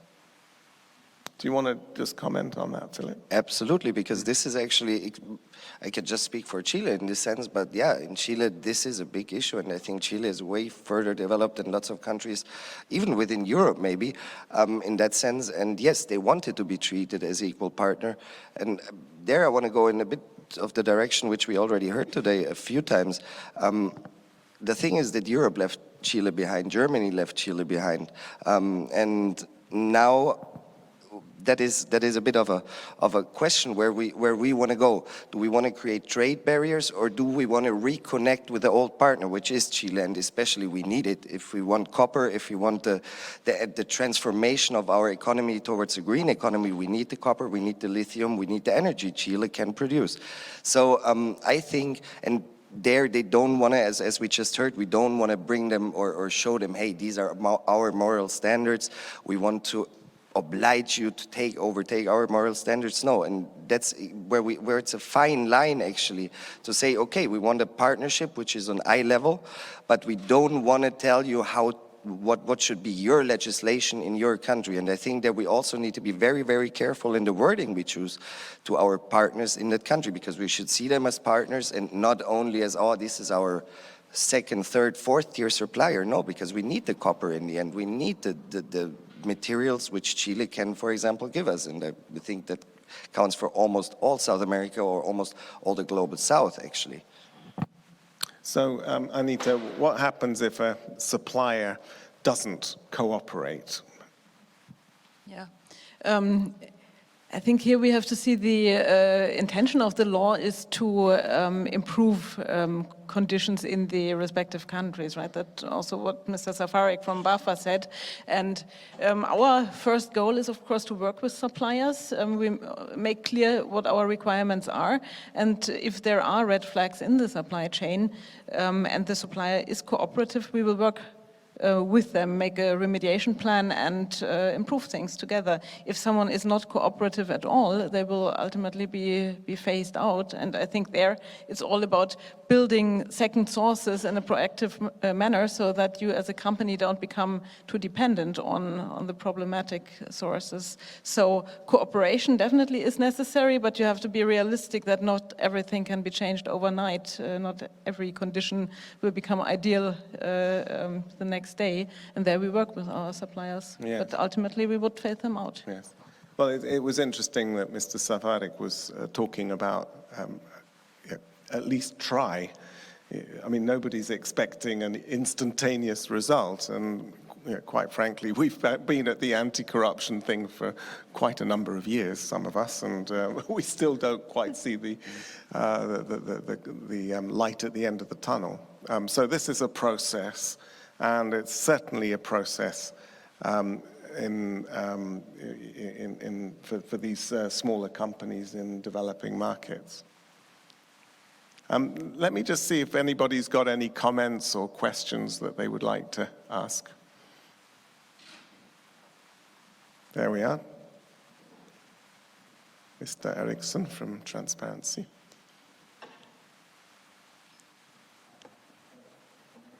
Do you want to stand up so that everybody can see? Stand up and be counted. And let's have the microphone.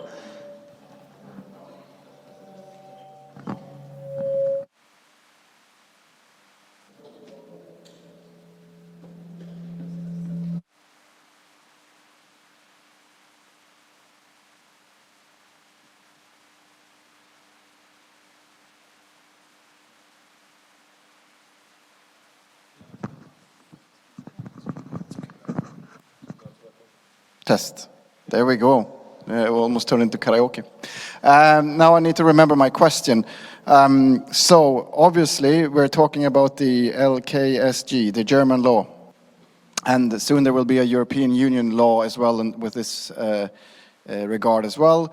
I see the two topics of anti-corruption and human rights as merging. You know, I don't see it as two competitive fields. In the field from civil society, these two topics are merging, and we're fighting shoulder to shoulder on these topics, and I think that should be the same in compliance. What I'm curious to know from the panel is, what I would expect is that once the investment has been done in getting intelligence and clarity on your supply chain, and once you are compliant to this LKSG, certainly that would be a competitive advantage. All of a sudden, any company that is adhering to this law would see it as a competitive advantage to find companies that already have gone through their supply chain and have this off the shelf, and there should be a financial return on investment in attracting a new set of clients. Is that correct, or is that wishful thinking? Let me just speak for Chile. For example, yes. Chilean wine, which is made organic, let's say it for this, let's put it really simple, yes, it has a competitive advantage. Where I see it more difficult actually is if we go, for example, to copper. There is a competitive advantage. We have a green copper trademark. We have several standards which actually say that copper is produced according to certain kind of standards, which are obviously based on human right, anti-corruption, integrity. But I don't think that until now someone buys a Mercedes because the copper in the Mercedes fulfills that kind of standards. I think we need to bring again the bigger companies to really show, okay, what is their influence? I think, like, for example, Mercedes does that now. They say that their steel is produced green, with green energy. So I think, yes, I think there can be a competitive advantage, but we need to play that guitar a bit louder, actually.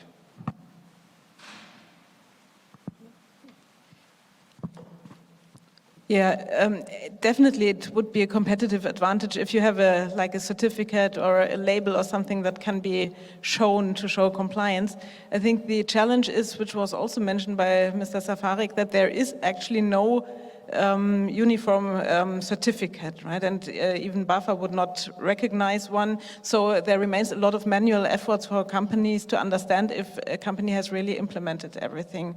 So I think it would be helpful if such standards develop. They would probably not make the due diligence unnecessary, but they would make it easier to rely on certain common standards, and I think this would ultimately save a lot of effort and work and play out as a competitive advantage. I'm sorry, isn't that the same sort of thing as somebody was mentioning an integrity seal? Was that in Chile? Sorry, in Paraguay, yes. I mean, that sounded quite a good innovative idea, but of course, getting feedback again. Thank you. Anyway, I think that maybe that is an idea that could be explored. But here, the big multinational companies, through their business associations, would really have to get together. This is, this is collective action on steroids, isn't it? Sorry, maybe that was an unfortunate idea, but yeah, but I think that's exactly where we also need, and there I'm with the boss of the BAFA, we need a multi-sectorial approach, in my opinion, because in the end, what might happen, what we saw in Germany, that in the end, if there are too many standards, too many certificates, let's say, for example, we saw that a lot in the maritime, the fishing industry, that there are like 5, 6, 7 different standards where no one knows exactly what applies to which seal. The same we actually saw as well in the let's say Ökosiegel, in the ecological seals for food, where there's like, you don't know which is the harder standard. So I think, yes, even though the BAFA cannot recognize one seal, which I even can understand, but we need to set certain standards for the certification. I think that is absolutely important. And what we try to do as an AHK, what we thought about, because it's really difficult for us as well to get practical implications, that at least we make a list of, let's say, we can't certify because this is just legally not possible for us.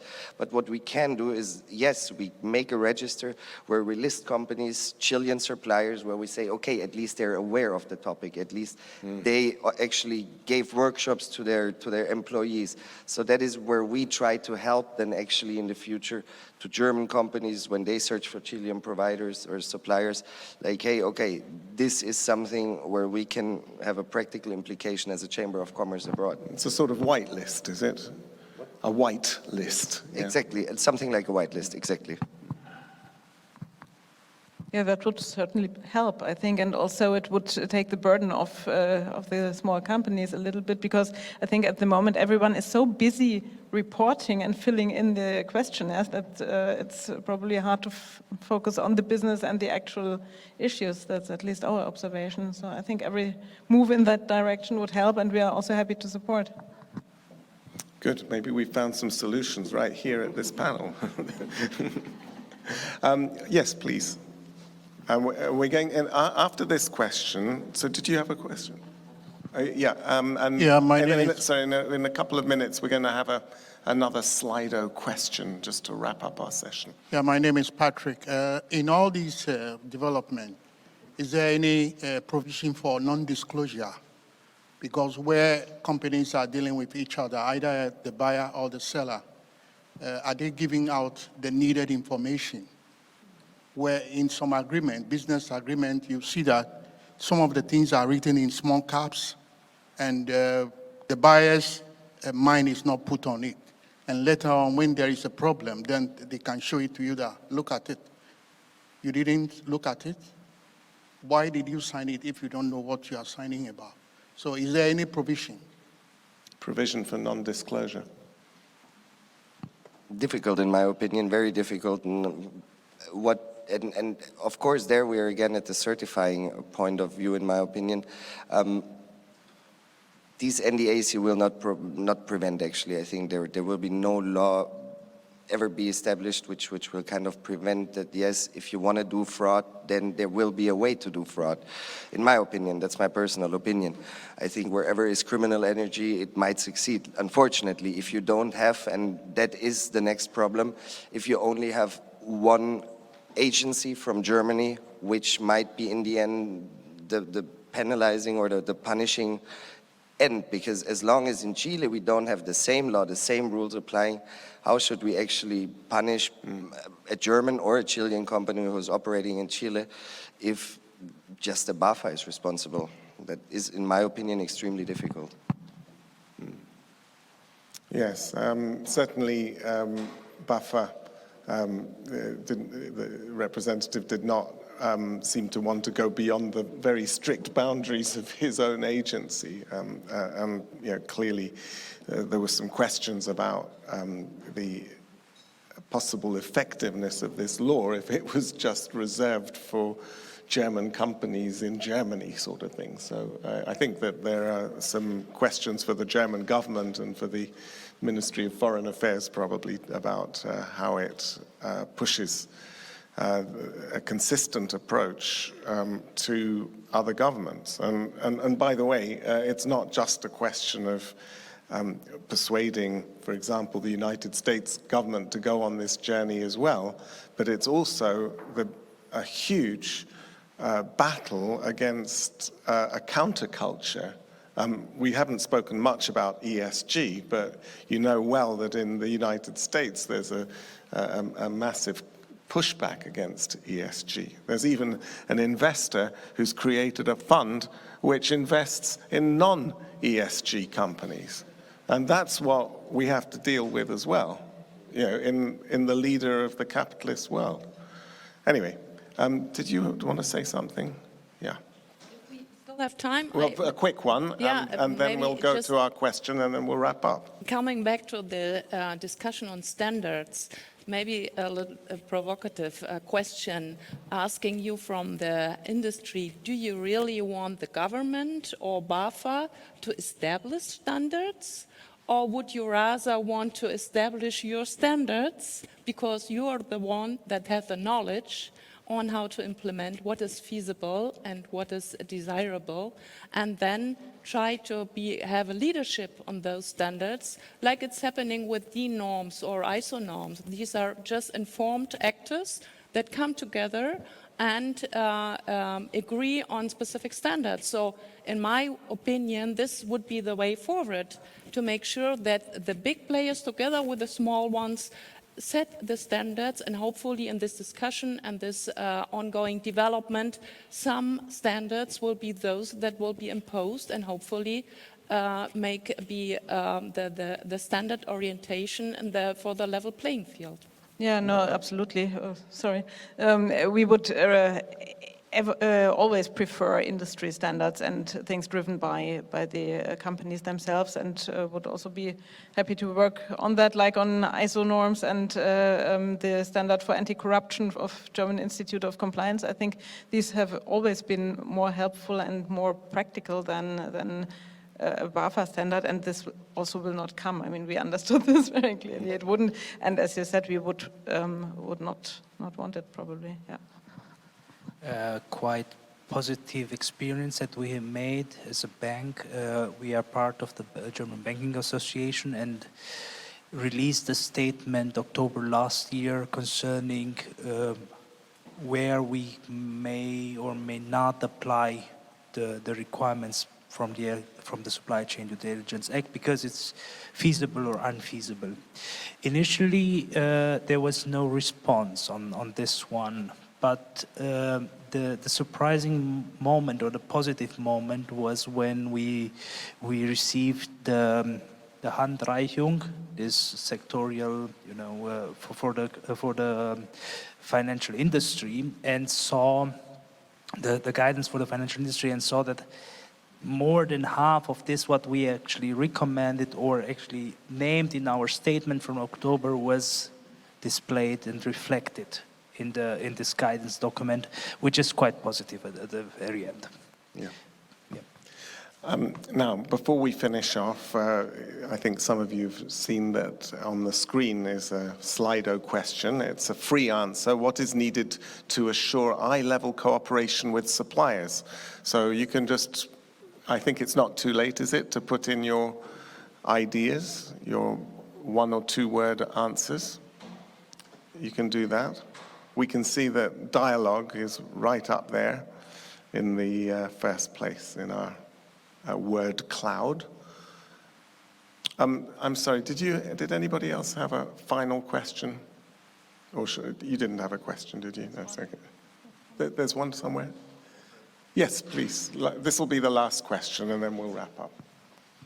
Right, thank you. My name is Felix Sternagel from Ergon Associates, Business and Human Rights Consultancy. In terms of the standards, I think what we've seen is what really works best in terms of kind of striking the balance between business interests and kind of real impact on the people who are subject of those kind of human rights things is if we have a standard that brings those people together, right? So you talked about mining, about copper and lithium, etc. We have a really strong mining standard that has kind of Anglo-American, that has Mercedes, but that also has kind of civil society organization, that has indigenous group on that governance board. And like a few hours ago, we talked about the whole concept of kind of bringing people from civil society, from the government, from corporate side together to tackle anti-corruption. And I think the same thing is true here, that to have a really meaningful standard, we need everyone at the table. And that's not to say, standards have to be driven by NGOs only, because that's not going to work, because we need the kind of business expertise to what's feasible. But I think with that multi-stakeholder approach, we have really kind of balance. And just that mini thing on that. But I think a question to you would be, ideally, I think the big companies would really invest in trainings and capacity buildings for SMEs. And my question, especially to you, Ms. Bartsch, would be if you see some sort of kind of consolidation of requirements from big companies to smaller ones. Because like it's happened in the automotive industry, for example, they have some kind of questionnaires that the whole industry could use for suppliers. And I think that's also a really good approach. was wondering if that was happening in Chile. Okay, Philip. Okay, I try to make it short because we're already out of time. So yes, I think big companies like, for example, Siemens are leading the way, actually, leading absolutely the way. Where I see it a bit of difficult is let's stay with the mining example. What we saw in the last years is that the big car companies like BMW actually invested in mines, so they eat up the supply chain actually, which is an interesting phenomena. If I like it or not is another question, or if I see it positively or negatively. But there I see, instead of consolidating actually, I see rather that the big fish eats the small fish in that part. Not saying that because in Chile the Codelco, the biggest copper producer, is definitely a big fish, but yeah, they might also eat the smaller fishes within Chile, and Anglo is also a big one. So, but that's what I'm afraid. Let's say Siemens and these companies lead the way, but to be really consolidating, depending, and interesting question, and I hope it will happen, because yeah, I think the big one needs to lead the way as well for the small companies, and what we see in Chile, that the big companies are doing it. Fair enough. Okay, now final words from each of our panelists. Anita. Yeah, thank you. I think the most important thing is really the dialogue, the honest dialogue, and open listening also to the needs of the smaller companies in the supply chain, and then showing commitment from the side of the companies, showing that you mean this and that this is in fact now an enforcement priority and a priority in the business relationship. And I think we also learned that all actors are necessary, private sector, NGOs, public sector. Also we need government, the BAFAs in the world also to join forces with us. So that's my takeaway for today. Right. Matti? I think we are ahead of an interesting journey. We are at the very beginning of something which may be in 10 years of a great success, and where we can indeed change the humanitarian situation along the supply chain. Thank you. Philip? Yes, agreeing. I think we're at the start of an interesting journey. And yes, I think the most important thing is a multi-stakeholder approach, actually, because I think we can't exclude whatever party, may it be the communities, may it be the suppliers, or the governmental or institution or authorities. And I think that is exactly what we want, to create a competitive advantage in the end from that, to create a sustainable advantage instead of creating trade barriers. So I hope that the appropriateness, which we just heard, is really applied, because this is, I think, in the end, the point where it really separates if it's a successful law or a successful impulse or not. Well, final word for me then. The idea that somebody mentioned before of an integrity revolution, I find this very inspiring. I agree, we're at the beginning of that journey. In 10 years' time, we're going to be invited back here by Alliance for Integrity in this very room, maybe a bigger room, in fact, much bigger room. and we're going to reflect that here we were in 2023, at the beginning of this journey that has revolutionized the way business is done worldwide. Thank you to our panelists. Thanks to you for your involvement and engagement today.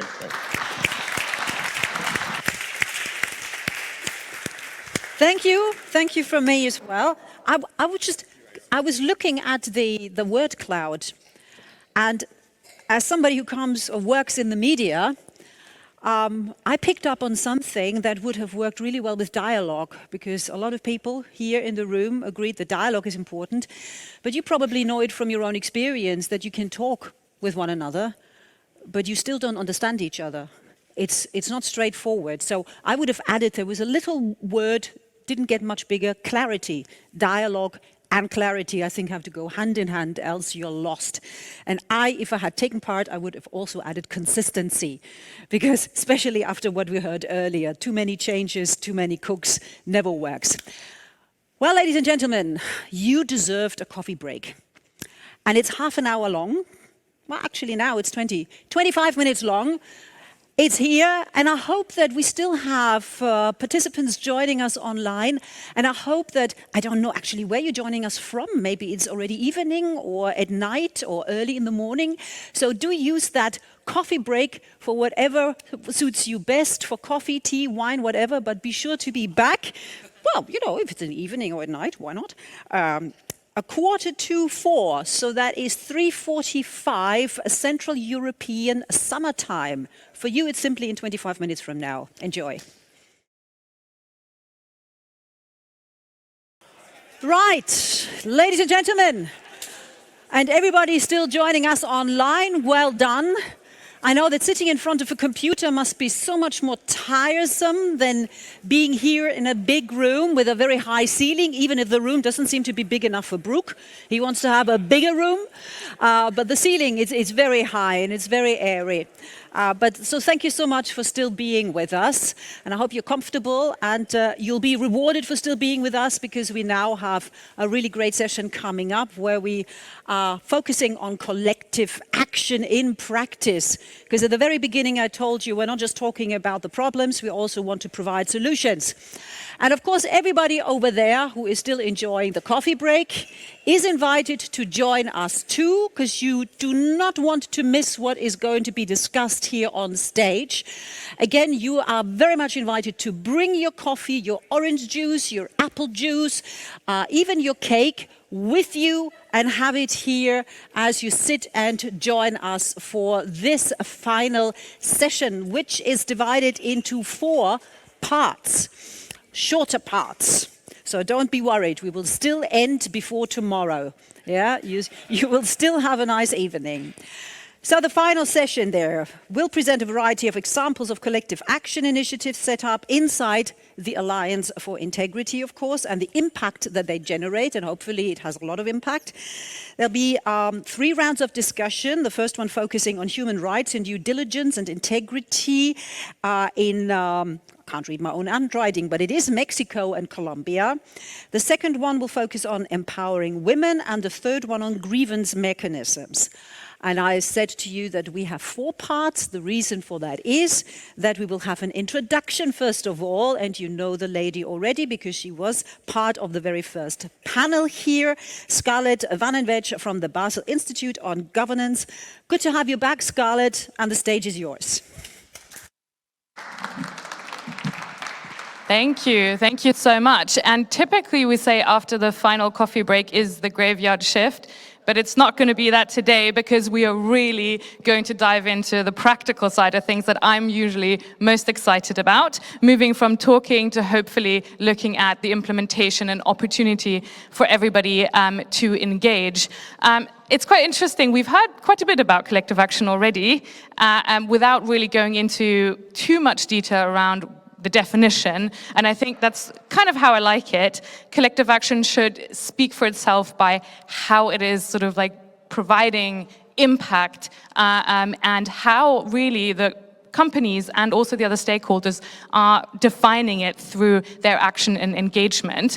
But maybe just to give a little bit of background and some food for thought maybe for the upcoming sessions. I mentioned already this morning that this is not a new concept. This has been discussed for many, many years. In the beginning, it had a bit of a different term. We talked mostly about industry standards. I think this is something that's come out in some of the discussions where it was really about industry initiatives, developing standards, and kicked off really by the harmonization of the anti-corruption laws. So the laws came first, and then there was a question about implementation. And that's really how collective action was born or came to be, of giving companies a seat at the table and saying, here's your opportunity to drive it. So rather than getting stuck into too much of the definition, what I would like to do is just from our experience of working with a lot of initiatives over the years globally, to kind of distill a couple of those common themes. Not just what makes collective action, but also a little bit where do we see potential for impactful collective action, which is what we're all hoping for, of course.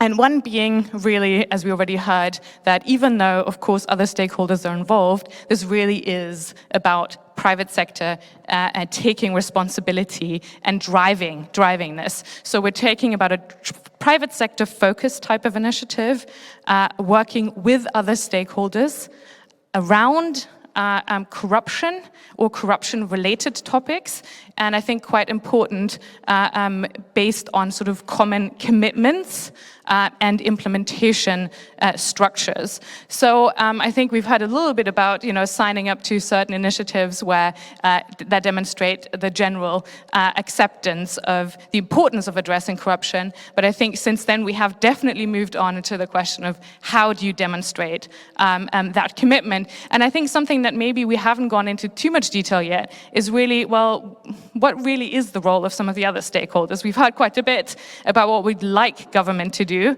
and we heard a little bit here and there about how civil society does seem to have a role to play, but I think it is important to maybe try to distill a little bit of where are the opportunities for those stakeholders to really support that. So starting off with the private sector, we heard a lot about. Typically we see, and this is really obviously not saying that this is all initiatives, but something that we generally see in terms of importance of engagement with one another, building that trust between companies towards identifying their standards, but also the engagement in building trust then with government and civil society as well. And that requires commitment in terms to the process, but also supporting that process. So that's where sort of the question of capacity, time spent, but also financial support comes into play. I think when there's benefits associated, and that is what we're working towards, there's also a question of, put your money where your mouth is. Is this really something that you want to be involved in? Doesn't have to just be financial. I think taking the capacity and taking the time to engage is also often equally as important. So we have the commitment to implement, the commitment to take the time to develop it, and then I think the final one really is driving, being in the driver's seat, not just of that implementation, but also of looking and driving and seeing about what can be consolidated. We heard quite a lot about sort of like where can those approaches be expanded on and be better implemented. We've definitely seen a lot of initiatives that have started off with just looking at corruption, that have moved into the discussion of what about human rights and due diligence, what about the ESG requirements, even sanctions. We had to stop some of those discussions because they can't all be covered in the same rooms. But I think it's interesting to see that once the trust is built, companies are interested to kind of keep that conversation going. Now for civil society, that we haven't talked too much about yet, what is their role? Typically, when it comes to corruption, we have more of a watchdog situation. When it comes to civil society, pointing out where the issues are, holding stakeholders accountable, which is of course really important. But when it comes to collective action, it's really a slight rethink that we need. It's how can civil society support the companies and governments in this quest? How can they facilitate that? So I already mentioned here facilitation. I think this can take a lot more time and capacity than most people think, making sure that those conversations continue, working on accountability, working around creating common understanding and commitment as well. All of that takes time and capacity, and we see in many environments that actually there's a lot of training and capacity building that is needed for civil society to be able to step out of the simple watchdog sort of approach towards being more of a critical supporting friend within a collective action. So that also civil society as sort of experts in the field can also support the development of standard setting. So what is good practice coming in that way as well. Now, very quickly, because I'm already running out of time, to government. We have definitely seen and heard the importance of sort of open engagement and platform and really connecting when it comes to changing in legislation. How do we make sure that new policies, new legislation are practical, can be implemented effectively? And we had the great example of Chile bringing in the private sector and civil society in the discussions around national anti-corruption strategies, creating those consistent platforms. I think it was mentioned earlier, consistency is key, also in collective action, and having that commitment to consistent engagement with the private sector, not just when you're trying to do something, but on an ongoing basis to build that trust. So it's that engagement, it's incentivizing, we already talked quite a bit about that, is difficult discussion, but I think extremely necessary to identify the potential, what is really the benefits for the companies. And then I think one which we haven't talked too much about yet is really being involved as an active member in collective action. There's different tools where the government is an equal partner. especially when it comes to procurement, those kinds of processes where private sector and government interact, where there's high corruption risk, creating collective actions where both government and private sector are equal partners in a collective action. I think it's also a great way for governments to demonstrate their commitment to address corruption and also their commitment to engage with the private sector on an ongoing basis. So without much further ado, as I'm running out of time, I'm really looking forward to seeing how some of those areas and some of those discussion areas that are new to the table, how they are addressing those risks and also how they're using collective action as a tool to do so. So happy to hand over back to you. Thank you. Thank you, Scarlet.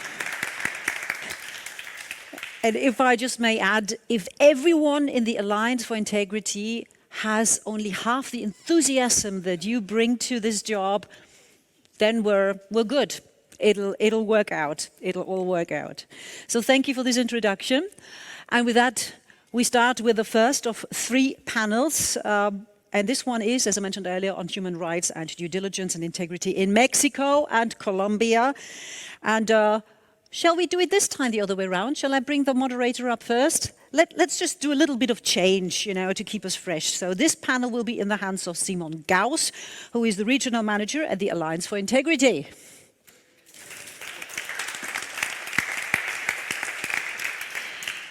And he will welcome on the panel Humberto Cantu Rivera, professor at the law faculty of the University of Monterrey.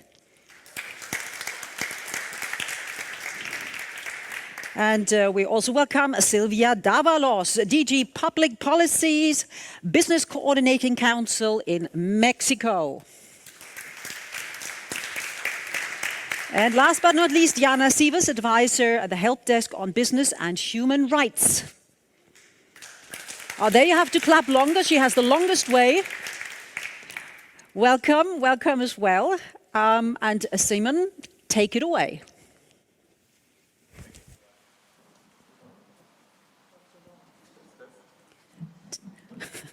There's a lot of choices here on.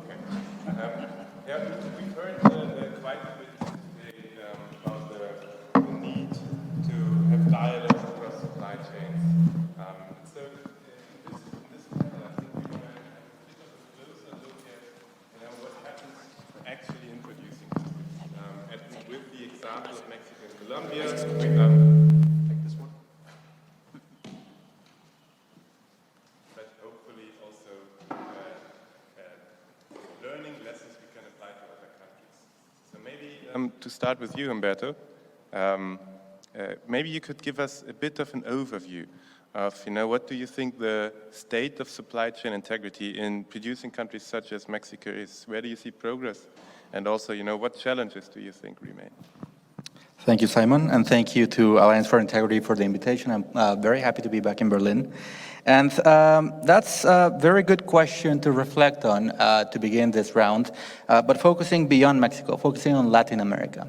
Now, in 2018, the EU thought that there was insufficient knowledge and appropriation around many of these concepts, including human rights due diligence or human rights in general across the business sector.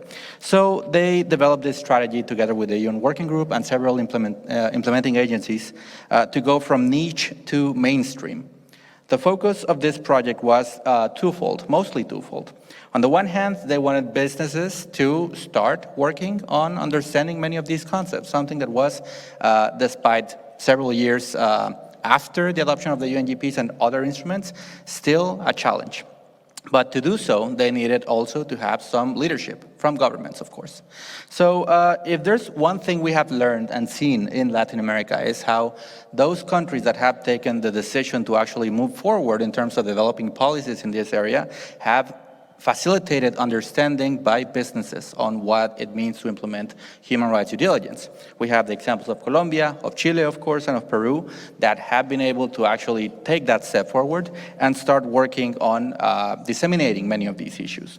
But then the private sector has little by little become aware of what is needed in practice to actually implement this. And although Silvia will speak about that with much more detail, I do have a couple of points that I want to make here. The first one is that there is an overall approach to risk management. That's something we see across all of Latin America. What we do not see yet is a risk management focus with a human rights approach. And that is in itself a challenge. It's in itself a challenge because most of the companies that do have risk management processes that touch upon human rights issues don't know necessarily that these are human rights issues. For example, in our work, we've worked with a telecommunications company, and they said, well, we touch upon data privacy, right? Well, data privacy is a human rights issue. But they were not necessarily aware that they had to look at it that way. If they think about labor rights, which is fairly obvious, it's also true. And then when you open up the conversation on human rights, you do hear many companies saying, okay, yeah, labor rights, inclusion and diversity, non-discrimination, and that's perfect. That's a first step, a starting point, but not necessarily the approach that they need to take to understand what it means to integrate this human rights approach to their operations. Thank you so much. That's, I think, super interesting. I mean, the issue of sort of consistent risk management, right, and prioritization of the same has come up quite a bit. I'm wondering, Jana, you've been in direct touch with German companies asking for support on the new law. Does this fit with your experience of what German companies are worried about? Thank you, and first of all, thank you for having me here today. We at the Help Desk on Business and Human Rights provide support to German companies on human rights due diligence and also specifically on the German Supply Chain Act. And it's very interesting, Umberto, what you have talked about, because I think this goes along with an observation that we always make when we speak to companies, in the sense that often there are certain risk management processes in place, but companies have to build up human rights risk management processes. And often we observe that companies, first of all, start by formulating a strategy on human rights due diligence, and then they try to pass this on along the value chain through code of conducts or through contract clauses. And I think we talked about this a little bit in the earlier panels, but I think a key question here still remains how these standards that German companies formulate in their strategies and their code of conducts, how they can not only be passed on through contract clauses, but also how they can be implemented across the supply chain, and also how responsibility is fairly shared while doing so.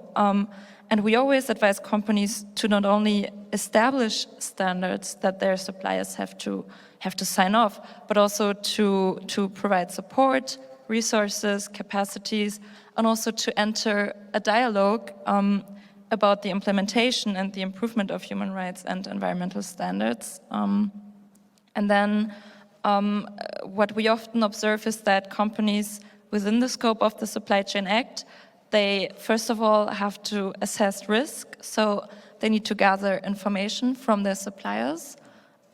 They do so, for instance, through supplier questionnaires, through audits, through certification schemes, field visits. In some way, they probably will approach their suppliers at some point to gather this information. And then once they have assessed those risks, they need to address those risks through preventive and remedial measures. For instance, they may conduct trainings, they may choose to ask suppliers for corrective actions and set up processes to implement, to monitor implementation. But what is important when gathering information for the risk assessment and when addressing those risks through measures is that German companies support their suppliers and that costs and burdens are fairly shared, because only then measures can be sure. And this also means that larger companies will need to take a larger share of responsibility, and this can only be achieved if some form of cooperation and dialogue with suppliers exists, where each party learns from the needs of the other party.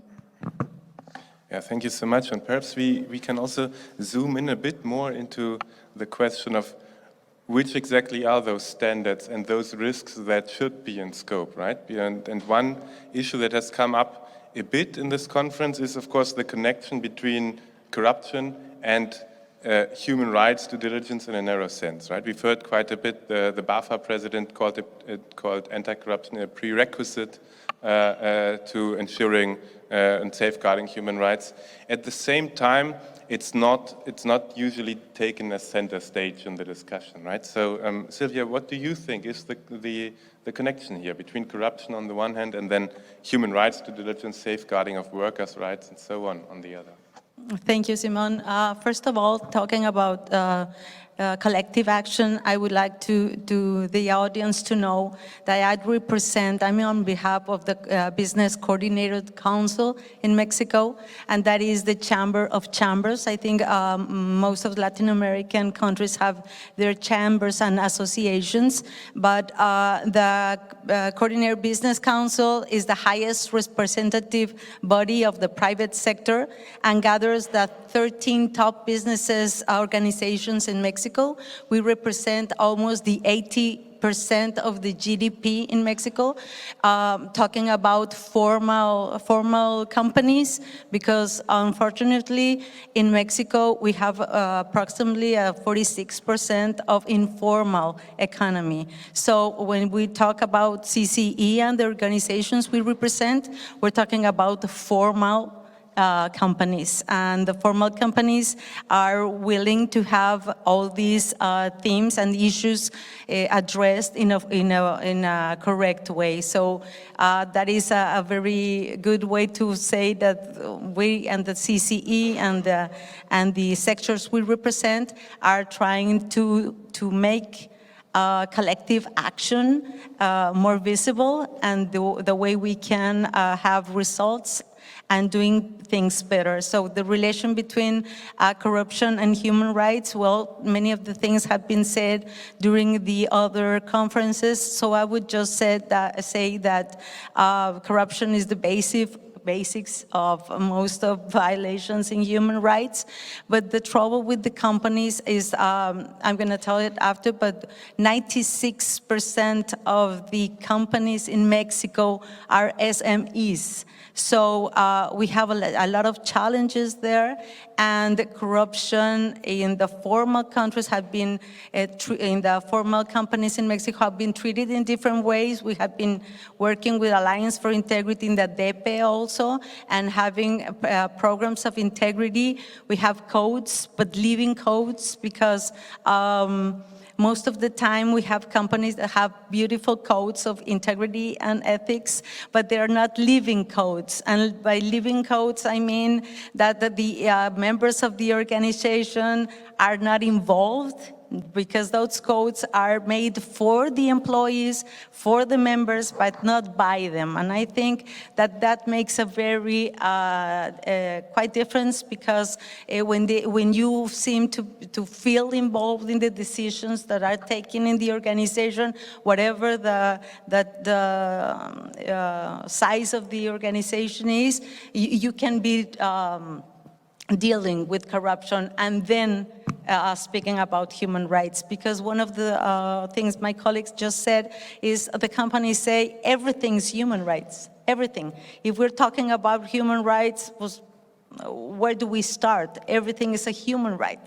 And I think the collective action would lead us to know how to work and deal with that, and corruption also. At the same time, I think we will always be talking about corruption or integrity. I would like to say we're dealing with integrity more than anti-corruption. It's the positive way of having the values and the principles at the center as the same of the people. So integrity, ethics, and human rights would be in the agenda, or we hopefully think we're starting the journey to have it on the center of our agenda.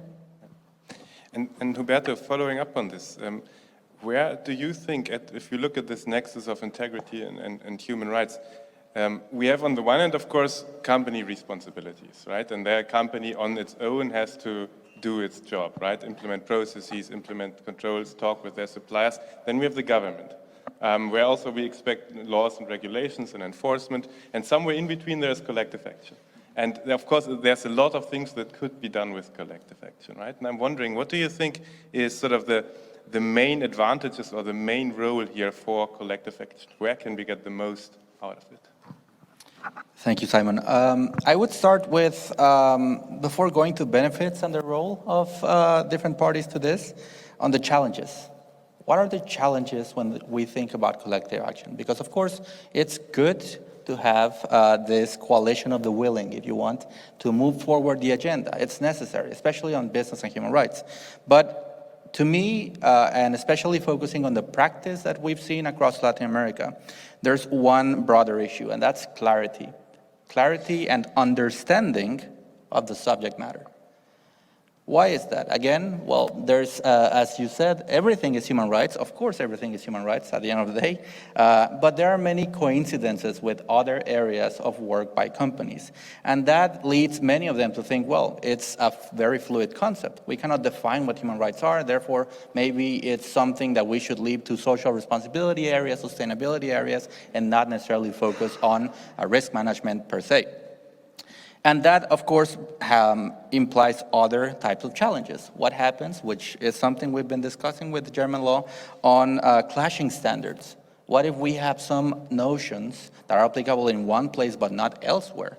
And that can lead companies to some level of uncertainty. But provided that we get beyond these uncertainties and that we get to have a bit more clarity, I would think that there are four benefits that we can identify from collective action.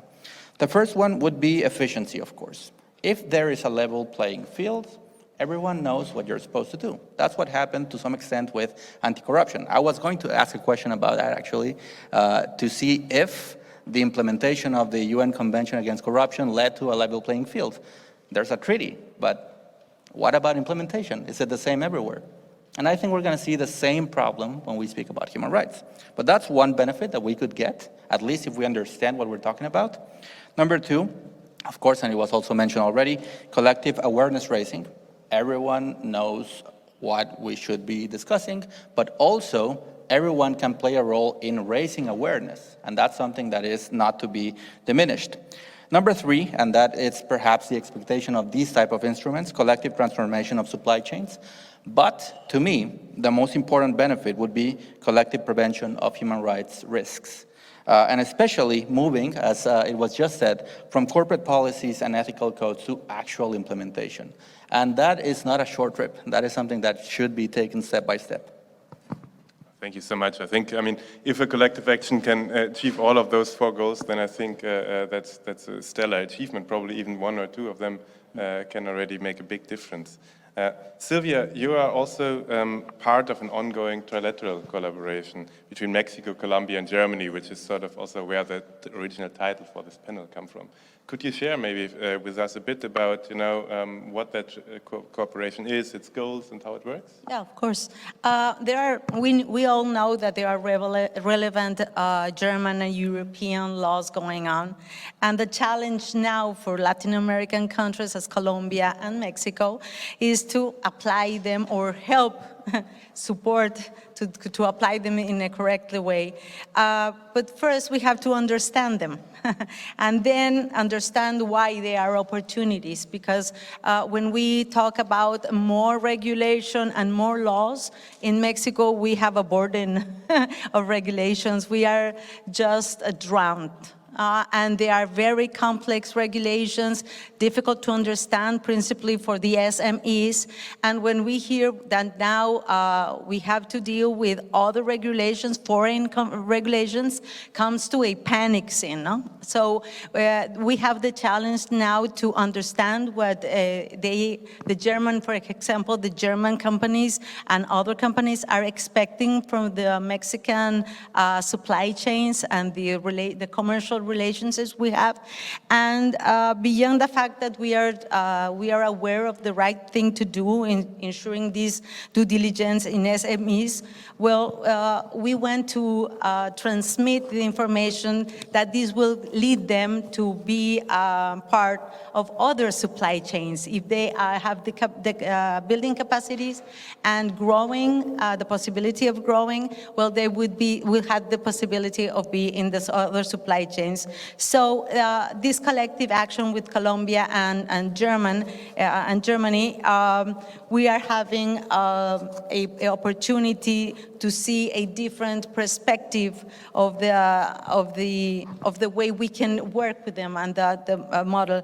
And this is why Mexico, looking for a country with similar characteristics, which we could even learn of the progress they're doing in human rights and business, we looked for Colombia. Colombia is working very well, has a similar characteristics of Mexico, and it was a very good opportunity that Alliance for Integrity brought this triangular cooperation, and most of all through the German chambers of commerce of both countries. They are very interested in communicating Mexico and Colombia how to deal with this new perspective. And we are working in a very simple way. We are adapting what Alliance for Integrity has taught us about working collectively. We're developing tools for the SMEs, and we are looking to the experiences and best practices of other countries for being informed, but above all, we're not duplicating. So we are really aware of there are a lot of standards, certificates, laws, and many people doing a lot of things, but we have to focus. And Alliance for Integrity has helped us to focus on how we can deal with this new opportunity. Great. I think this is also an interesting example of collective action that is driven by producing countries, right? And really is close to where things happen and is very close to the needs of the SMEs on the ground. I'm wondering if we take back to the companies located in Germany with global supply chains, Jana, have you come across other examples of collective action where companies in Germany can really make a difference on the ground all across the globe? Yes, so I said this before, and I think it has been said on the previous panel as well. The implementation of due diligence processes across global value chains requires cooperation and dialogue,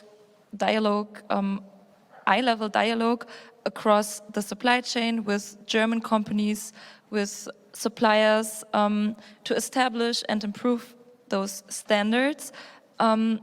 But beyond that, good practice examples almost always include cooperation with civil society and local stakeholders. And a topic that we receive a lot of questions about are complaints mechanisms. And I think this reflects the insights that Mr. Safarik shared earlier.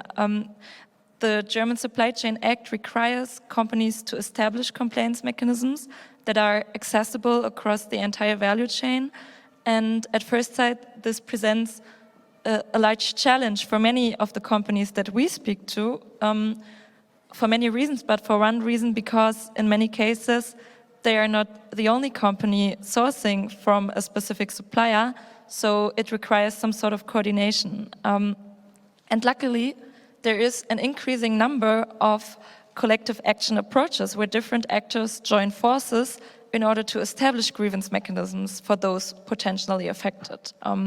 There are business associations, industry initiatives, cross-sector sustainability initiatives that are working on setting up complaints mechanisms together or that have already set up complaints mechanisms together. And I think it only makes sense to collaborate on this topic because for one reason, it allows to coordinate remedy in case of a complaint.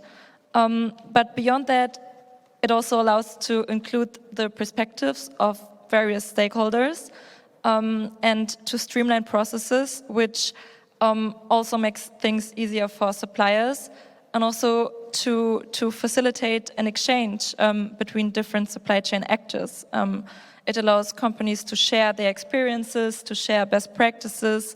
But there are also several great examples of individual companies that cooperate with civil society and with local stakeholders, for instance, in capacity building or to address specific risks that they have already identified, such as child labor or wages. And those examples show that interacting with different stakeholders helps to identify the needs of those potentially affected and to provide support to different supply chain actors where it is needed.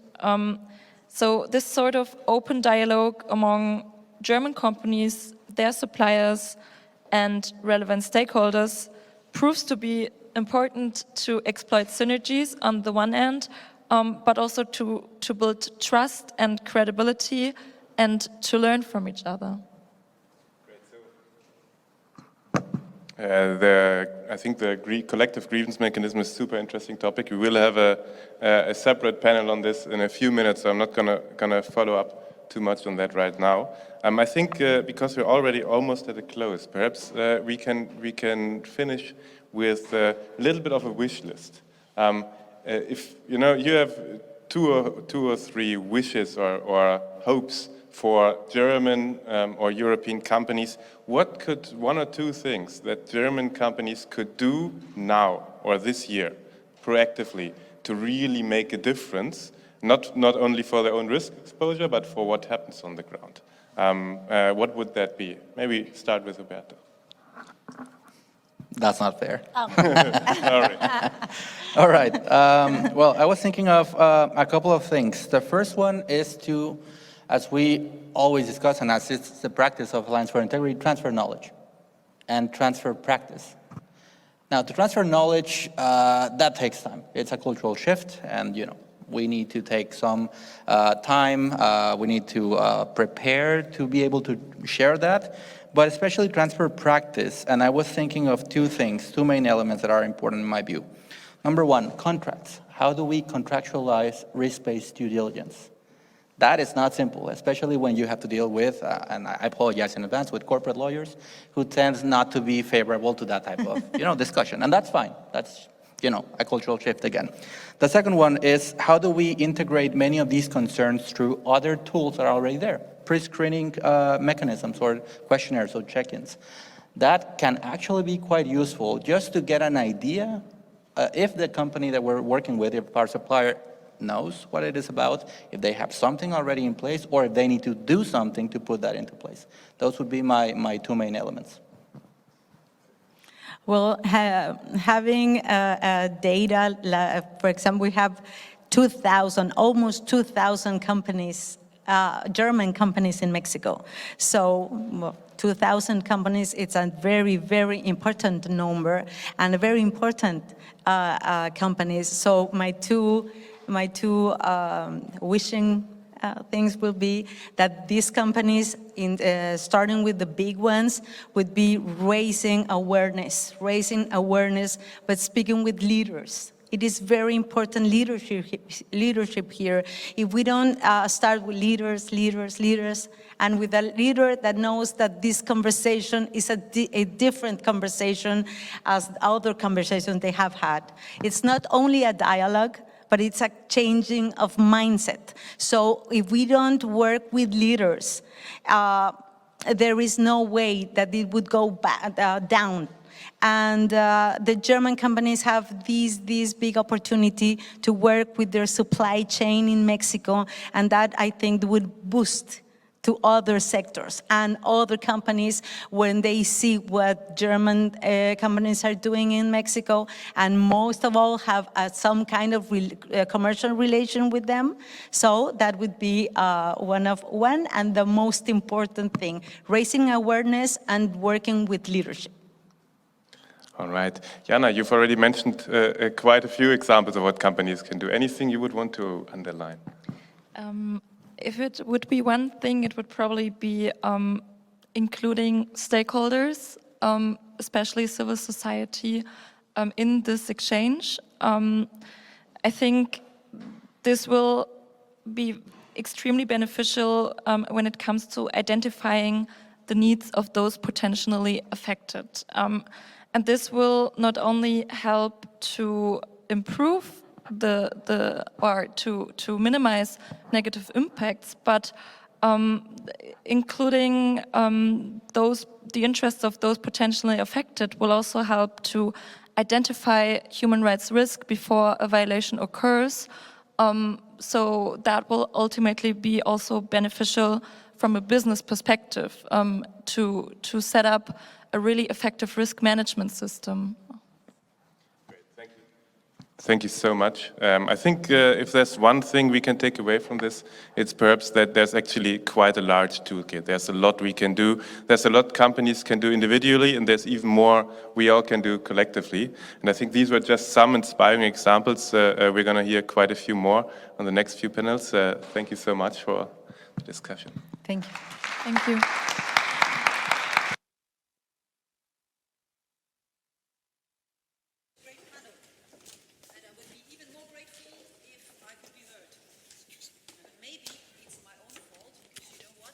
Here, it's my own fault. I take everything back. I take everything back. It's when we had a very strange noise of disturbance. I thought it could have been me and I switched myself off. There you are. It's been a long day. And I'm just a woman. But this is actually the topic now, because the next topic is empowering women and empowering women entrepreneurs. And I was looking up, according to the World Bank, female-run enterprises are actually on the rise around the world, and they're contributing very strongly to a country's economy and to GDP growth. So that's the good news. That's of course only half the truth, because women in many parts of the world are still facing a lot of constraints socially, also access to financial support or financing of a company, you name it. And that should change, really, because statistics also show that no country, however developed, can afford to miss out on the strength and the power that women can contribute to a country's economy. But I think we're on the right track here. And you know that the German government, certainly the Foreign Ministry and one of our co-hosts, the Ministry for Economic Cooperation and Development, has put feminist strategies, feminist policies right at the heart of their own strategies and policies. I'm certainly very, very interested now in what this panel has to share with us on the topic of empowering women entrepreneurs. And it is going to be moderated by Daniela Santana, who is the head of Cooperation and International Relations at the Supreme Audit Institution of Chile, and she will chair the next panel. Where is she? There you are. Off you go. That suit needs to be seen.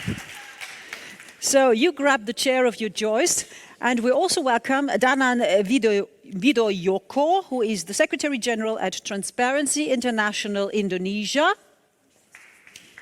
There you are.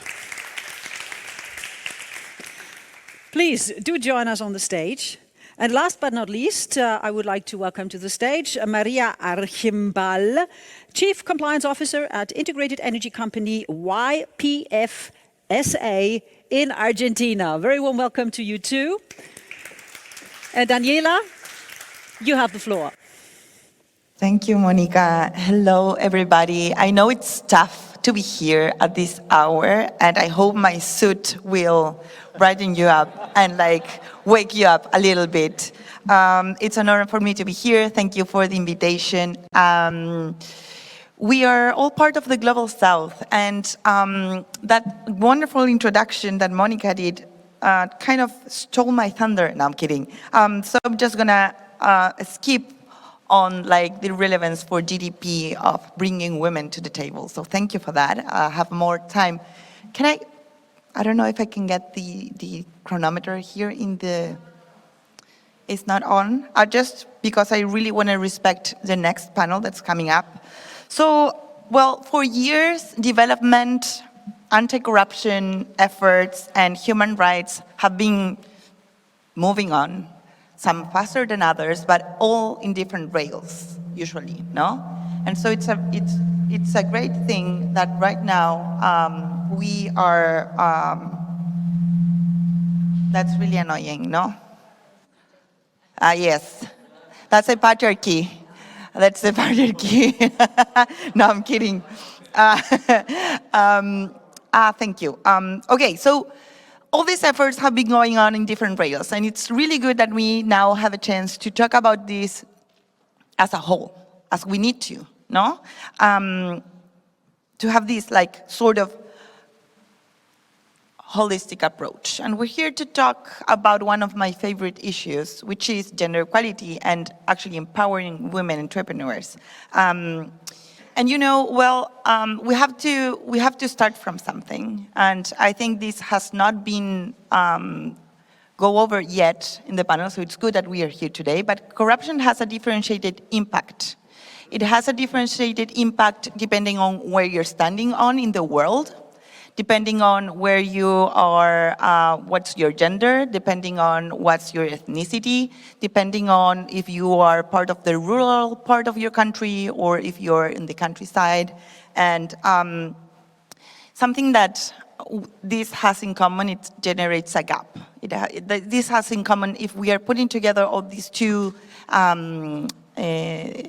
development, like the women, I don't remember properly the name, I have it here, the feminist development policy and the new law of supply chain from the German government. What they two have together is they're trying to address a gap that's there. And we are going to try to make that as well. So I wanted to start with that, to take, we have someone from Latin America and from the private sector, we have someone from Asia and from NGOs. I myself will be engaging in the panel as well a little bit because it's only 3 of us and because I have the microphone. So you have to listen to me. I come from public sector and from Chile. And so what I really wanted to see, I don't know who wants to take the mic first, is to see how corruption has affected women in your sector, depending on who's answering first. And have you seen that differentiated impact, and has there been any kind of measure that has worked to try to close that gap? Yes, let me start. In 2020, Transparency International launched a global corruption barometer survey, and a special part of survey was conducted in Asia, in 17 countries in Asia. One of the findings was shocking to us in Indonesia at the time, because it was the first time that Transparency International introduced the term sextortion, which means extortion in form of sexual services. And Indonesia found that the highest sextortion among 17 ASEAN countries in that survey. That's a shocking, public Indonesia at the time. And we realized that, yes, this is part of the corruption that affect women, especially. And then another survey by Transparency International Indonesia last year, we did a survey in judiciary sector. And then, yes, corruption affected mostly women compared to men, to get the justice and judiciary system. So that's why corruption affect to women. First, in the area of the public service, as I mentioned, the sextortion and also the judiciary sector that affect women most. And then it's also limited participation in decision-making process. Of course, it is presumably it is a common phenomena in many countries as well, but for us in Indonesia, it's still reflected in various regulation. For instance, that I will discuss later, like in public procurement or any or many public regulation, they don't recognize or divide between men and women, and I think impose the same at a similar level, and that affect women. And that's also violence against women, and also related to the judiciary. many cases a couple years ago is exposed that when the problem of the violence against women, sometimes the victim was criminalized. So that's why the government forced at the time to pass the legislation violence against women. That it's not that easy because some part of politician and government actually try to block, even after legalized, the implementation is still far from perfect. So I mean that women actually are the victim of corruption in Indonesia. Okay, thank you. Thank you, Daniela. And first of all, thank you, Alliance for Integrity, for the invitation of being here this afternoon with you. And as I was listening to my colleague and I was listening to you with your introduction, Daniela, I think, or I believe actually that this, it's not just, I mean, let's not talk just about corruption. You know, I think the gender issue, it's a lot bigger than corruption. We've shared numbers already. I'm coming, for those who don't know, YPF, it's the biggest oil and gas company in Argentina. So I'm coming from the oil and gas sector, which is, of course, a very masculine sector. As we should all know, only 22% of women do participate in the oil and gas sector. And this participation, it's not just, I would say, in leadership positions, which it even goes lower up to 14%. So this means that this misrepresentation comes from the very bottom of the pyramid, meaning educational, from the educational point of view, and then all the development of a career in such a sector, right? So there's a lot more than just corruption that might affect women in general as empowerment, or as the title of our panel would refer to. And in that sense, I believe that, as you mentioned, the feminist development policy, the German policy, it's a lot broader than just focusing on corruption, but on diversity and on foster diversity and of helping women become a lot more involved into having this economic effect, as our presenter mentioned, and fostering diversity into companies. I'm talking, of course, from the private sector, as you mentioned before, but it's, there are a lot of studies that are telling us that diversity and then fostering diversity has a direct impact on innovation and creativeness in companies, and that at the end of the day has also a somewhere between 25 and 36% improvement into the company's profitability. So there's evidently something that's going on there that's a lot broader than corruption or sextortion, which is, I mean, definitely a thing that we need to look into. But I think that the issue of empowering women or gender and diversity, it's a lot bigger than just that. For sure, it's a lot bigger. And that's what we talk about when we talk about mainstreaming gender equality, no? So we have to take a look at everything with this sort of gender lenses to try and address how there has been a certain way that society has been developing itself, policies have been developing itself, enterprises, public sector, institutions, and because they have been developed mostly by men due to historical reasons, it doesn't mean that that cannot change. Actually, it means that it has to change. And the question is, how can it change? What can we do to change it for institutions and policies and everything to actually show how the real world is? It's that we are here and we are over half of the population. And it's not only that, but when we go into intersectionality, that's even like the gap goes bigger, no? So on that note, maybe we can go a little bit over, you were talking about innovation, Maria, so maybe we can go a little bit over on giving some ideas on how we can do this. For instance, I'm gonna take a minute to talk about what being doing in Supreme Audit Institution world. So one of the powers that we have is the power of accountability. I like to phrase it like that. It sounds good, no? The power of accountability. So we perform audits, and everyone's like, yeah, not so sexy, you know? And everyone always thinks about financial audits, but we actually are able to do performance audits. So go to the efficiency or the efficacy of a certain policy.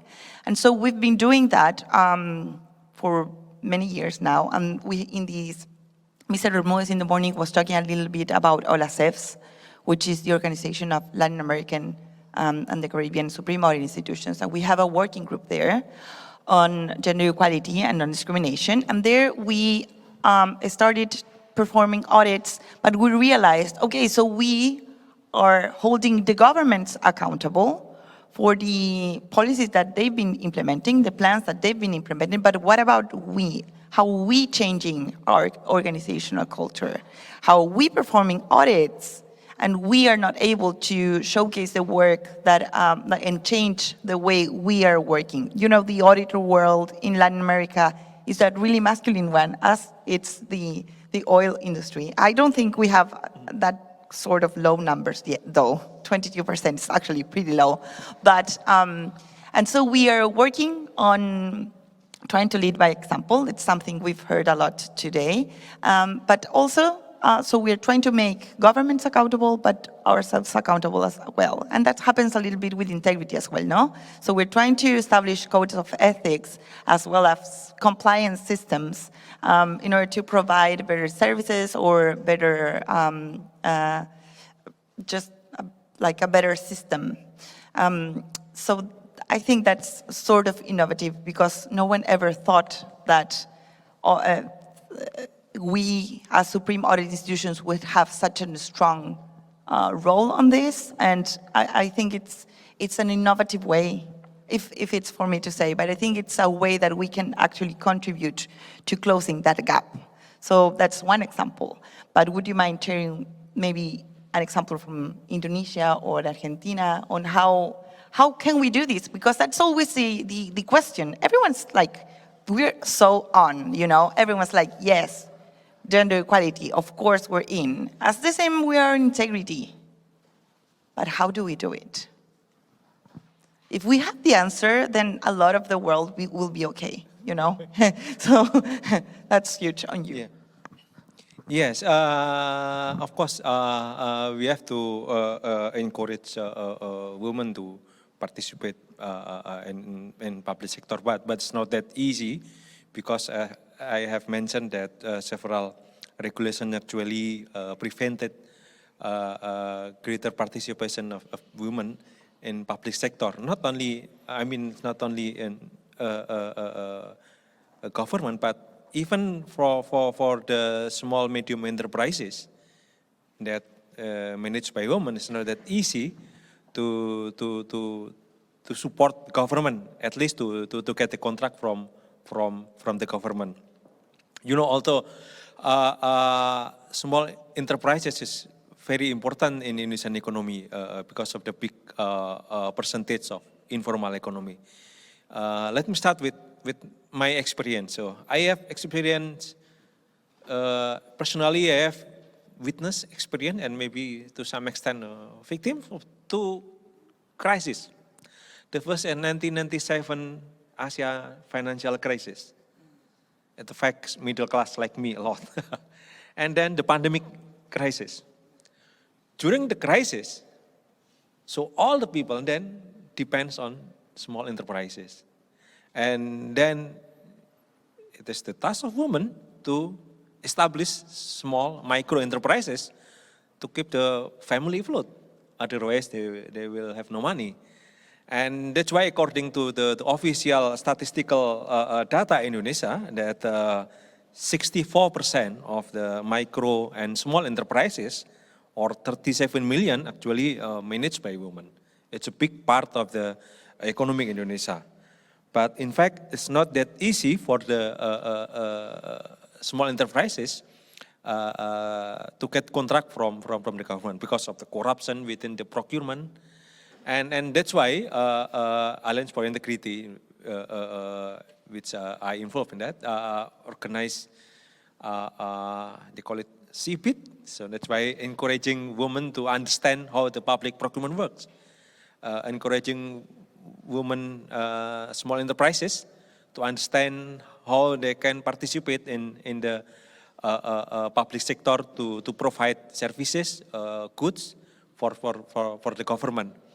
And then this project is very important because it is not easy for the small enterprises to understand public procurement. You know, small enterprises, the director is also the production manager, is also the administration staff, and maybe the worker is her son or her family. So that's why I could not imagine that they will understand the complexity of public procurement regulation. Even though that the public procurement actually allocated a big amount of the contract to small enterprises.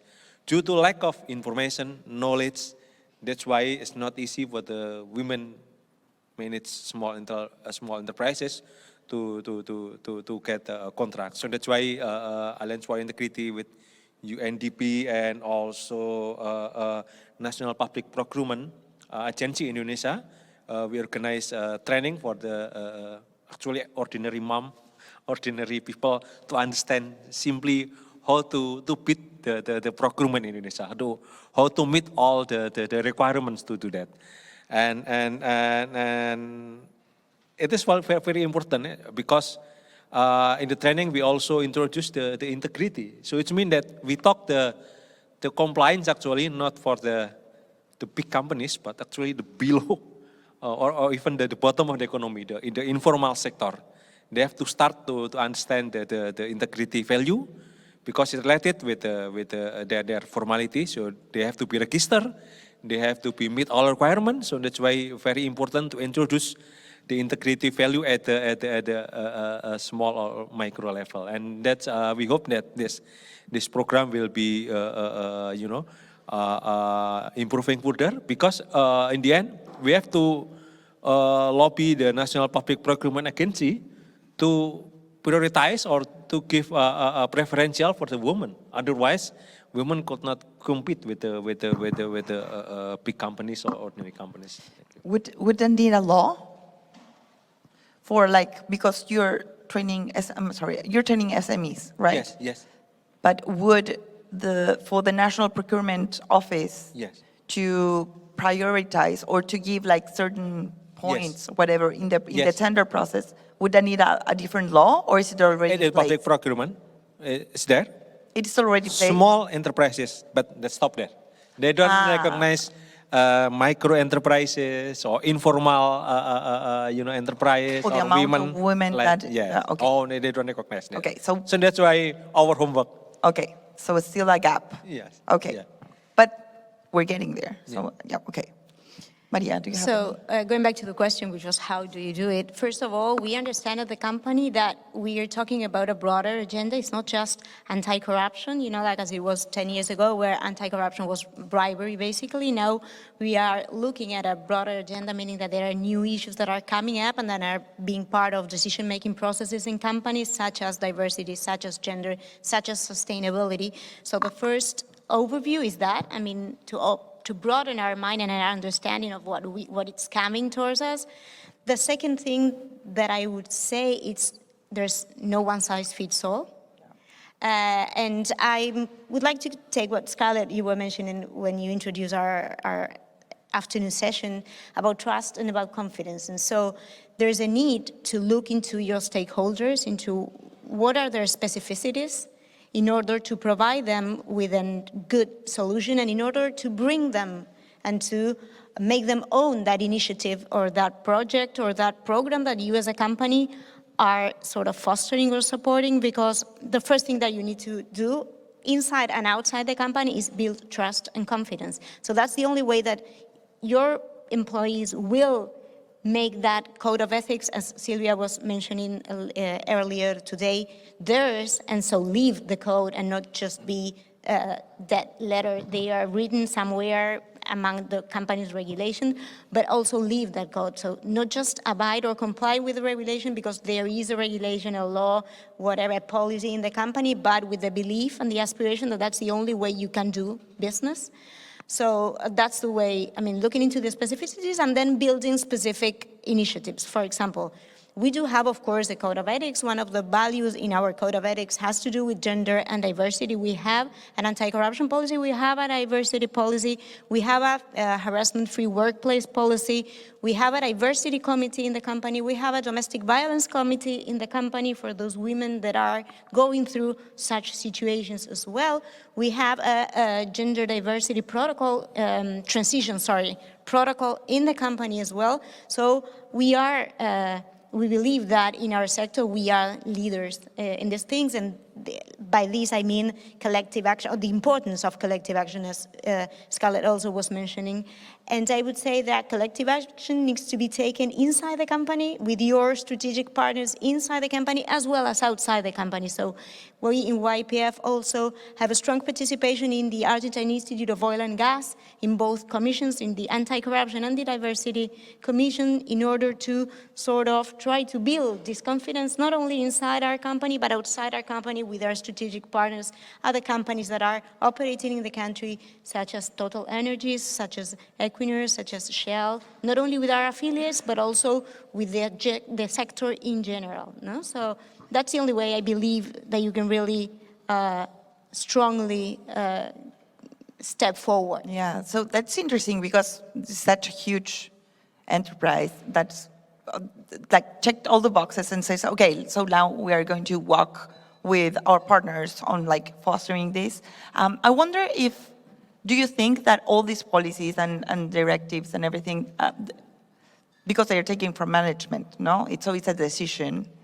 Do they like permeate to like the servants, like people that work there, so they feel like they're working like this? They do. Two things about that. First of all, this morning someone mentioned the tone from the top. I believe that it's not just the tone from the top, you need the tone from the middle and the top from the bottom as well, so that this is all, into the width and length of the organization. That's the only way. The other thing that you need to work on is to be next to your partner, to that person in the company that you want to get involved, to engage with that policy, then you need to go talk to him. And in that talking, you need to bear the, I would say, the character and the specificities of this person. For us, it's not the same to talk to a VP that is in our tower in Puerto Madero in Buenos Aires than to go and talk at the middle of the field in a play in Vaca Muerta. So we need to be able to adapt the way we present the regulation that the company has to those people in Vaca Muerta as well as to those people in the building, I would say, in Puerto Madero, which is not the same. You are sort of communicating the same thing, the same basic value or principle, but you need to communicate that in a specific way so that they make it theirs as well. Yeah, so we go back to tailor-made sort of decisions. And on that note, just to sort of wrap up and like leave something like food for thought for everyone that's here and that's back home listening.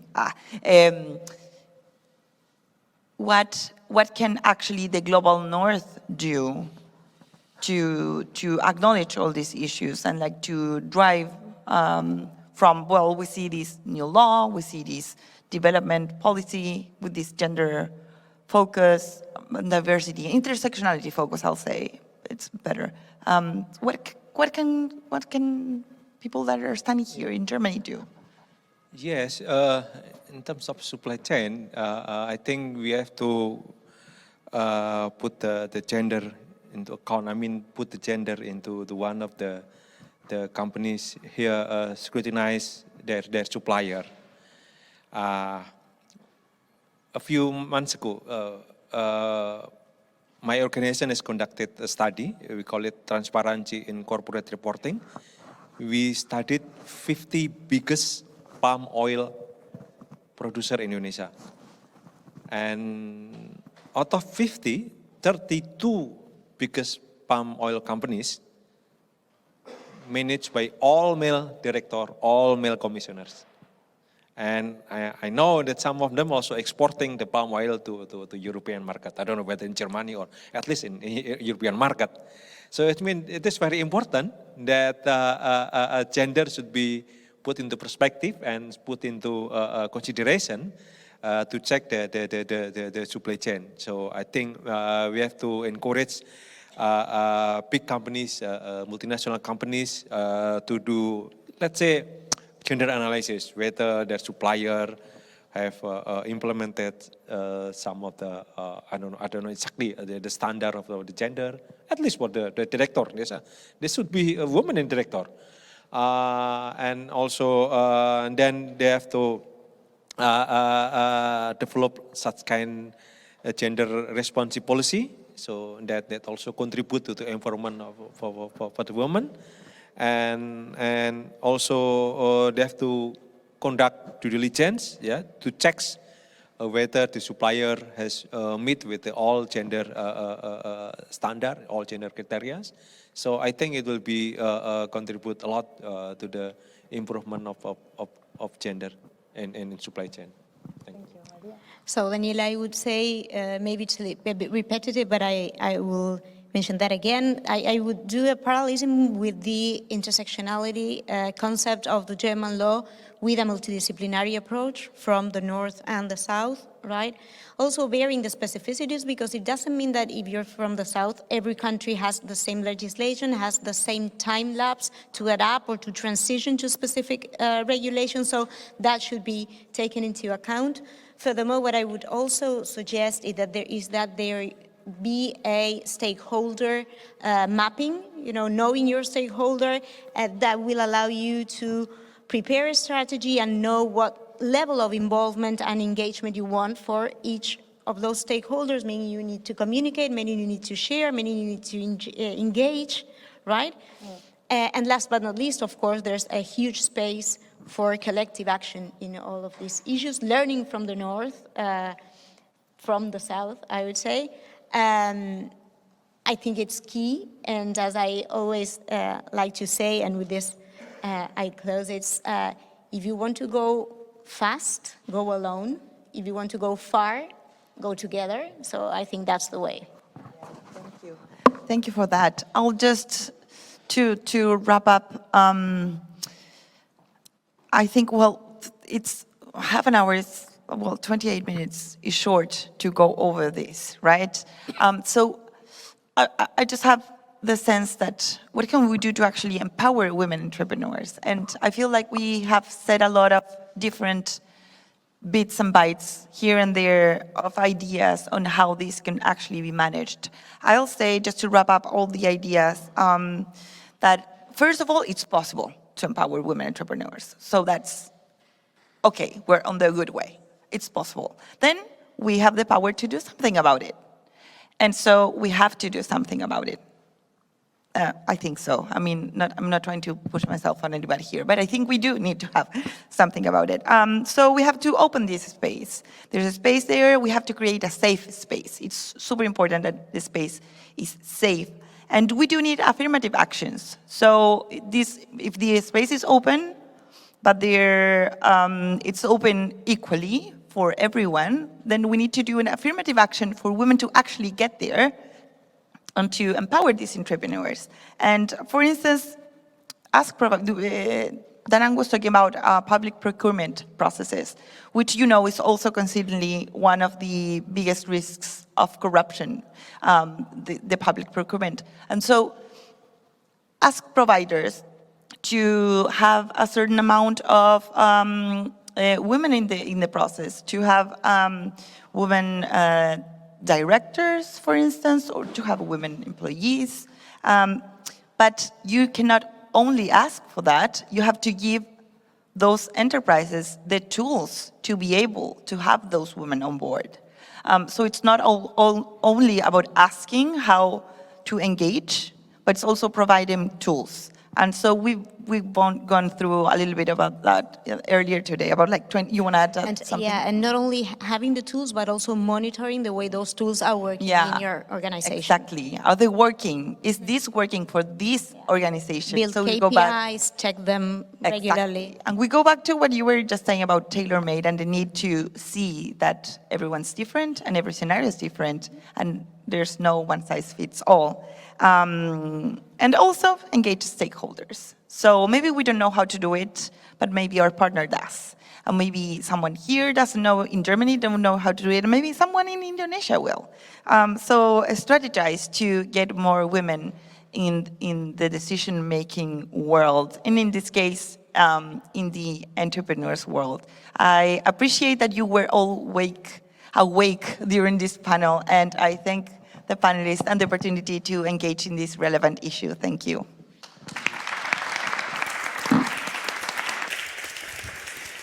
Thank you, Daniela. And how could anyone dare to nod off when we have that important topic here in the room? Thank you for that.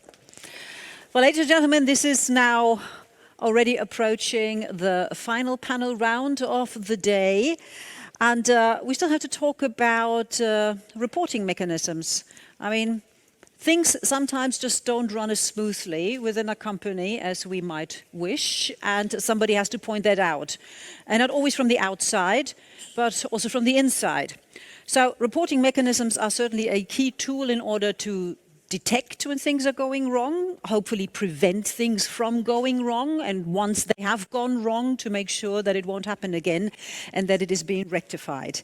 Now, those reporting mechanisms, they come in different shapes, and very, very often they end up in the form of sort of whistleblower systems. Now, who wants to be a whistleblower? It's very tricky. I'm very sure now that the next panel is going to give us some ideas about how employees and right holders can safely access grievance reporting and also remedies. And for that, I would like to welcome to the stage the chair of this final session, the moderator, Claudia Sahnen. She's regional manager at the Alliance for Integrity. Hello, Claudia. And of course, she too will have a fantastic panel, namely Stefan Halusa, Director General in the German Chamber of Commerce. Welcome. We also welcome Andreas Pircek, Partner Global Forensic and Integrity Services at EY. And Daniel Hopp, Network Representative for Germany and Austria at Amfori. And Claudia and all the panelists were all ears.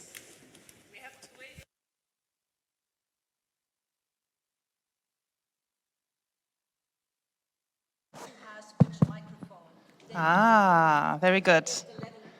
Then this one is mine. Yes, this one is mine. For those of you who know our trainings, normally that's the moment that we would do an icebreaker. We would ask everybody to get up, to shake a little bit, to do something, but as we are not in one of our DEPA trainings, I will not ask you to do so. Thank you very much for the kind introduction already. We heard a lot about collective action today. We also heard a lot about upcoming new requirements for companies.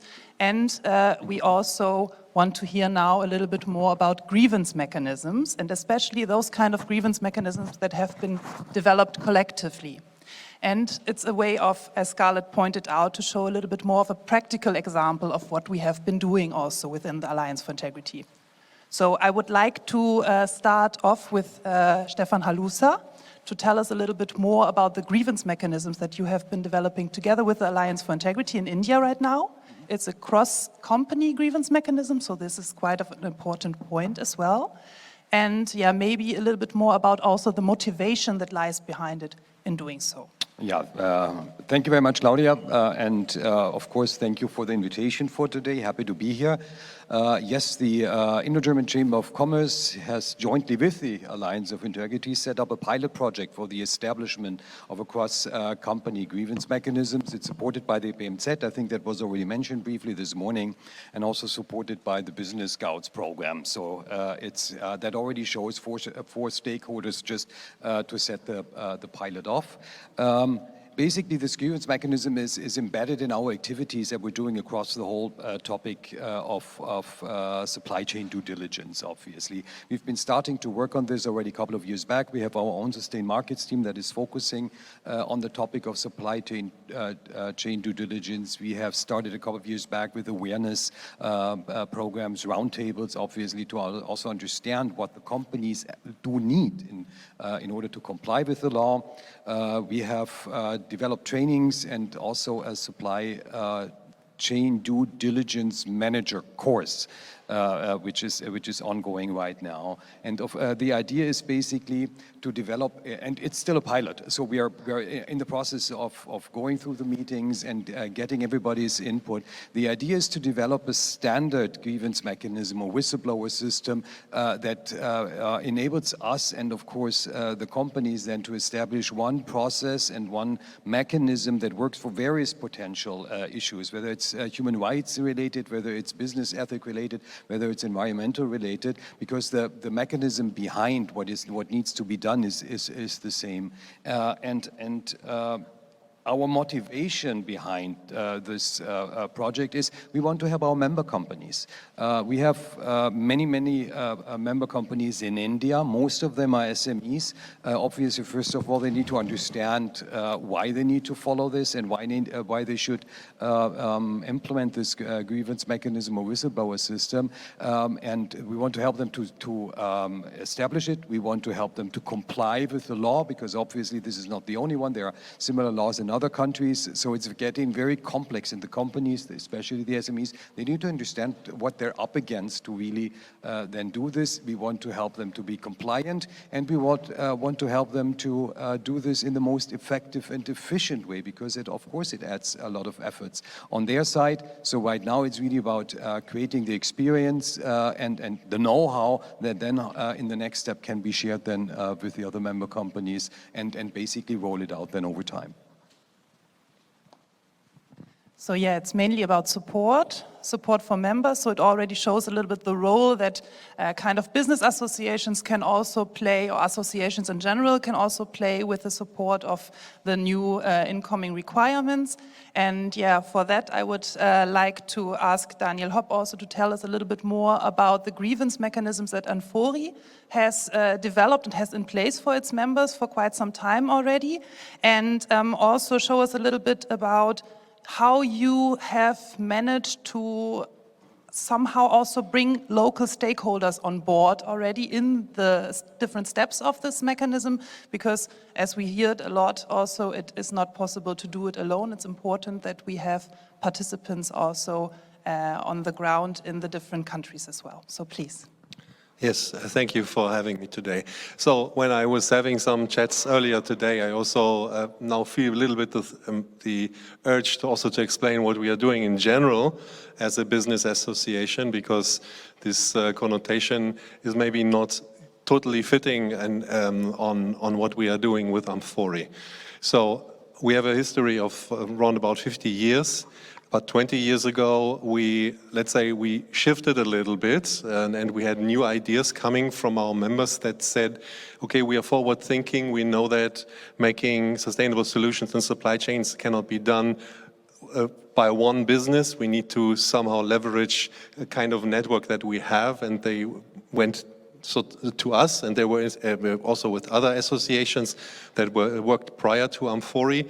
And so this developed certain initiatives that we are, for some, are quite famous for, especially in trade. So the Business Social Compliance Initiative, BSCI, is the one which is the most famous one for creating a continuous improvement in supply chain to make sustainable change for everything that's related to social issues and social challenges in supply chains.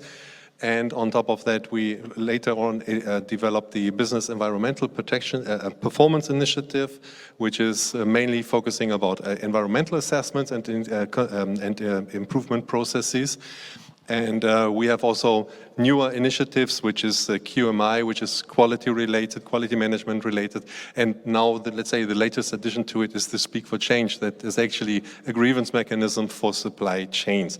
So, I heard a lot about collaboration and multi-stakeholder engagement. So we are an association that is mainly shifted the focus from the, let's say, standard with trade-related issues, more sustainability-related issues. And for example, in our governments, we also have a stakeholder advisory council so that we get this kind of perspective into our strategy. So, as said, 20 years ago, we started with the BSCI system, and with all the discussions that have been in the market, we came to the terms, and our members asked us that we need to have a supply chain grievance mechanism that is effective. So let's say our cradle is Germany, and a lot of discussion is coming from German. A lot of members are, the majority are German members, and a lot of discounters, supermarkets, and all kind of traders are making these commitments in the supply chain. And so when it came to the request for a supply chain grievance mechanism, we put everything together in a concept which is called access to remedy. So we already had a grievance mechanisms for staff and stakeholders, and we have also in our code of conduct an operational code of, grievance mechanism which should be available in the factory. So this is what a factory effectively has to do in order to comply with our code of conduct. So taking these two together, we created a access to remedy hub, and this concept is set out on the on the concept that no one can work in isolation, that no one will change anything, and also our members come to us and say, okay, we need to have something, grievance mechanism, but we don't want to hang a poster with the telephone number of our company because it makes no sense, because there are so many others also in the factory. Where would that lead? So in 2019, we started the Speak for Change project group. So we gathered members and experts together, but we also involved in this project with the Office of the High Commissioner of Human Rights and UNDP. And the Speak for Change grievance mechanism is designed to bring local stakeholders, our members, business partners, and the complainants together so that the case can be handled with all the stakeholders involved. So we explore the collaboration as much as possible. So in the meantime, we created a platform, the CARRY platform. CARRY stands for Collaborative Access to Remedy. And we collaborate with a lot of associations that are on a similar mission as we are, the Fair Wear Foundation, ETI, FLA, the Bangladesh Accord, the Partnership for Sustainable Textile, and the Dutch Covenant. And for the willing organizations, we have a collaboration protocol, and this is namely the Fair Wear Foundation and the Partnership for Sustainable Textile. We collaborate to get cases handled jointly. Right now, Speak for Change is available in Vietnam and Turkey. We just concluded the implementation in Turkey, and Bangladesh and India are just about to come. Our target is to have the top 10 countries where our members are active covered with this grievance mechanism. So how does it work? I think that now it's the interesting part. Sorry for the let's say the prolonged history, but I think it's important because here some parts, especially when we consider with the sustainability platform that we have created, we bring together members. So we create leads responsibilities in our platform. So not everyone, for example, has to audit a factory, and this is effectively what we're also doing in the Speak for Change system. So we have several incoming channels: phone, chat, ad, and web survey. And anyone can raise a claim there: workers, communities, members, NGOs, trade unions. So anyone who feels the need to raise a claim, any affected party can contact us via this channel. On behalf of our members, we review the claim and the grievance, and we determine whether it's in scope of the supply chain grievance mechanism and whether the information is enough. We see cases where we have no, let's say, no contact information or something like this. Of course, this is impossible to remediate in any way. So once we have determined that it is a workable and it's substantiated grievance, then we tag all members, we bring them together on a table, we allocate a remediation handler, and we stipulate out of the group of members that are linked to this factory, and this is the same thought as we do with our other systems, we link them all together to one business partner, which means they are more powerful and they there's a lot of stress taken off the shoulder of a singular enterprise because they can work today. So we stipulate a lead member here, which is in charge of getting in contact with the remediation handler and also the business partner. Then we clarify how we can remediate this claim, how can we mitigate the situation. Then all the members are informed, of course, and then they are going for some sort of remediation. Finally, on our website, we issue a high-level summary report so that this is GDPR compliant, so nobody is really named and called out. Our members, and this is also our approach to everything, our members do this voluntarily to a certain extent. So if they have their own strategy and they want to implement their goals via our tools, then they have to decide how they do it. If they want to publish it themselves, be more transparent, it's up to them to decide that. About the existing structure, and then you come to, I wrap up. So we have an extensive consultation phase once we go into a new market, and we partner with local organizations in order to stipulate whether and find out, assess whether there's anything in the market that we need to take care of, because we are all about collaboration within Speak for Change. Just mentioning one example, we talked about this earlier. In India, we have made the first assessments, and we found out the mentioned incoming channels might be a challenge for us in India due to the literacy rate and the penetration of mobile phones. Because if we have a mobile app and nobody can access it, this we really need to fix during the implementation phase. So we do utmost to bring everyone together, and we hope that we can reduce costs for businesses so that it's most efficient, as efficient as ever possible. Thank you. Yeah, it's a lot. You can see it's very complex also. Like you have a very holistic approach as well, and we have heard about it here too. It's not enough to just hang up a sign with a telephone number and then you expect everybody to actually call. And there's some kind of due diligence also from the companies to make sure that people have access to these kind of mechanisms. And Andreas Pötzek, he has been working with these kind of mechanisms internally for quite some time already, setting them up as well. And with the new upcoming requirements of the German Supply Chain Act, also with the new requirements with regards to the most likely upcoming EU directive, a lot has changed for the companies also as well. So it would be very interesting to hear from you. What are some of the new challenges that you have been seeing around, and also some of the more innovative solutions to them as well? Yeah, absolutely. Thank you so much. First of all, sorry for sitting here in jeans, but I had a minor accident with the coffee this morning, so I had to respond to an incident that was happening. And responding to incidents is actually the topic we are talking about today. Because with grievance mechanisms, with whistleblowing, with Speak Up, you also have an incident that you have to respond. So this was my current situation this morning. Coming back to the core topic, as you're saying, my history is now advising corporates around over 15 years in establishing compliance programs. And when I look back in my history in advising clients in overall compliance programs, whistleblowing was always a part. But it was an interesting change over the years, especially at the point where we are today. So when I started advising those companies, it was in the time where we were talking about financial crime or anti-bribery, anti-corruption, where the companies were saying, just hire a lawyer and he has a phone, and when someone would speak up, call the lawyer, he's outside. This was actually the tick-in-the-box compliance, which was traditionally defined 15 years ago. Was it effective?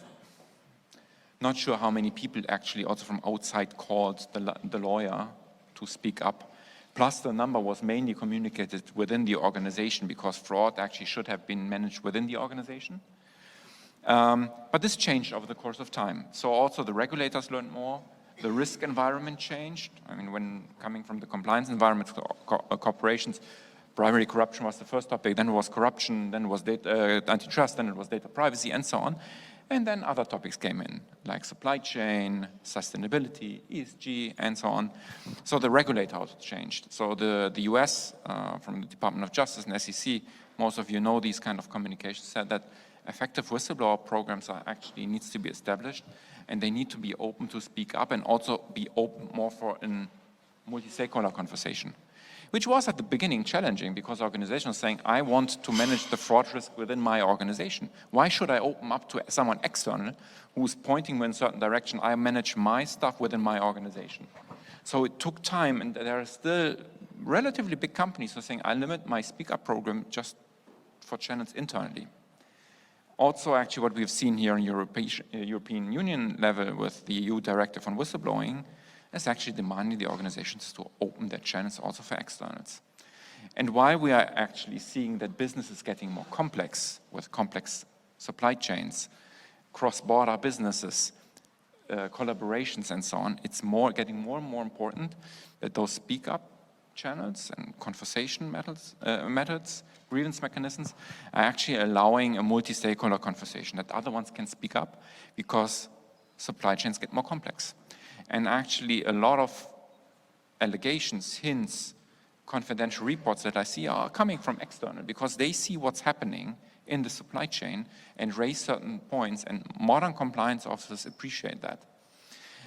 You referred to the regulation, and the regulation is actually underpinning why it is so important to have grievance mechanisms and effective speak-up programs. And I actually tend to not using whistleblowing. Whistleblowing has this kind of negative touch. It's speak up, having fruitful conversations with actually people who are concerned, whether they're internal or external. We all know we have the German supply chain law, which was more actually the blueprint for the European Union, saying, okay, manage your supply chain from distributor or customers and supplier side. So you have to ensure that certain things are not happening, especially labor law, human rights, working environments, and other potential activities in a certain extent in sustainability.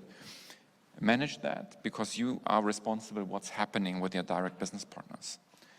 So this was definitely based on regulation, a forced activity that organizations are opening the channels to also have more multi-stakeholder conversations because they do not know actually what's happening there, and they also are actually relying on information coming from other ones. With the European regulation, it's getting even more complex. The Corporate Social Due Diligence Directive, CS3D, which is still under draft but coming, and I'm pretty sure you covered this already today here and there, will actually raise the bar in being more responsibility for actually the value chain. So from sourcing to recycling, and this makes it even complex. Can you manage this as one organization? No, you can't. You have to have a certain multi-stakeholder conversation and an open speak up in the value chain, who's doing what and where do risks actually emerge, which can be an issue for a lot of organizations. So I would say if someone is messing up at the beginning, all the other ones will have an issue. So you need these kind of grievance mechanisms, especially for international complex organizations. There are certain challenges, definitely, how to establish effective speak-up programs. I'm coming to this a little bit later while we're talking about establishment organizations and having those kind of multi-stakeholder conversations.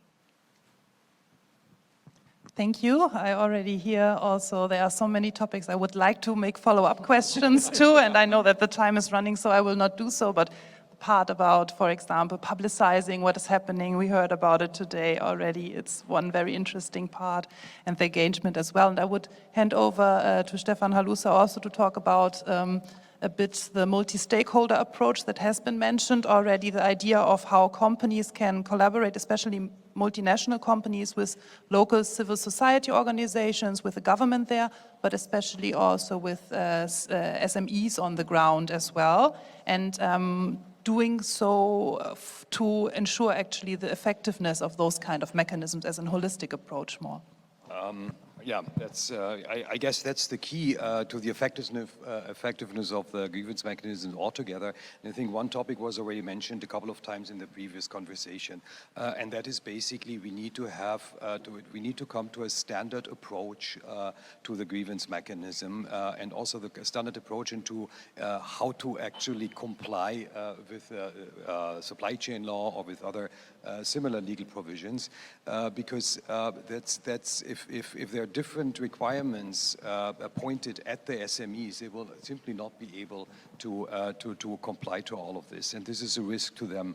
And this is, I think, where also then the multinationals have probably, or the larger corporations have a larger responsibility, because I mean they don't have simple supply chains; they have supplier networks. They have easily thousands and probably 10,000s of suppliers if you go to tier 1, 2, 3 suppliers, and so they have quite a leverage to get into the supply chains or the different tiers of suppliers, and most of them will be SMEs.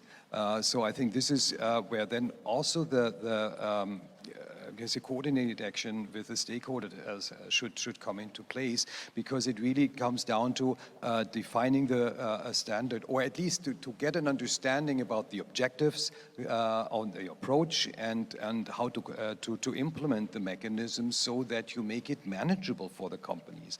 And the multinationals, I mean, they usually have the resources, they have the tools. And many of them already have, of course, a certain transparency of their supply chain, not necessarily as much as they should have or would like to have. We saw that during the COVID pandemic, when supply chains got interrupted, that obviously also there were some black spots, I would say, on their supply chains. But normally they have the tools. And I think this is where it comes into play, where they say, how can they make these tools and the expertise available for the SMEs to get them integrated into their supply chains, and make sure that they share this transparency and make it easier for the SMEs to follow up. And then basically this experience needs also to be fed back to governments, civil society certainly as well, but also governments in defining the rules. We heard it from Mr. Safarik this morning or this afternoon that let's say the Lieferkettengesetz is still work in progress. Or it's a moving target, however you want to call it. So how to comply with it is going to be developed over the next 2 or 3 years, and this is so. It is good to give this feedback then back to those who will govern and monitor the supply chain compliance, to make sure that it actually works, and that also the smaller companies can follow. Because I see a certain risk, and that was already mentioned before, that small companies get overburdened.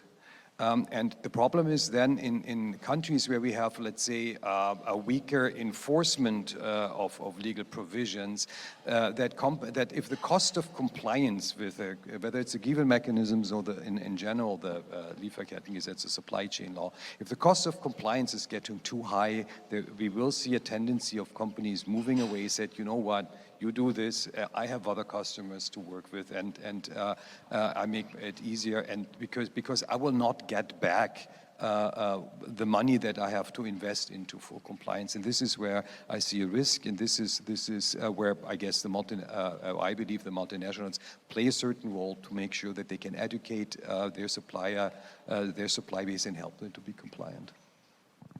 Yeah, here we again have a topic I would like to follow up on. Actually, it's the deeper supply chain, so this is also quite of an important discussion that we should have at a certain point as well. As the time is running very low, I would like to ask you, in kind of keeping it kind of an elevator pitch in this case, how do you get companies to participate in this kind of collective action? How do you sell this to them in a very short way? Why should they participate? So everyone who is Amphori member actually participates, because it is not a certain opt-out system, so it's there. As said, our members are linked. However, here I think the big advantage with our system and with everything that is set out to be comparable is bringing together businesses. So we would, right now, if there's a claim is coming, people are fearing about their reputation, they're fearing about how to handle a case, because it can be a massive work, and this comes without warning, so nobody knows whether it's coming.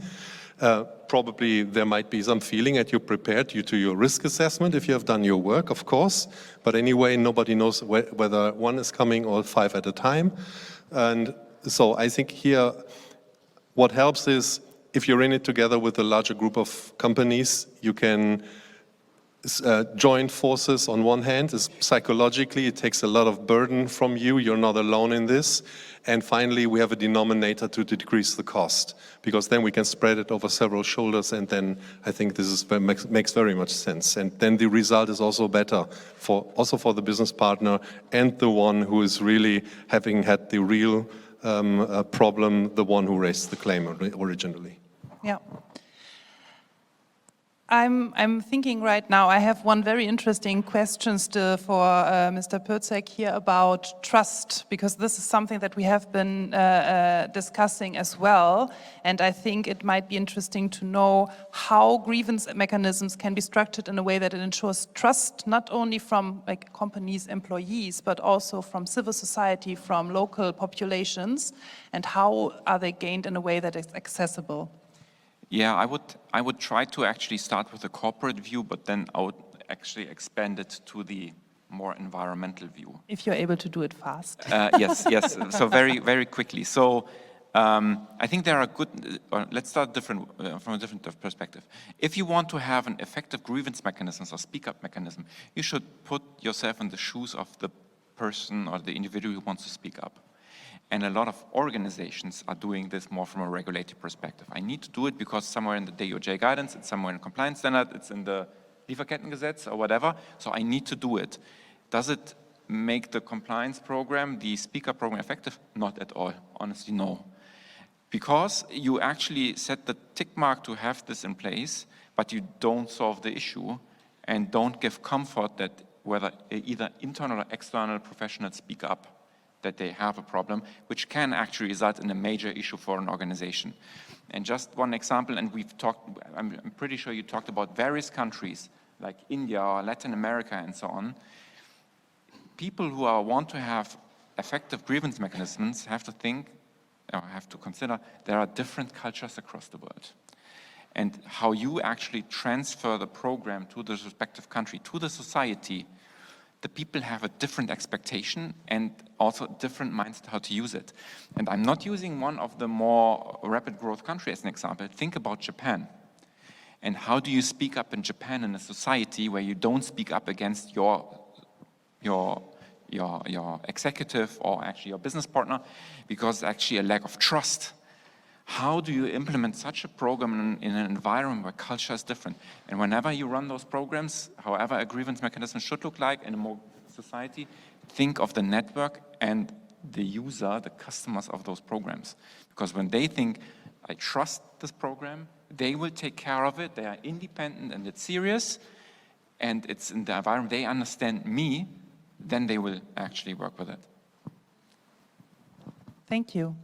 Yeah, I think cross-company grievance mechanisms are one way to actually ensure this kind of independence as well. We have heard from it in Amphori's case, also with the Indian-German Chamber of Commerce as well. So yeah, that would be it from this panel. I don't know if Ms. Jones is still here, or if I cannot see you. You have been so quiet.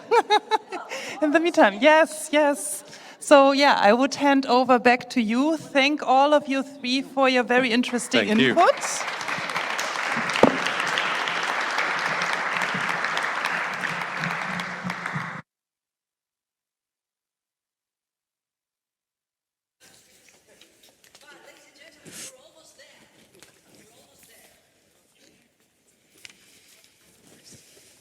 My goodness, really? Maybe I should become a sound engineer. I seem to like this. Thank you for pointing that out. So we're almost there. Hang on to your screens, because if you can do the math, you remember the Trainer of the Year award. And we have 13 Trainers of the Year award recipients. So far we heard of how many? 9. That means we have 4 more that we would like to share their messages with you. That means we have 1 more video for you, and I would say let's roll that video now.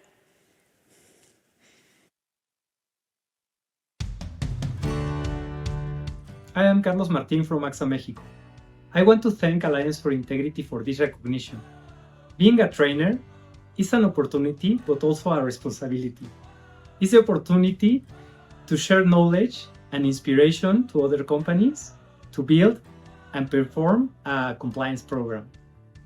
I am also thankful for the big networking that we can build with other colleagues around the world and with people interested in having a compliance culture. Therefore, thank you, AXA. Thank you, Alliance for Integrity.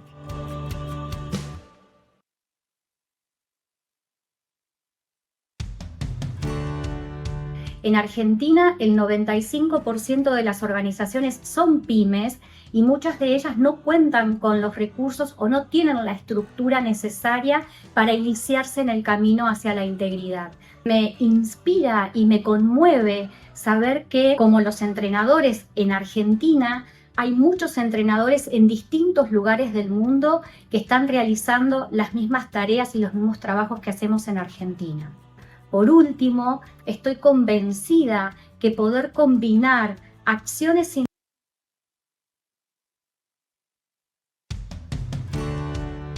En Argentina, el 95% de las organizaciones son pymes y muchas de ellas no cuentan con los recursos o no tienen la estructura necesaria para iniciarse en el camino hacia la integridad.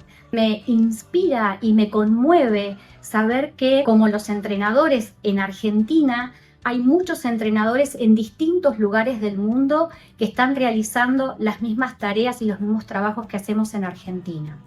Por último, estoy convencida que poder combinar acciones internas, acciones externas y formar parte de una acción colectiva global son los 3 pilares que son necesarios para combatir la corrupción.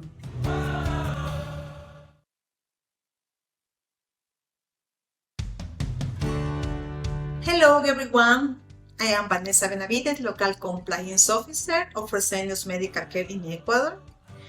It's an honor for me to receive this award.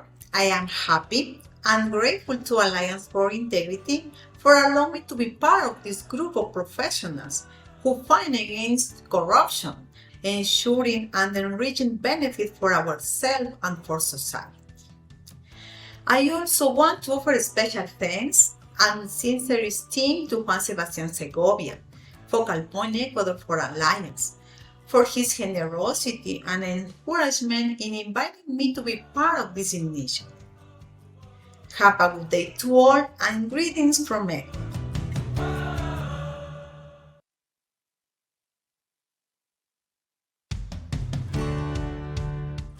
Hello, I am Shirley Cárdenas, partner and compliance officer of GCA Legal Law Firm from Lima, Peru. First, I would like to thank Alliance for Integrity for the 2023 trainer nomination in Peru. My main motivation to work as an Alliance for Integrity trainer has been a need to reach entities, companies, and people to share my knowledge and experience in compliance and prevention. I am convinced that education, dissemination, and prevention are great tools to end corruption, sharing individual and collective ideas and action that make a difference, as well as success stories with the purpose of making this world a fairer and more equitable place. Thank you very much.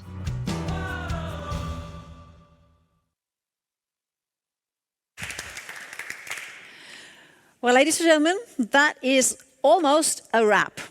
And don't panic when I say almost. I don't say that there's another panel coming, even though we still have a lot to discuss, no doubt. But there is a question, of course. I mean, this was a big conference. What's next?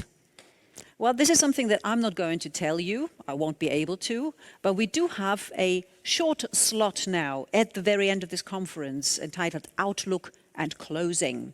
For the Outlook, the gentleman responsible will be Norbert Kalive, a global compliance lead anti-money laundering at Merck Group, member of the Alliance for Integrity's steering committee.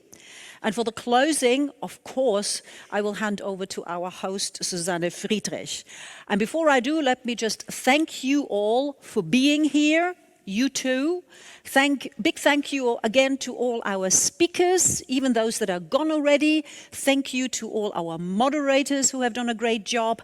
And maybe you can get a little bit of energy back before the very end in order to thank our technical crew. They didn't have an easy job today, but they've done really well in order to keep this whole thing running. Thank you so much. And last but not least, thanks for having me. I learned a lot. And with that, Norbert Kalive, it's over to you.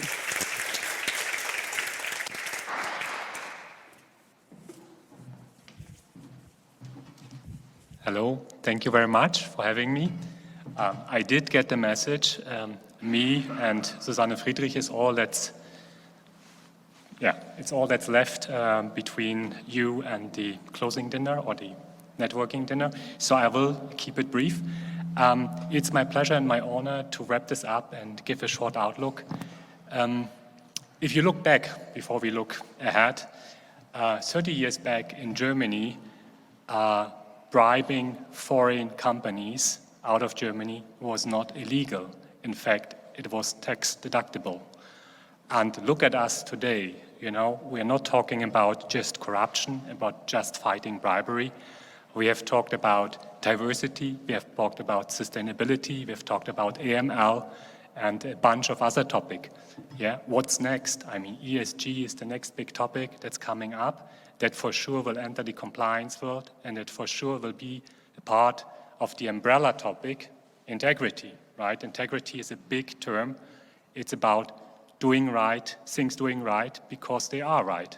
Yeah, and this is a colorful term. So that's the first takeaway I have here and the first outlook I can give. The second one would be that the learning is, it's a holistic approach. We have heard that before. I don't tell you anything new. It's a holistic approach. And that's why the multi-stakeholder approach that the Alliance for Integrity is pursuing is so important and so effective. Yeah, we have governments, we have politicians, we have supranational associations and organizations, NGOs, the FATF. We have the companies, of course, we have the compliance departments.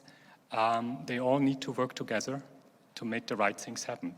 And at the end of the day, that's my third learning and the outlook, it comes down to people. It comes down to individual people, to the people here in the room, but I'm a company representative, to the employees in my company.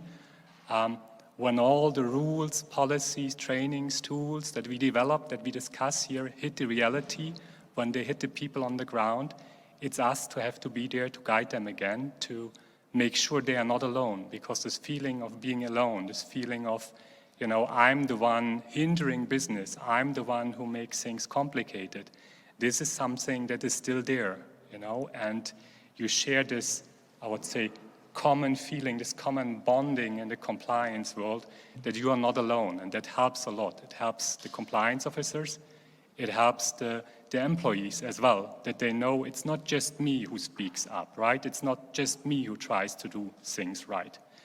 And on a closing personal note, I would like to share that I'm a lawyer by training, and I've started my career in the legal field. I practice as a lawyer.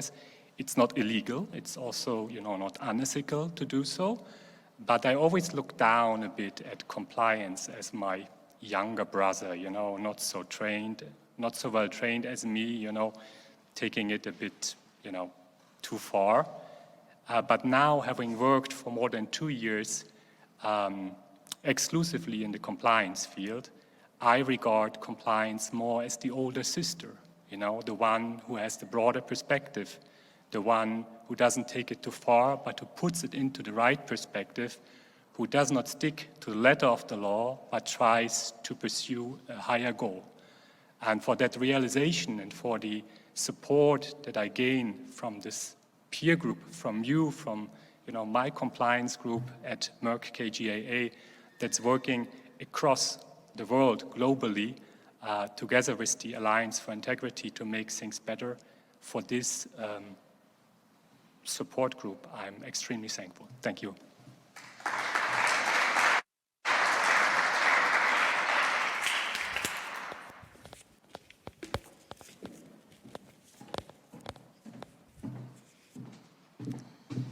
Well, an intensive day coming to an end. I don't know, no energy left. I have charged my batteries today, so I'm full of energy. Yesterday, I think I read an article in the newspaper, and it said that with the multiple crises, with the climate change, the war in Ukraine, people are getting more and more depressed. And this is a challenge for the psychologists because they have to deal with these people and offer a therapy to them. And that's not like offering a therapy to somebody who is afraid of taking a plane, for example.